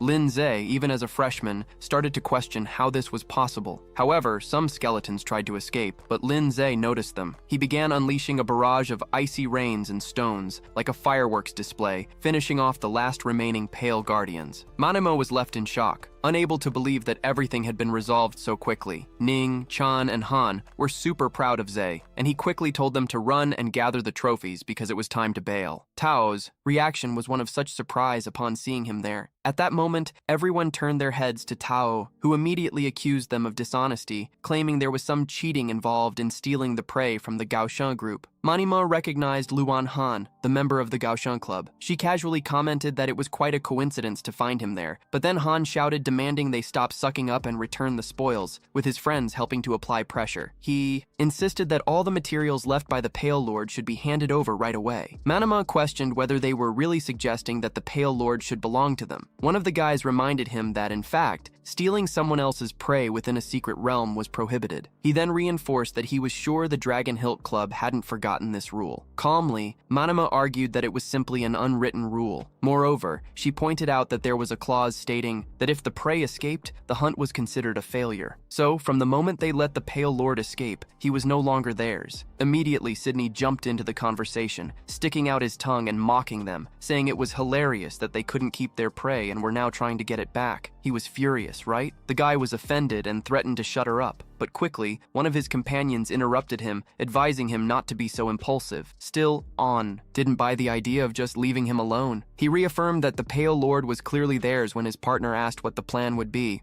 It was clear that the idea of taking by force was not out of the question. They would have no advantage in a direct fight, considering they were in a secret realm. So he proposed that there were other ways to make them suffer, and since Zai, who always mocked them, was there, he suggested they could unite. Hearing this, An couldn't help but smile. The guy continued explaining that they planned to closely follow them, waiting for a moment to deliver a nice present. Meanwhile, Manhwa was taking a look at the body and found there the pale bone pearls. With that, they were ready to get rich, as those pearls were worth a good amount. At this point, Lin Ze asked if there was any conflict going on between Dragon Hill and the Ghost Club. Manimal informed that the two clubs had always lived in friction, with disputes happening frequently. In fact, several of those situations had occurred in the past. Noticing Xingguo's somewhat strange reaction, Liang Han asked Lin Ze if he also held any grudge against the Ghost Club group. Linze preferred not to go into details, and instead suggested they follow the plan. As they crossed the deep wall toward the second ring, they were about to enter the next area, their destination, the Valley of Grey Blood. This area was rich in rare material known as Grey Bloodstone, which was worth around 5,000 per kilogram. 3 hours passed, and they arrived at the Valley of Grey Blood with Shin's spatial terraphata, managing to carry a good amount of materials. Still, they were advised not to relax. From that moment on, their focus had to be doubled, as they anticipated the appearance of many level 5 beasts. Linze realized that both the level and density of the beasts within the secret realm were indeed much higher than in the jungle. In less than half a day, the growth rate of the Earth Spirit had already increased by 12%. The secret realm of the school imposed a strict limit on the number of participants, but the Association of the Berserker Tamers did not have such a rule, although entry required a payment. Still, the journey was worth it. They continued their trek and soon arrived at a vein of blood-red gray stone. The stone ghost threw a punch at the rock, separating the precious stones from the rest. Manhwa, impressed, praised how amazing Linze's pets were. She suggested they collect the materials for now. In response, Shini offered the remaining space in his artifact to hold more stones. Tao and the other club members watched from atop the cliff, noting that there was no intention to move. Rao questioned what they should do next. Tao replied that reaching the second circular entrance was sufficient. According to the plan, they just needed to attract that problem to themselves. With that, they began to execute their sinister plan. The the flying pets started to wander around. At the same time, the lightning dragon beast began to get agitated, signaling that something was wrong. Liang noticed that the situation was unusual as the pets were acting strangely. Immediately, Manhwa defended herself, saying she hadn't caused anything since she hadn't said anything either. Meanwhile, Linze realized that the Snow Maiden and the Stone Ghost also remained calm. Suddenly, Ning's expression turned terrified, and without wasting any time, Linze asked what was going on. The Snow Maiden stood still and unleashed a dragon. In an instant, she clarified that the red owl of the demonic flame had detected a dragon approaching right when she spoke. The dragon began to gather monstrous energy in its mouth. Quickly, everyone noticed that it was targeting them and was about to attack. The dragon focused its aim on them. Elenzer shouted for everyone to group around him. Suddenly, a devastating wave of purple flames was unleashed. Elenzer activated the ice crystal mirror and the spiritual guardian, creating a double-layered protective barrier. It had cost 1,800 conquest points. The spiritual guardian was at level 8, now unlocking a new ability that allowed it to infuse spiritual power. In addition to the original cost, further strengthening the defense at this level, the maximum infusion of spiritual power was 600 points. The three women were paralyzed, as if they had been shocked. Lin Ze knew the situation was serious. He had barely managed to block that wave of energy, and the dragon was already preparing its next attack. A rain of purple energy was descending upon them. The stone phantom wasted no time and summoned ghost clones. As one of the clones positioned itself for the falling purple energy, it activated the lightning collision, causing the explosion to occur in mid-air. The stone phantom, with its imposing attitude, activated the earthly majesty. This ability imposed divine pressure coming from the Earth's core, affecting all enemies in the vicinity. The rock-type adversaries suffered a level suppression, with their efficiency showing the difference in levels. The dragon turned and let out a deafening roar. It attempted to attack the stone phantom, but the blow had no effect. It became incorporeal. Lin Yang, alert, recognized the creature as the stone dragon Ignis, an adult and a type of dark rock, certainly at level 8, one tier above them. Lin Ze finally understood why the earthly majesty had not worked. It explained that the stone dragon Ignis was the lord of the first ring and would not leave its territory without a good reason. She suspected that they had deliberately drawn it out, especially upon noticing that several flying pet beasts had suddenly appeared from the sky. She considered that other teams had a plan behind this. No one added that only Academy students had access to the secret realm, limiting the list of possible culprits. They all soon reached the same conclusion. It was the Gaoshan Club. Shinny was convinced that the actions of that club were so malicious they clearly wanted to eliminate them. Meanwhile, the Gaoshan Club was in the midst of an attack. One of its members was begging for help, but his companions had abandoned him and ran. Tao was terrified while a red dragon chased them.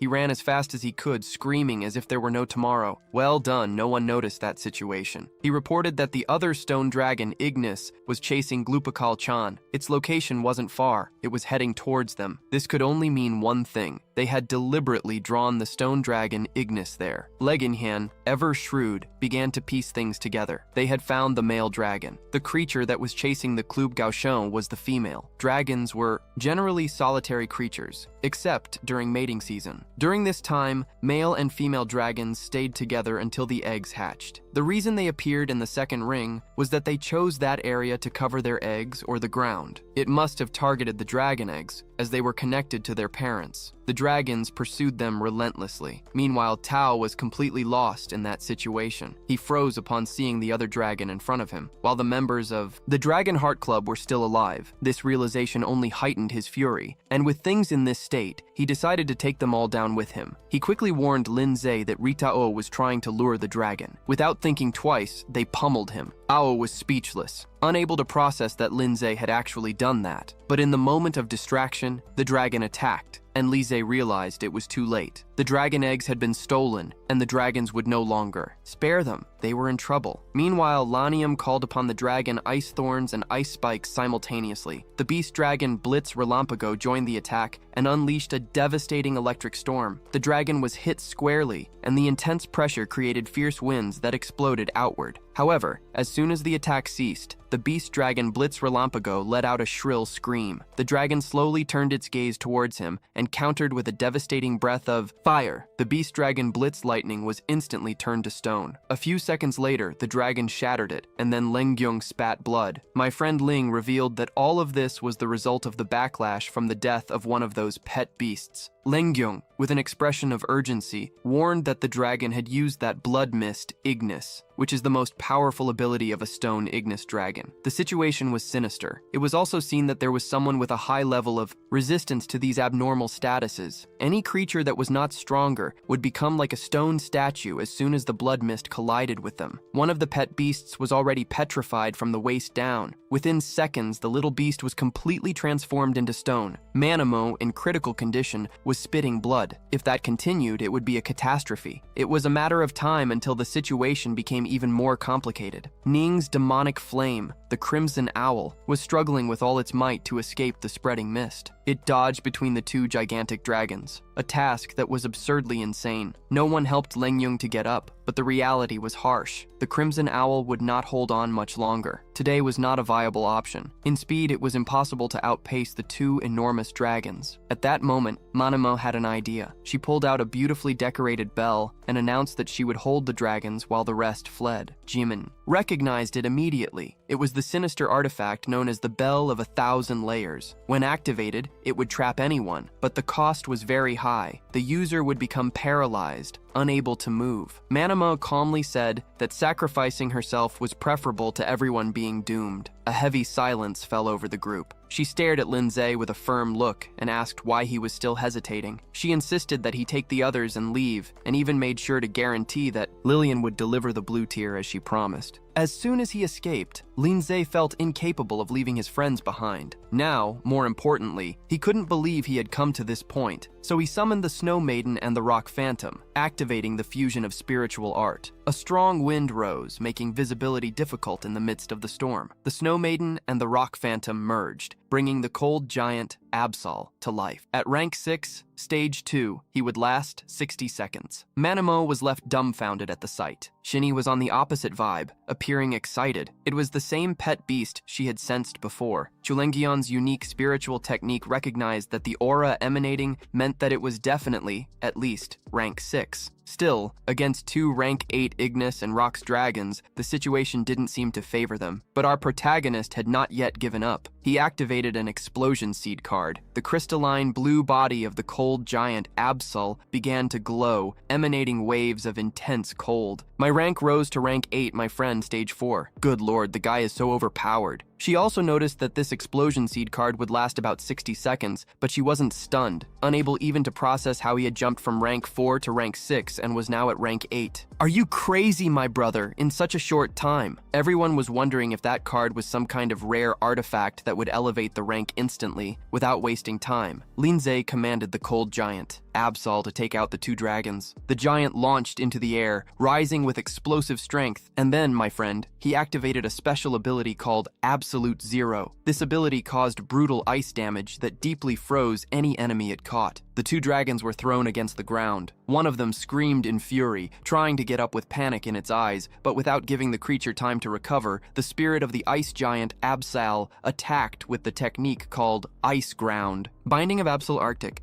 This ability reduced any enemy that entered its area of effect. The dragons were instantly frozen, turning into ice statues. The spirit continued to deliver heavy punches, mercilessly attacking the dragons. That scene was terrifying, my brother. Lin Ze's companions were completely speechless. After the rain finally stopped, the bodies of the dragons were filled with holes. But at that same moment, the duration of the explosive seed card expired, releasing the spirit of the giant ice Absol. The Snow Maiden and the Stone Ghost reappeared, each on their own. Both fainted. Against the pet beast, he rescued the Stone Ghost, while Lin Ze held the Snow Maiden so she wouldn't touch the ground. He congratulated them on their great work and commented that they had performed much better. The spiritual fusion art consumed quite a bit of energy, you see, so he asked them to rest. Manhwa still couldn't believe what had happened. The Ignis rock dragons had been defeated in such a crushing manner. She was about to ask about the card, but Lengrian interrupted her. She explained that most artifacts of this type could only boost a pet's strength by 3 or 4 stages. However, the artifact Lin Ze used allowed his beasts to surpass class limits. The amplification was jaw-dropping. Even families that dominated the cult might not have such powerful artifacts. Shinnen added that he had never seen anything like it before. Lenyang told everyone to keep it cool and not tell anyone. So, easy. My brother, all good? Shinin, Manhwa, and Ninge, of course, agreed right away. Shortly after, Lin Ze, with that sparkle in his eyes, asked if they could gather all the materials. There was a colossal artifact of things. Dragon fangs, blood, horns, scales, skin, and even dragon meat. Manimo and Chininya's eyes almost sparkled as they got excited about collecting everything. However, while they were watching it all,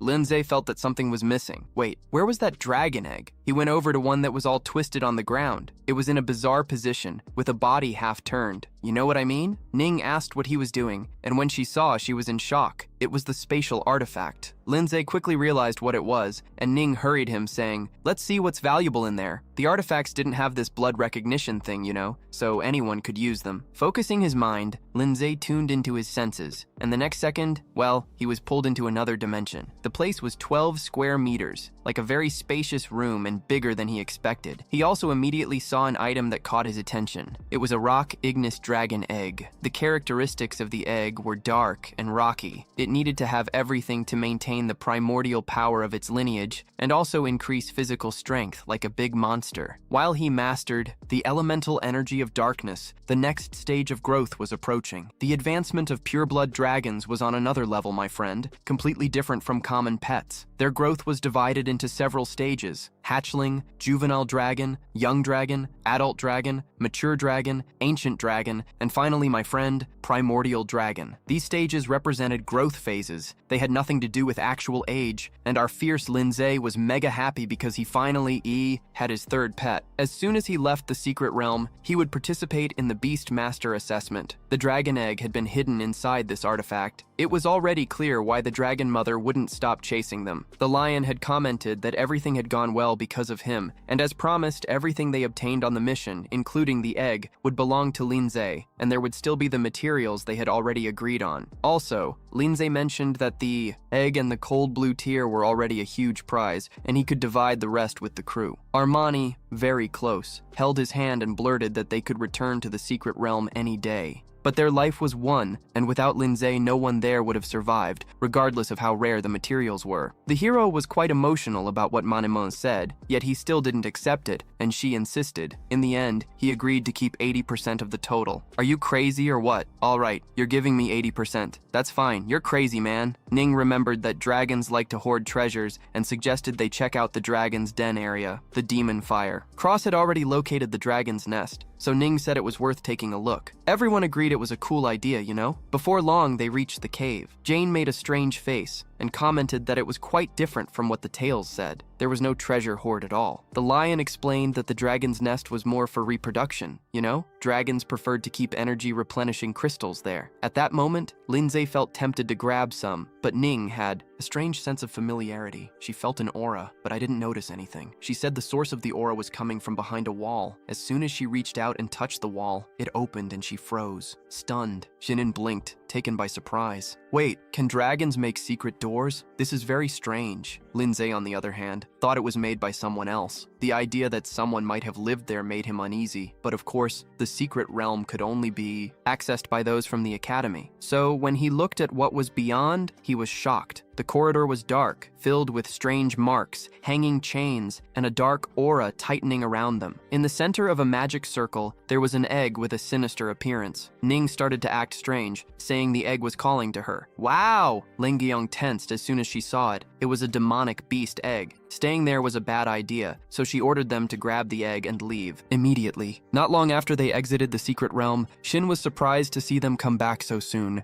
especially since they had said they would stay for the full 7 days. Legion simply commented that it was time to take a break, you know? But the guy couldn't shake off how rushed they were to get back to the academy. Legion exchanged some words with Shu, saying they would turn all the money they could into cash and, as promised, he would hand over his share and no one else's. She also passed him the ice blue tear and 10 more ice element essences, And regarding the egg they got from the right dragon's nest, she told them to wait and not to hatch it right away. That was a pet demon beast egg. Moreover, she had her suspicions that the secret camera was connected to the Red Moon group. Legion also joined that conversation about the Fallen and that Red Moon group, which was an infernal cult with all Fallen members. If that group was just a headache, the Red Moon group was like the devil himself trying to drag the world down. Their shadow was behind a bunch of huge terrorist attacks that shocked the Alliance. Countless lives of civilians and monster masters were lost due to their manipulations. Those demon beast eggs would only appear with very specific summoning rituals, you know? But suddenly, one showed up in the secret realm of the school. Are you kidding me, man? Someone put it there too, right? For sure. Could it have been this group? Ian questioned if she meant there were members of the Red Moon group hiding at the school. Of course there are. She asserted that this would be the worst-case scenario. It was also possible that the shadows of a ritual had slipped into the secret realm. Regarding the demon egg, she suggested finding an opportunity to report it and destroy it quickly. Manhwa, getting to the heavier part, told them to keep in touch, and of course, they would be welcome to the Dragonheart Club at any time. As they said their goodbyes, Ning turned to Linze and asked what his plans were. Linze explained that he intended to buy what was missing, since his pet beasts were about to evolve. Night fell, and a huge pile of superior ice element essences occupied his bed. He handed everything over to the Snow Maiden. She happily devoured it all and flashed a seductive smile, amusing the guy. The rock ghost felt all shy seeing this. When Ze sighed and commented that she was up to her tricks again with that whole stack of items, he still felt like something was missing, you know? Then he remembered that he hadn't claimed his conquest rewards yet after defeating the two stone dragons, Ignis. Coxie. Giant Ice Spirit, Absol, had unlocked a new achievement. The guy was in such a rush to leave that he hadn't properly checked the rewards. Then the system just notified him that the achievement had been unlocked. It was from the Dragon Slayer mission, which required him to be the first to take down a dragon-type beast. The rewards were 500 conquest points, 10 low-quality dark element essences, and a dragon fang, the dragon blood, and a dragon heart. Another achievement came from the Ant Shaking a Tree mission, which required him to defeat an opponent with double the level of his best beast. The rewards were about 1,500 conquest points, an explosive seed card, a revitalization potion, an evolution stone, and a growth crystal. He was pleased with those generous rewards. The rewards from the Dragon Slayer were all essential materials for dragon evolution and would be a huge help when it came to hatching the stone dragon, Ignis. Even though he had used an explosive seed card before, an Ant Shaking a Tree had offered another one. Besides that, there was also a resurrection potion, an amazing item full of vital power. Once consumed, it healed all wounds instantly and worked for both beast masters and their pets. The growth crystal was a special item that accelerated the growth potential of a pet beast. When used, it increased the chosen beast's growth rate by 10%, and this effect only applied to pets below level 7. There was also the Strange Evolution Stone, a crystal that bestowed the power of evolution.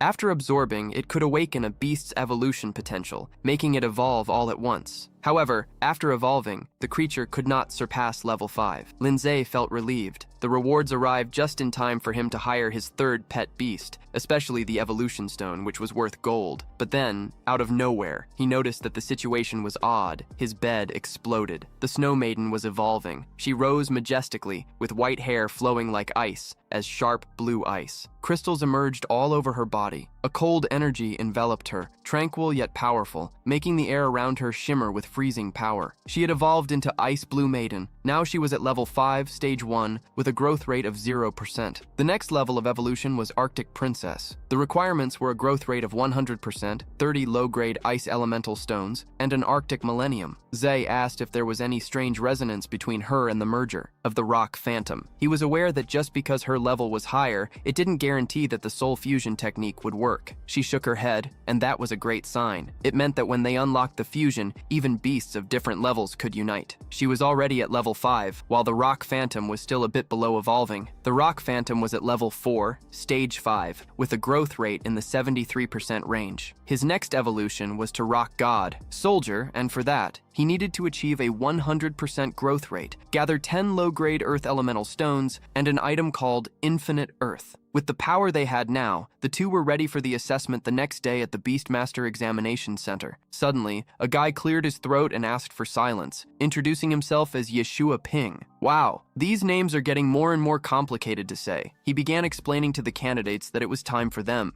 to choose the difficulty of the test. Based on tradition, he gave wise advice. to choose the difficulty most suitable for each person's strength. He asserted that it was better not to overdo it and waste such an opportunity. He asked the assistant if the selections were finalized. The assistant confirmed that everything was ready. On the crystal before them, the results appeared. One person moved on to the higher difficulty, 4 to the high difficulty, 34 to the medium difficulty, and 24 to the low difficulty. Ping then questioned whether anyone had really chosen the higher difficulty. The man confirmed it was a first-year student named Zhang Ning, or rather Lin Ze. 2 months ago, the Pingyang branch had reported that a candidate had passed the higher difficulty apprentice assessment. The guy recalled that person's name, Lin Ze, indeed. Our dear Ze. He had heard a lot about this boy's achievements. Everyone was calling him a prodigy. That wasn't an exaggeration. The question was, could Lin Ze pass the higher difficulty assessment in bronze? So, he asked all candidates to prepare, as that assessment was about to begin. The countdown rolled. Lin Ze wondered if the duel would be in arena mode. Then, the evaluation finally started. And look at that, there were 5 stages in the higher difficulty, and the crowd was warned to stay alert. Right at the start, a ferocious abyssal rat appeared, a shadow-type beast with level 3 fire stage 9. And wouldn't you know it, a flood of rats showed up. The Snow Maiden inhaled and unleashed a wave of ice. That freezing breath came crashing down on the swarm of rats. The Snow Maiden's sigh released a new ability that generated a cloud of icy snow, wreaking havoc as if it were a fan of extreme cold that hit everyone. It was then that the host announced the first stage was clear, and what challenged next? From the cell came another creature, a multi-headed lizard beast, level 4, stage 2. The Snow Maiden, agile as ever, raised her finger and sent a rain of ice, piercing through the lizard and making clean holes. Then a shadow of the night appeared. A dark-type beast, level 4, stage 5. It was there, frozen in the air, before it could even move. The next creature was a demon ghost, also dark-type, level 4, stage 8, and the Snow Maiden quickly trapped it with an ice chain, and the challenge kept going on relentlessly. Joping was in shock with all of that. The demon ghost was a powerful beast, and man, it was eliminated in the blink of an eye. And it wasn't just him. Every ferocious beast there had been taken down with a single strike. It was a complete wipeout. My brother Joping wondered if Lin Ze's pet beast had surpassed level 5. Well, I guess he's right, but it's still a little far off, even though he had just turned 18. Only a man in a black suit mentioned that it had been the same deal in Lin Ze's first assessment. He had also passed the higher difficulty level. As if doing nothing, that cradle taming association from the city of Pingwei had even extended an invitation, but Lin Ze declined. Now go ahead. Pingwei, understand why Lin Ze chose the higher difficulty again, but the final boss, a bronze dragon of level 5, wasn't going to be a joke. Then, Joping's shock peaked when the screen showed the final move frozen and a rock ghost delivering a kick. The guy was completely stunned. Thus, Limon passed. Wow, how was it so fast? He just called his second beast and won. The man behind Joping complained, saying he was so close to finishing off his beast. The other guy next to him commented that he never imagined that the easy difficulty would be so sinister and that the final challenge was a ferocious beast of level 3, stage 7. Meanwhile, the other guy nearby was all hyped up, announcing that he had made it. Now he was a beastmaster. Bronze, he chose the high difficulty, and of the 4 candidates who tried, he apparently was the only one who succeeded. Suddenly, someone in the crowd noticed something bizarre. Looking at the bronze dragon on the screen, they realized that, given its size, the beast was much more powerful. But next to it, the guy seemed to be in shock, unable to believe what he had just seen. Lin Ze, on his part,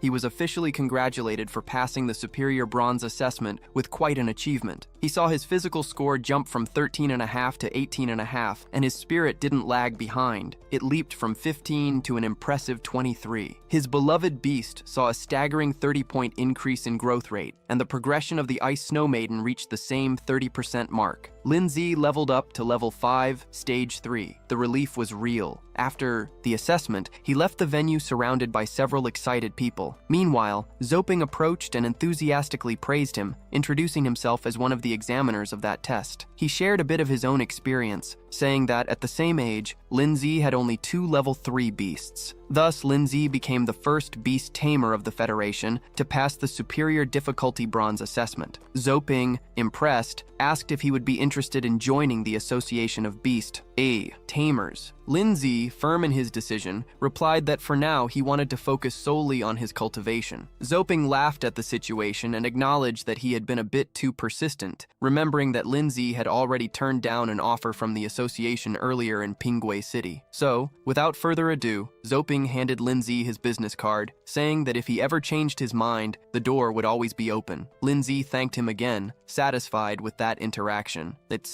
Very night at home, he settled in the living room with his 2 summoned beasts by his side. With the dragon egg in hand, Lin Ze recalled Lin Yang's words who had guided him. As soon as he injected spiritual power into the egg, it would hatch, allowing them to form a contract. Determined, he began channeling his spiritual power into the egg, but it didn't take long for him to realize the enormous cost. Even with his 2,300 spiritual power, the pressure was intense. A common, bronze-level beast tamer would likely have exhausted themselves in the blink of an eye. But out of nowhere, the egg started to shake. Everyone turned their attention to the scene. Cracks began to spread across the egg's shell until it shattered completely. And then, the little cute black dragon emerged, looking around with a confused expression. The creature even swallowed its own shell. It was a rock ignis dragon. Despite being just a little dark, rocky hatchling, it was level 1, stage 1, with a growth rate of 0%. Its abilities were Dragon Breath and Rock Claw. Linze didn't hesitate to reach out and stroke the little dragon's head. The dragon's lineage focused on unlocking an evolutionary power within it, continuously improving its physique and strength while enhancing control over the dark elements. The maximum potential of this lineage was at the king grade. The next evolution form was the juvenile rock ignis dragon. For that, a 100% growth rate, 5 low-grade dark elemental essences, and a dragon tooth would be needed. He didn't care if there were other evolutionary paths. After all, his potential was already at the king grade, and even if there were hidden paths, he believed they wouldn't surpass what they had. The blue ice maiden and the rock spirit observed as the rock ignis dragon burped and rolled over, relaxing. Although it was only at level 1, stage 1, Linze was aware that pure dragons evolved quickly in their early stages, and that he already possessed the necessary materials for evolution. First, he planned to use the conquest points to increase the dragon's growth rate. With the materials he already had, he could take his dragon straight to level 3. Scolding the dragon lightly for burping so loudly, Linze stepped out into the open field. The rock ignis dragon waited patiently nearby. The outing was necessary because if he tried to improve it at home, the creature could suddenly grow and cause immense destruction. Now he had learned, right? After paying for all the repairs, he confirmed that he would use the conquest points to increase the growth rate of the rock ignis dragon, and he clicked to confirm. He had already consumed the evolution materials. What remained was to boost the growth rate. Then, the rock ignis dragon began to shine, unleashing devastating power. Linze was left speechless. The fluctuations of energy were insane, like a fierce storm. Dust flew everywhere, completely blocking his sight. When the situation finally calmed down, the result was revealed. The evolution of the rock ignis dragon was a success. The dragon grew and reached grade 3, stage 3. He looked at Linze, and Linze greeted him, while the dragon lowered its head in a sign of obedience. He realized how much his new friend had grown, and how well-behaved it was. Then, giving him a beautiful evolution stone, he remembered that an evolution stone was a strange crystal that contained an evolution power. After our little dragon absorbed that tough stone, he managed to awaken all the potential he had kept inside, instantly evolving. It was as if the creature grew all at once, and the evolution was mandatory, with a level that could not go beyond grade 5. And look at that, the rock ignis dragon not only improved but became an adult dragon, reaching grade 4, stage 4. Now, his growth rate was reset, but with insane powers like Dragon Breath, an attack that released dark energy, detonating everything in the area. And it didn't stop there. With the rock-breaking claw, he could crush metal and rock opponents, causing extra damage with pure strength. He also had an attack, the Spiral of Shadows, which could bind everyone with dark elements, inflicting damage that even physical defense couldn't withstand. The Death Claws formed a monstrous hand made of darkness, crushing anyone who was in the way, applying a curse of corrosion and fear. It was a pity that the blood snow was still locked away. Linze suspected that this had to do with the dragon's level not being high enough, but still, that dragon and the 2 grade 4 beasts, along with 1 grade 5, were incredibly powerful. In this phase, Linze called the dragon rock Ignis and asked if it could control the size of its body. The dragon made a sound that seemed like a yes, and soon the creature began to shrink down to a tiny size. Now, the dragon fit in Linze's hands, who, relieved, thought that otherwise it would have been impossible to take the dragon home. A few days later in class, the blonde teacher arrived with a message. In a week, the school's annual competition would take place. The classroom erupted in excitement when a system screen appeared in front of Lin Ze. He unlocked an insane mission to achieve first place in the competition and become the best student at the Zhang Ning Academy. And well, the rewards were very good. 1,500 achievement points, a spiritual technique scroll, and a random artifact. Moreover, it was still possible to unlock more achievements along the way. Lin Ze raised his hand and asked if lower grade students could register. The teacher smiled and confirmed that any student could participate, regardless of their grade. But the competition was in elimination format, and most first-year students had a better chance of gaining experience than winning, except for the exceptional ones, namely, our famous Lin Ze. This information deflated everyone. They all knew who was going to crush it, especially after the name of student Zhao was mentioned. They were all from the same class, but the power difference within the class was brutal. Just a few days ago, Zhao had already smashed the bronze level assessment. The guy was insane, also sinister. Then, Shinigami called Zai to form the team, and Shinigami did the same. In the next moment, the two girls started pulling the guy, each grabbing one of his arms and arguing. Yang watched this with internal anger, not believing that Shinigami was sticking to another. The penguin was spying through the door with narrowed eyes, secretly vowing to take down Lin Ze. On the opposite side, a dark and ritualistic setting with flickering candles, blue ground, strange spiders, skulls hanging from the ceiling, and strange symbols covering the walls. It was clearly a place of summoning or forbidden magic. There, a group of hooded figures gathered around a long table with skulls and dark artifacts scattered about. The atmosphere felt like a secret cult, completely tense and mysterious. One of them broke the silence by saying that Xing Tao had disappeared. This guy was one of the deacons of the Red Moon group. So, if you liked the video, of course, leave your like, comment down below. Don't forget to subscribe to the channel and let us know what you thought of the video down below. Thank you for watching, and of course, if this video does well, there will be a continuation, my friend. And stay tuned for the next video. Look, this crazy guy with silver hair, all hooded up, showed up making threats towards Mr. Ian, saying that the Ninja Academy was training in a secret realm. Then he drops that it's normal not to have news about the little boy who is there, but out of nowhere, a vine attacked, tearing everything apart and making the guy bleed. What the hell, man? He was like, how could this happen? My lord attacked me. That doesn't make sense. Ian's face turned grim, clearly pissed off by this story that it was normal to lose contact, remembering that it was the same guy who said the realm was safe and that no one would find out anything. The silver-haired man tried to explain himself, but of course that only made Ian even more. The guy's aura just vanished, man, like it never existed. Ian demanded an explanation. He already knew that the only way out was theft. What tension! If the guy was still there, the maternal organism would feel his presence. Where did he go? Either the little boy is hiding in some relic, or he's done for. The others were encouraging Ian to cool his head, but he didn't take it. He just insulted them, calling them trash. He shouted for them to investigate immediately. He needed to find out who was training and who had seen the guy. The Ninja Academy wasn't that big. He didn't believe they couldn't track what happened. The guys accepted the mission without a second thought. A week later, the area was full of people, everyone curious.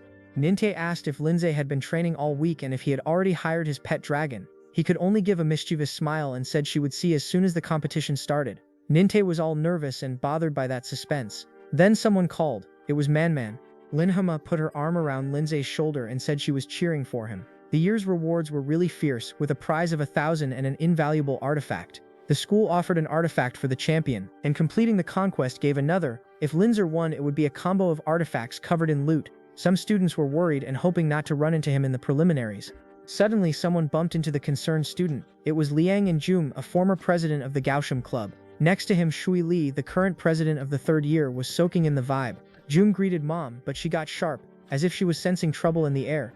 She kept asking what he was doing there. Total security. Jum made a scene, saying she made him look like a villain. He just wanted to chat, but he had another motive. He asked if she had seen Luan Shintal or the gang during training.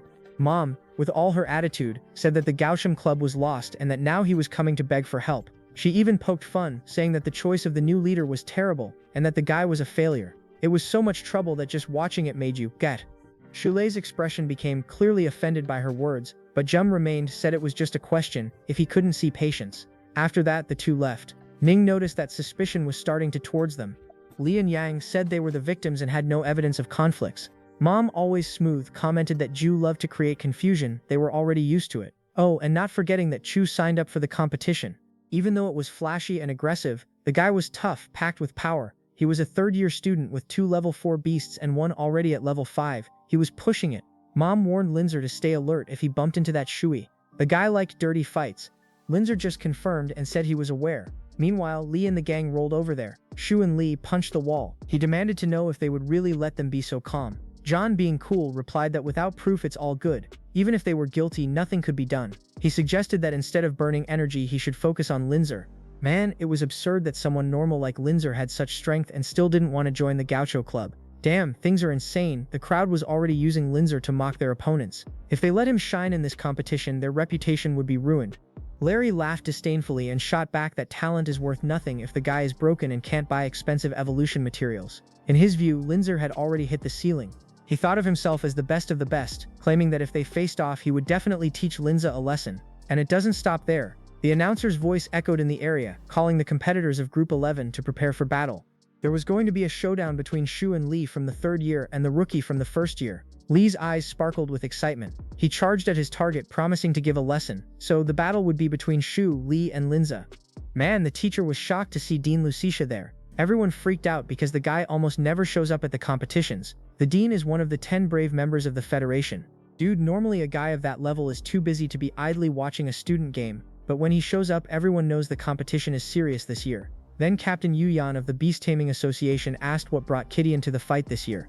Idea smiled and said that the strength of the students this year is fierce, much greater than before. He heard rumors of several new talents emerging in the area, including a prodigy. Yan informed that the dean was so swamped with work that he didn't have much time to check on the students, and that's why he sent some updates to Gideon just in case. Someone might try to recruit that prodigy who, by the way, passed the higher difficulty bronze assessment. The guy remembered the name Linze. Ian gave a thumbs up and even said that Linze helped the group catch the hunters from the symbiosis group. It's hard to say because Lee is like the boss of the third year, but Zai is not weak either. One person commented that Lee had a better chance since Zai was just a first-year student. Another guy agreed, pointing out that Lee has 3 pets, one of which is rank 5. Then Linze approached and hinted that he heard the genius came from a common background, and also implied that he has one last chance to join the Gaussian Club. In his view, who knows? One day when they eat meat, he could have a soup. But Linze laid it out, he's not interested, and even said he disagrees with how Lee intimidates people and belittles the Thames. Lee was furious with this response, and the supervisor announced that the battle was about to begin. Lee thought to show Linze the difference in power between them and summoned his beast Shark Lizard rank 5 stage 2. The crowd went wild because this is Lee's lead beast, the strongest he has, and now everyone believes Linze is screwed. He thought one beast would help Linze. He commanded the Shark Lizard to unleash a destructive wave, a giant wave towards our boy. But then Lee got confused because Linze hadn't summoned his beast. He thought the guy was so scared he couldn't even do it. He even decided to mock him because trash is always trash, and he was just conserving energy with the beast. Lee wanted Linze to remember what happens when you provoke the Gaussian Club. But suddenly Linze shot a water blast with his fingers and blew up Lee's beast. Lee's eyes almost popped out. He yelled that it was impossible. His beast Shark Lizard. He was hit by a spiritual arrow. The crowd was in total shock when they finally understood. They couldn't believe what they had just seen. Linze didn't call any pet, but he ended the Shark Lizard with a single spiritual arrow. Damn, Mom was so proud of Linze. This was exactly what she expected from the younger brother who came along. And Nin shouted that her brother is awesome. This also caught the attention of Din Katinya, who quickly realized that the boy's arrow must be above level 6. Lei was thinking that Linze didn't call his beast to belittle him, but Linze just stood there and released a powerful aura. Lei warned, "Don't get carried away, I just underestimated you before." Deep down, he thought it was just Linze's luck. He then called his elephant man Lo So, a level 4 stage 8 Manoi, along with the snow monkey, level 4 stage 6. He ordered them to rip Linze to pieces, thinking this would be easy, but Lee's conviction was becoming clearer. No matter how top-notch Linze's spiritual arrow was, he knew that generating an arrow consumes energy, and that attack must have drained Linze's strength, so he prepared himself. Then the guy decides to challenge Linze, asking him to summon his pet beast and really go for it. But out of nowhere, bam! Both beasts are hit by spiritual arrows and fall, like right away. Lee can't even process this, man. He's there with trembling knees, pale face, he can't understand what happened. Zoe, warns that he doesn't even come close to Linze's level. With that strength, he shouldn't even have a beast. The thing with Chole and Linze ended, and guess what? Linze emerged victorious. Mom, Linyun, Zini, and Ning arrive overjoyed. Dude, Mom realizes she worried for nothing, it was just a contest. Zini says that defeating an opponent of a different level is worth extra points. It seems that Zia can go straight to the tournament. He doesn't invite Linze to stay and watch the other fights, but he refuses because he wants to go to the pet store to buy some materials. Meanwhile, Lee is sitting there, loudly, really, and Jun, who believes that the kid humiliated the Gaosha people. He calls Ze and promises that he will make the guy pay dearly for it. Lee, being smart, realizes that Linze defeated him with just 3 spiritual arrows, so the guy's spiritual power is really strong. He thinks that Linze must be using some artifact, like how could an ordinary guy have something so petty? The idea that Linze might have stolen it crosses his mind. Now he is with having to report Linze. John, giving a moral slap, tells him to shut up. The situation is already... After that, John warns everyone to focus on the competition because it's not just one-on-one duels. He thinks about how he will teach Linze a lesson, and that lesson is going to be fogger. Later that night, Linze leaves the market. The prices of the materials have skyrocketed. It seems like everything has tripled. The bigger problem to get strong is boof. Without these things, not even the best pet crossbow will move. Linze, thinking that he has to find a way to make some money, and if he could cultivate materials directly from secret realms, that would be whole. He turns into an alley when he notices something. The situation is weak. He remembers that this alley was not a dead end. How so? He took the wrong path. The dragon Ignis Rock notices his confusion and someone appears behind him asking if he has realized it yet. 2 people are behind him like, what's going on here? The woman calls Mo from the Red Moon team and seems to know him. The guy Yu, also from the same group, tells her to stop around. The girl that he is in a hurry. She asks if it was true that in the Red Earth he took something he shouldn't have. Linze pretends not to know what she is talking about, but in reality he is trying to figure out who they are. They are connected to the Red Earth Kingdom. They are likely from the Red Moon. They tell him to stop pretending because they are already connected to everything. They know the situation. The item on his chest is made of chintal. Love explains that someone as young as Ze with such strength draws a lot of attention. If he agrees to join the group, they will forget any mistake he has made. They admit that the guy is smart and talented, but in their world that needs resources. Thus they try to persuade him, saying that the Red Moon can offer everything that the Academy cannot provide. But Linze is not even a little hesitant and tells him the truth, as he observes that he clearly does not understand the situation. The area is sealed and no one is coming to help. He only has 2 options, join the Red Moon or be worse off. At that moment, they summon their pets. She reminds him that he is not alone in this mess. She mentions Linze's friends. If he cooperates, the Lord might want to free them. Linze's expression changes. He starts to laugh nervously when he realizes they are threatening him. If they are giving 2 options, he creates a third. He will gun everyone down. He calls forth his pets. The fight is about to begin.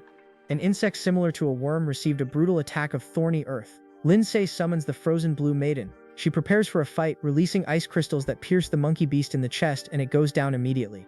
Then a muscular dark humanoid monster appears, with glowing red eyes, leaning over the wounded body. This is bizarre, man. Linze simply went into shock when a sinister light exploded in the alley. What did he see? Then the humanoid monster, which looked like a tank with muscles, was none other than the corpse of that monkey, and the creature was scraping the flesh directly with its mouth. How bizarre, right? Linze was in disbelief that the monster was cannibalizing its own kind.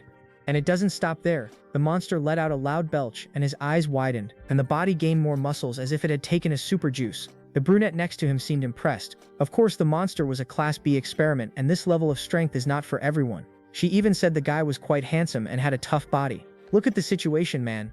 The girl commands the tear demon to shred the human before her, and all this to prove to Linze that challenging the Red Moon was a tremendous folly. Linze, completely caught by surprise, just watched as the fissure demon splattered red liquid everywhere. The guy went into gross mode, and he even comments that it's disgusting, but the enemies were offended. It's the creation of the Red Moon group, man. This monster is not just another pet beast, no. He is an experimental creature that surpasses a lot out there. And the system dude detects a bunch of things, but this muscular monster cannot be recognized. That's where Linze's realization kicks in. The beast doesn't even have a name, and on top of that, it looks like a programming error. After devouring the monkey demon, the monster's strength increased massively. Linze concludes that the more they kill, the stronger the guy becomes, so he decides he's had enough of information and wants to bring down the monster once and for all. But the beasts he summoned are tied up, and he has already burned a lot of spiritual energy in the fight. Meanwhile, the Blue Maiden is busy with the man-eating centipede, and what is Linze doing? Relying on the rock dragon Ignis to get out of this mess. Love is straightforward, saying it's futile to resist. Seriously, no matter how much Linze struggles, his fate is sealed. And then, with that smile, he adds that even though he is somewhat strong, it is impossible to defeat them with just 2 beasts. They notice that he passed the bronze evaluation, and that our boy brought the rock dragon Ignis from the secret realm. And by appearance, they think the dragon is still in its juvenile stage, but then Linze asks who said it was juvenile. And man, the magic happens. The kid transforms and the whole area shines, raising dust and making everyone cough. and astonishingly, it is an adult rock Ignis dragon. Love goes crazy and demands to know how he did that, and he, super chill, says he owes nobody an explanation. Then he orders the rock Ignis dragon to attack, and the dragon breaks the barrier, turning the alley into a new battle arena. But while all this is happening, Captain Ian arrives with his squad, blocks the area, evacuates everyone, and checks if anyone is injured. He is utterly by the scene. The captain did not expect to see Linze there and asks, "What are you doing here, man?" Since Linze has already tied up the two people, Captain Ian wants to know if he captured the guys, and Linze firmly says yes and has something important to mention. He tells that the Red Moon Group infiltrated the academy and that they might be behind a sinister experiment in the team's office. He is offered a cup of coffee, and the captain says he has already received reports about suspects near the academy. He never thought it would be the Red Moon Group, especially targeting Zia. Linze confirms and says the situation is more suspicious. It seems there are people infiltrated in the academy. He mentions a spatial ring that belonged to someone named Chintal from the Geishaun Club. They bumped into the secret realm and there was a conflict because of a rock Ignis dragon. They tried to steal a dragon egg, but it backfired. Instead, another dragon paraded with them. Later, Linze went to the cave and found a secret room that the Red Moon used. It's a lot of trouble, man. And Captain Ian is beachless. Man, Linze had already suspected this trouble for a while. He just didn't understand how the Red Moon Group members could show up in those secret realms of the academy. Ninja N, before he realizes it, the mind has already connected the dots. The space artifact belonged to Chintal. Basically, this indicated that Chintal and the Red Moon Group were in it together. Captain Ian caught on and promised to send someone to investigate this mess. He was expecting to get a lot of good information from those two prisoners. Then Linze asked if the guy he had just killed could still be used for research. Captain Ian thought about it and decided to tell Linze a very secret thing, since the young man had helped a lot. Dude, the Red Moon Group was creating some self-made demonic creatures. It's surreal. Linze remembered that the Beast Tamers Association was also involved in creating some pet beasts. Captain Ian confirmed and explained that the spiritual mastiff their team used was a breed cultivated in the past, you know. But hold on, because the demonic beasts were different. Some might have mixed blood, but the true demon type only appears through summoning rituals. Therefore, the research continues without stopping. They have already destroyed several secret incubators. Now the Red Moon Group is keeping an eye on Zai. So Captain Ian warns Linze to stay sharp. He hands a communicator to Linze so that if any trouble comes up again, he can alert them immediately. After this conversation, Linze heads to the academy. Captain Ian promises to keep Linze updated on any new developments in the investigation, and remembers that he needs to set a bonus reward for Linze, but it will be under the radar. Under that bright sky, Linze walks out all confident. He checks the communicator from the Beast Tamers Association and they explain that if he presses the button in danger, the coordinates will be sent immediately. Linze laughs at the technology, thinks it's really awesome. He decides that first he will return to the gym and prepare for the competition the next day. The next day, everyone is gathered in the arena. Anin asks Zay why he didn't inform her the night before. He explains that he was so focused on spiritual maneuvers that his phone ran out of battery. He apologizes and promises to be quicker next time. She comments that luckily nothing happened. He thought he would be teased by the Gaucho Club, since today is the day of the match. She calls him to check the match lineup. The schedule shows Linze against Joao Gay and Nin is cheering for him. Linze invokes the Icy Blue Maiden, while Joao Gay from the second year comes with his Rocky Armored Turtle, a rock-type beast, rank 4, stage 1. The referee shouts to start the match and guess what? The winner is Linze. He advances to the top 32. The crowd was left. It was so quick that they didn't even see the beast move. The Rocky Armored Turtle was completely frozen. Next, the battle between Linze and Linyun took place. Linyun charges and, calm down, she is from the third year and her pet is a shadow leopard, rank 4, stage 2. But the girl simply says she wants to give up. The audience was in, but some understood her choice. Linze's beasts were very and his strength. He defeated Shule with ease just with his spiritual techniques. In the midst of this, a woman in a pink dress observes Linze from the crowd. She thinks, this guy is very interesting. Linze froze the tree demon, a plant, rank 3, stage 3, and the wilted beast, rank 3, stage 1, making him advance to the top 128. Then he crushed a giant rock monster, rank 3, stage 9, and charged into the top 64. Then came the yellow sand lizard man, rank 4. Stage 1 served as a springboard to the top 32. The crowd was amazed. Now everyone was cheering for him. The system notified him that he unlocked several achievements, such as entering the top 128, earning 50 points. When he reached the top 64, it was 100 points, and for the top 32, now it's 200 points. He also unlocked a bunch of minor achievements. The rewards may be small, but they help a lot. Now he hopes that the upcoming battles will bring more than this. It was then that he noticed the screen. Several others appeared out of nowhere. He frowned, confused about what was happening. After this, everyone gathered outside. Jung spoke about how Linze scared the 3rd and 4th year students so much that some even dropped out of the competition. He commented that Linze truly made the first-year students proud. Then his mom arrived with the insane news that Linze is the first freshman in the academy's history to reach the official competition, and even made it into the ranking of the top 4. Major pride, right? She insisted that he should continue because she truly believes in him. Meanwhile, the guys Tan Young and Penguin were feeling down, losing morale because they couldn't qualify for the fight. So, check out Linze's next opponent and be left in shock, man. She quickly showed the phone to Linze because the match list for the top 4 was already confirmed, and the opponent is none other than Liang. Coincidence or not, the guy is about to face the Gaucho Club again. Aksango is in shock upon hearing this because Jun is the ex-president of the Gaucho Club, you know? And he gives Zai a heads up, saying this is a big problem since Linze already had a fight with the Gaucho Club. Jun is a formidable opponent. Linze asks him if he can provide more details. Liang Jun is a 4th-year student, ranked 2nd in the academy, and he is fierce in the realm of beasts. He possesses 3 beasts and fire at level 5, but what makes the situation even more surreal is a rumor that Xiong mentions.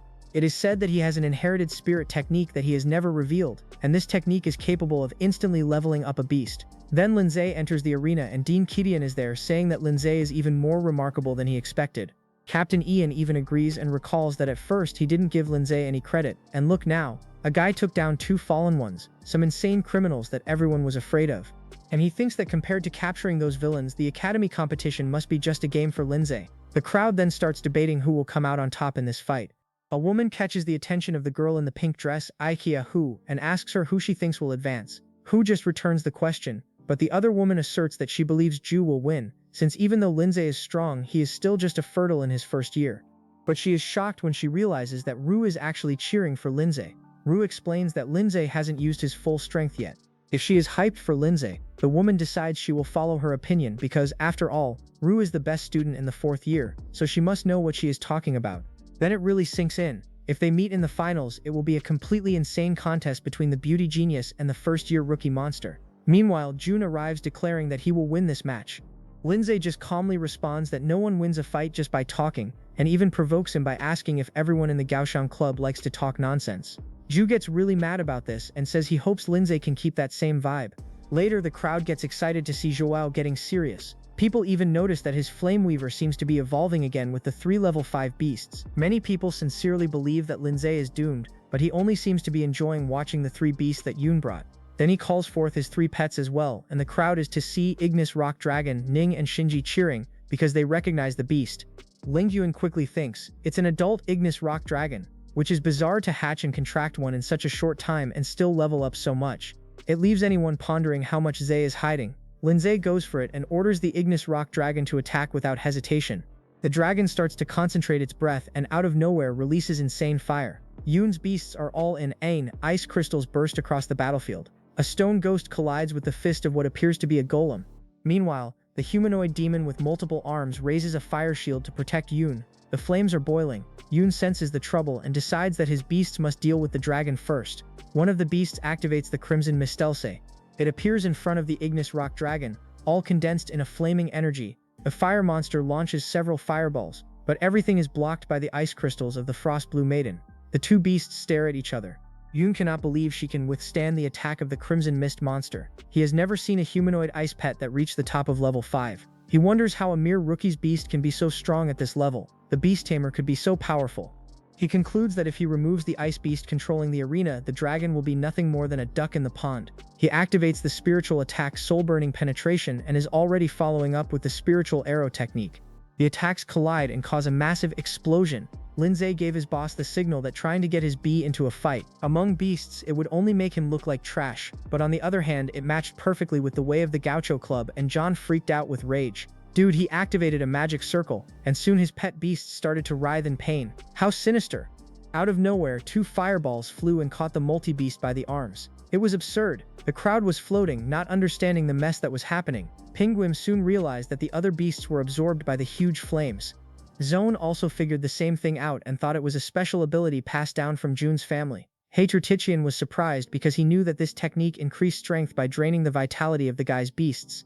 He already wanted to put an end to this situation, but Captain Ian assured him that Linze would handle it. Hater wasn't buying that idea because Jun's creature was already rank 6 and could get Linze in trouble. The giant flames were now at stage 2 of rank 6 and still had a tough 3 minutes ahead. The fusion drained Zhuao's spiritual power, and he had to give up the other 2 beasts, but no matter the cost, he wanted to kill Za that day. Linze commented that John's trump card was mediocre and unleashed a fusion that sacrificed the lives of friends. It's nothing more than black magic. And with that, he sent his two beasts to perform the fusion. An intense light illuminated everything during the process.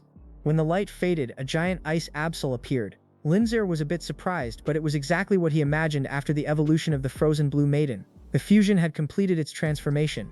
Now it was a level 6, stage 4 ice giant absol and could withstand a mini Linze. He thought this would be more than enough to finish the fight. The crowd exploded in euphoria, shocked that Linze's beasts could also fuse.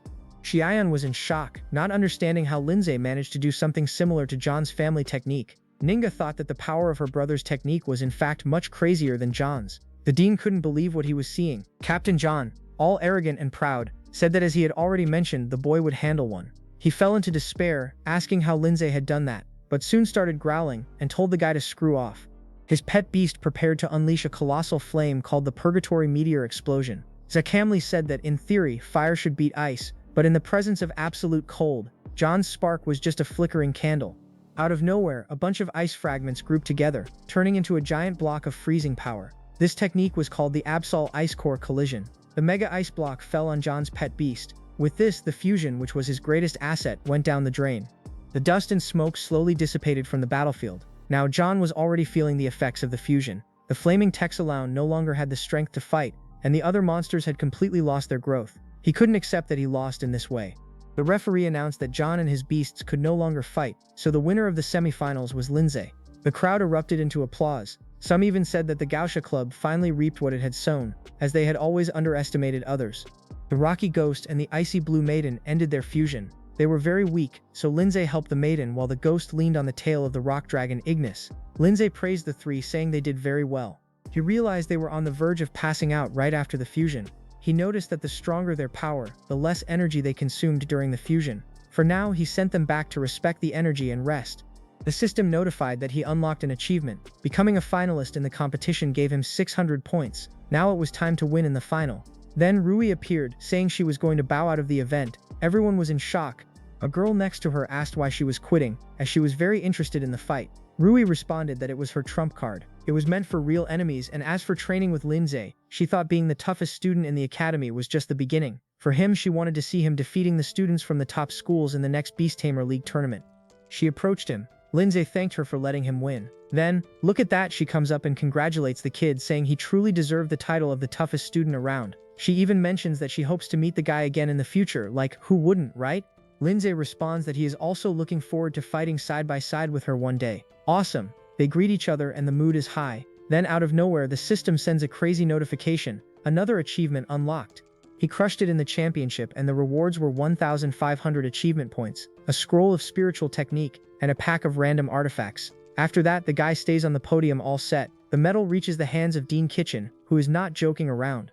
Tiao mentions that the kid surprised a lot of people several times and says he is ready to shine on a bigger stage. He lifts the medal and says, "From now on, you are the top student of the Ninyang Beast Academy." Kichao places the medal on Linze and explains that this represents the statue. With this, if Linze needs any permission to enter the secret realms, it will be a priority. Linze, feeling thankful, says thank you. Regarding the other rewards, like the money and artifacts, he can pick everything up tomorrow at the school administration. Jin and Tiaon have already set aside some cool artifacts for him to choose from. After that, everyone will have 3 days off. Got it? Ningui, already full of plans, informs that she and Shine will go to the secret realm of Greenwood to train and evolve. Linze asks if it will just be the two of them and is like, how come? Since when is everything so chill between them? Even knowing that the secret realm is smooth, the place is kind of complicated and people can easily get lost. Linze thinks that one is kind of impulsive and the other is full of energy, which doesn't provide much confidence. Shine tells him to relax because they will handle the secret realm just fine, and Nin adds that they didn't even go through the eliminations, so they should train more. Linze agrees, but the concern doesn't go away, right? He realizes that with the strength he has now, having artifacts is somewhat irrelevant, but if the system gives a badass artifact to no one, that could save her life. Then he opens the reward package, and what comes out? The Teleport Shadow Sphere.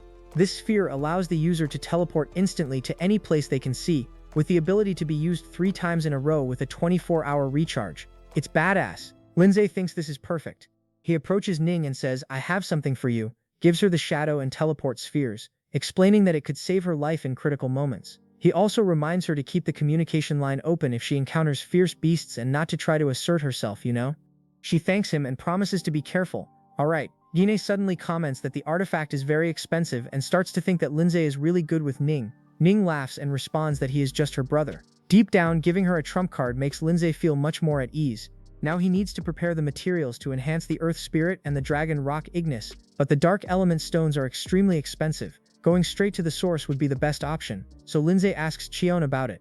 Sion tells him that there are many in the secret realm of 1,000 insects, but it's bizarre there, filled with high-level insects and heavy beasts. The place is gloomy and sinister, and he asks if Linze is going to face that alone. In the lobby of the Beast Tamer Association, it's packed with people. His pet beasts, a team member, asks what service he wants, and Linze replies that he wants to sign up for the exploration of the secret kingdom of 1,000 insects. She takes the ID card, tells him to wait, but when she looks, she is shocked. She realizes who Linze is. He is wearing a mask to hide his identity, so he signals her to be quiet. She quickly understands and all excited. She says that she saw his fight and thought he was cool, and even asks for an autograph. Linze thanks her for the compliment, but kindly asks her to focus on the request first. This calms her down and brings her back to work. A fierce competition at the Ninzan Academy is already happening, and everyone outside is watching. After the championship, Ze became a celebrity. Everywhere he appears, people recognize him and want to take pictures to post. The team member is still blushing like super embarrassed. Over time, she finally processes the request. Linze's entry is now registered on his card. She tells him to turn left when he leaves the building and go down to the underground where the entrance to the secret kingdom of 1,000 insects is. He thanks the woman at the entrance of the Beast Tamers Association. A crowd is already forming. Linze soon realizes that a lot of people also want to enter the secret kingdom. A guy approaches and asks if he is also into exploring the secret kingdom. The guys invite him, but Linze says he's not interested. Nearby, a figure quietly observes. It is a woman with red hair. Sinister. One of her colleagues calls her captain and asks what she is looking at that moment. A team member shouts that the secret domain of 1,000 insects is about to open. Everyone is preparing. This place is dangerous, man. People need to be careful from the moment they enter. The responsibility waiver is in effect. If anything happens, the adventurer has to handle it. The adventurers head inside. A huge plain stretches before them. Linze recalls that Xiaomi said that the destination is a place called the Scalding Vale. This place has dark-type beasts and also rare materials, the lineage crystals that are worth a lot of money. To get there, Linze has to cross the entire secret domain of the 1,000 insects, and it will be the perfect time to hunt some beasts.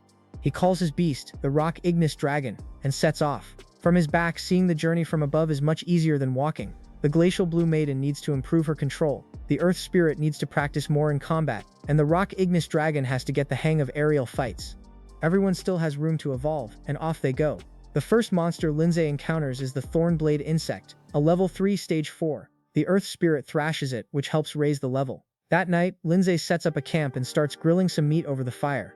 He can use the conquest points to directly increase the growth rates, but if the beast doesn't engage in real combat, it'll become lazy. So he has the Rock Ignis Dragon fight during the day and the Earth Spirit at night. This rotation is working beautifully. For now, the beasts they encounter are too weak to help the Glacial Blue Maiden, so Linze considers leaving her to face stronger enemies. That night, while the Earth Spirit is fighting, he suddenly hears a noise in the leaves. Linze also senses that someone is approaching. Meanwhile, the approaching group sees the campfire and assumes there are other adventurers there. These guys seem like bandits, laughing and commenting on how lucky they were to find a camp. They call themselves the Green Forest Squad and complain that they had already set their eyes on this place. No one else can stay here. A bald member of the squad takes a look at the Earth Spirit and says he has never seen a pet beast like that. Since it looks like a pile of rocks, he assumes it must be a stone-type beast. And then they announce that the Green Forest Squad is now in charge of the place and send the spirit of the land to pass the message to its master. Peace out. Thanks for watching, everyone. If you like this update, give that like and subscribe so you don't miss the next chapter here. So stay close and keep an eye on the news. As always, drink water, be amazing, and catch the next one.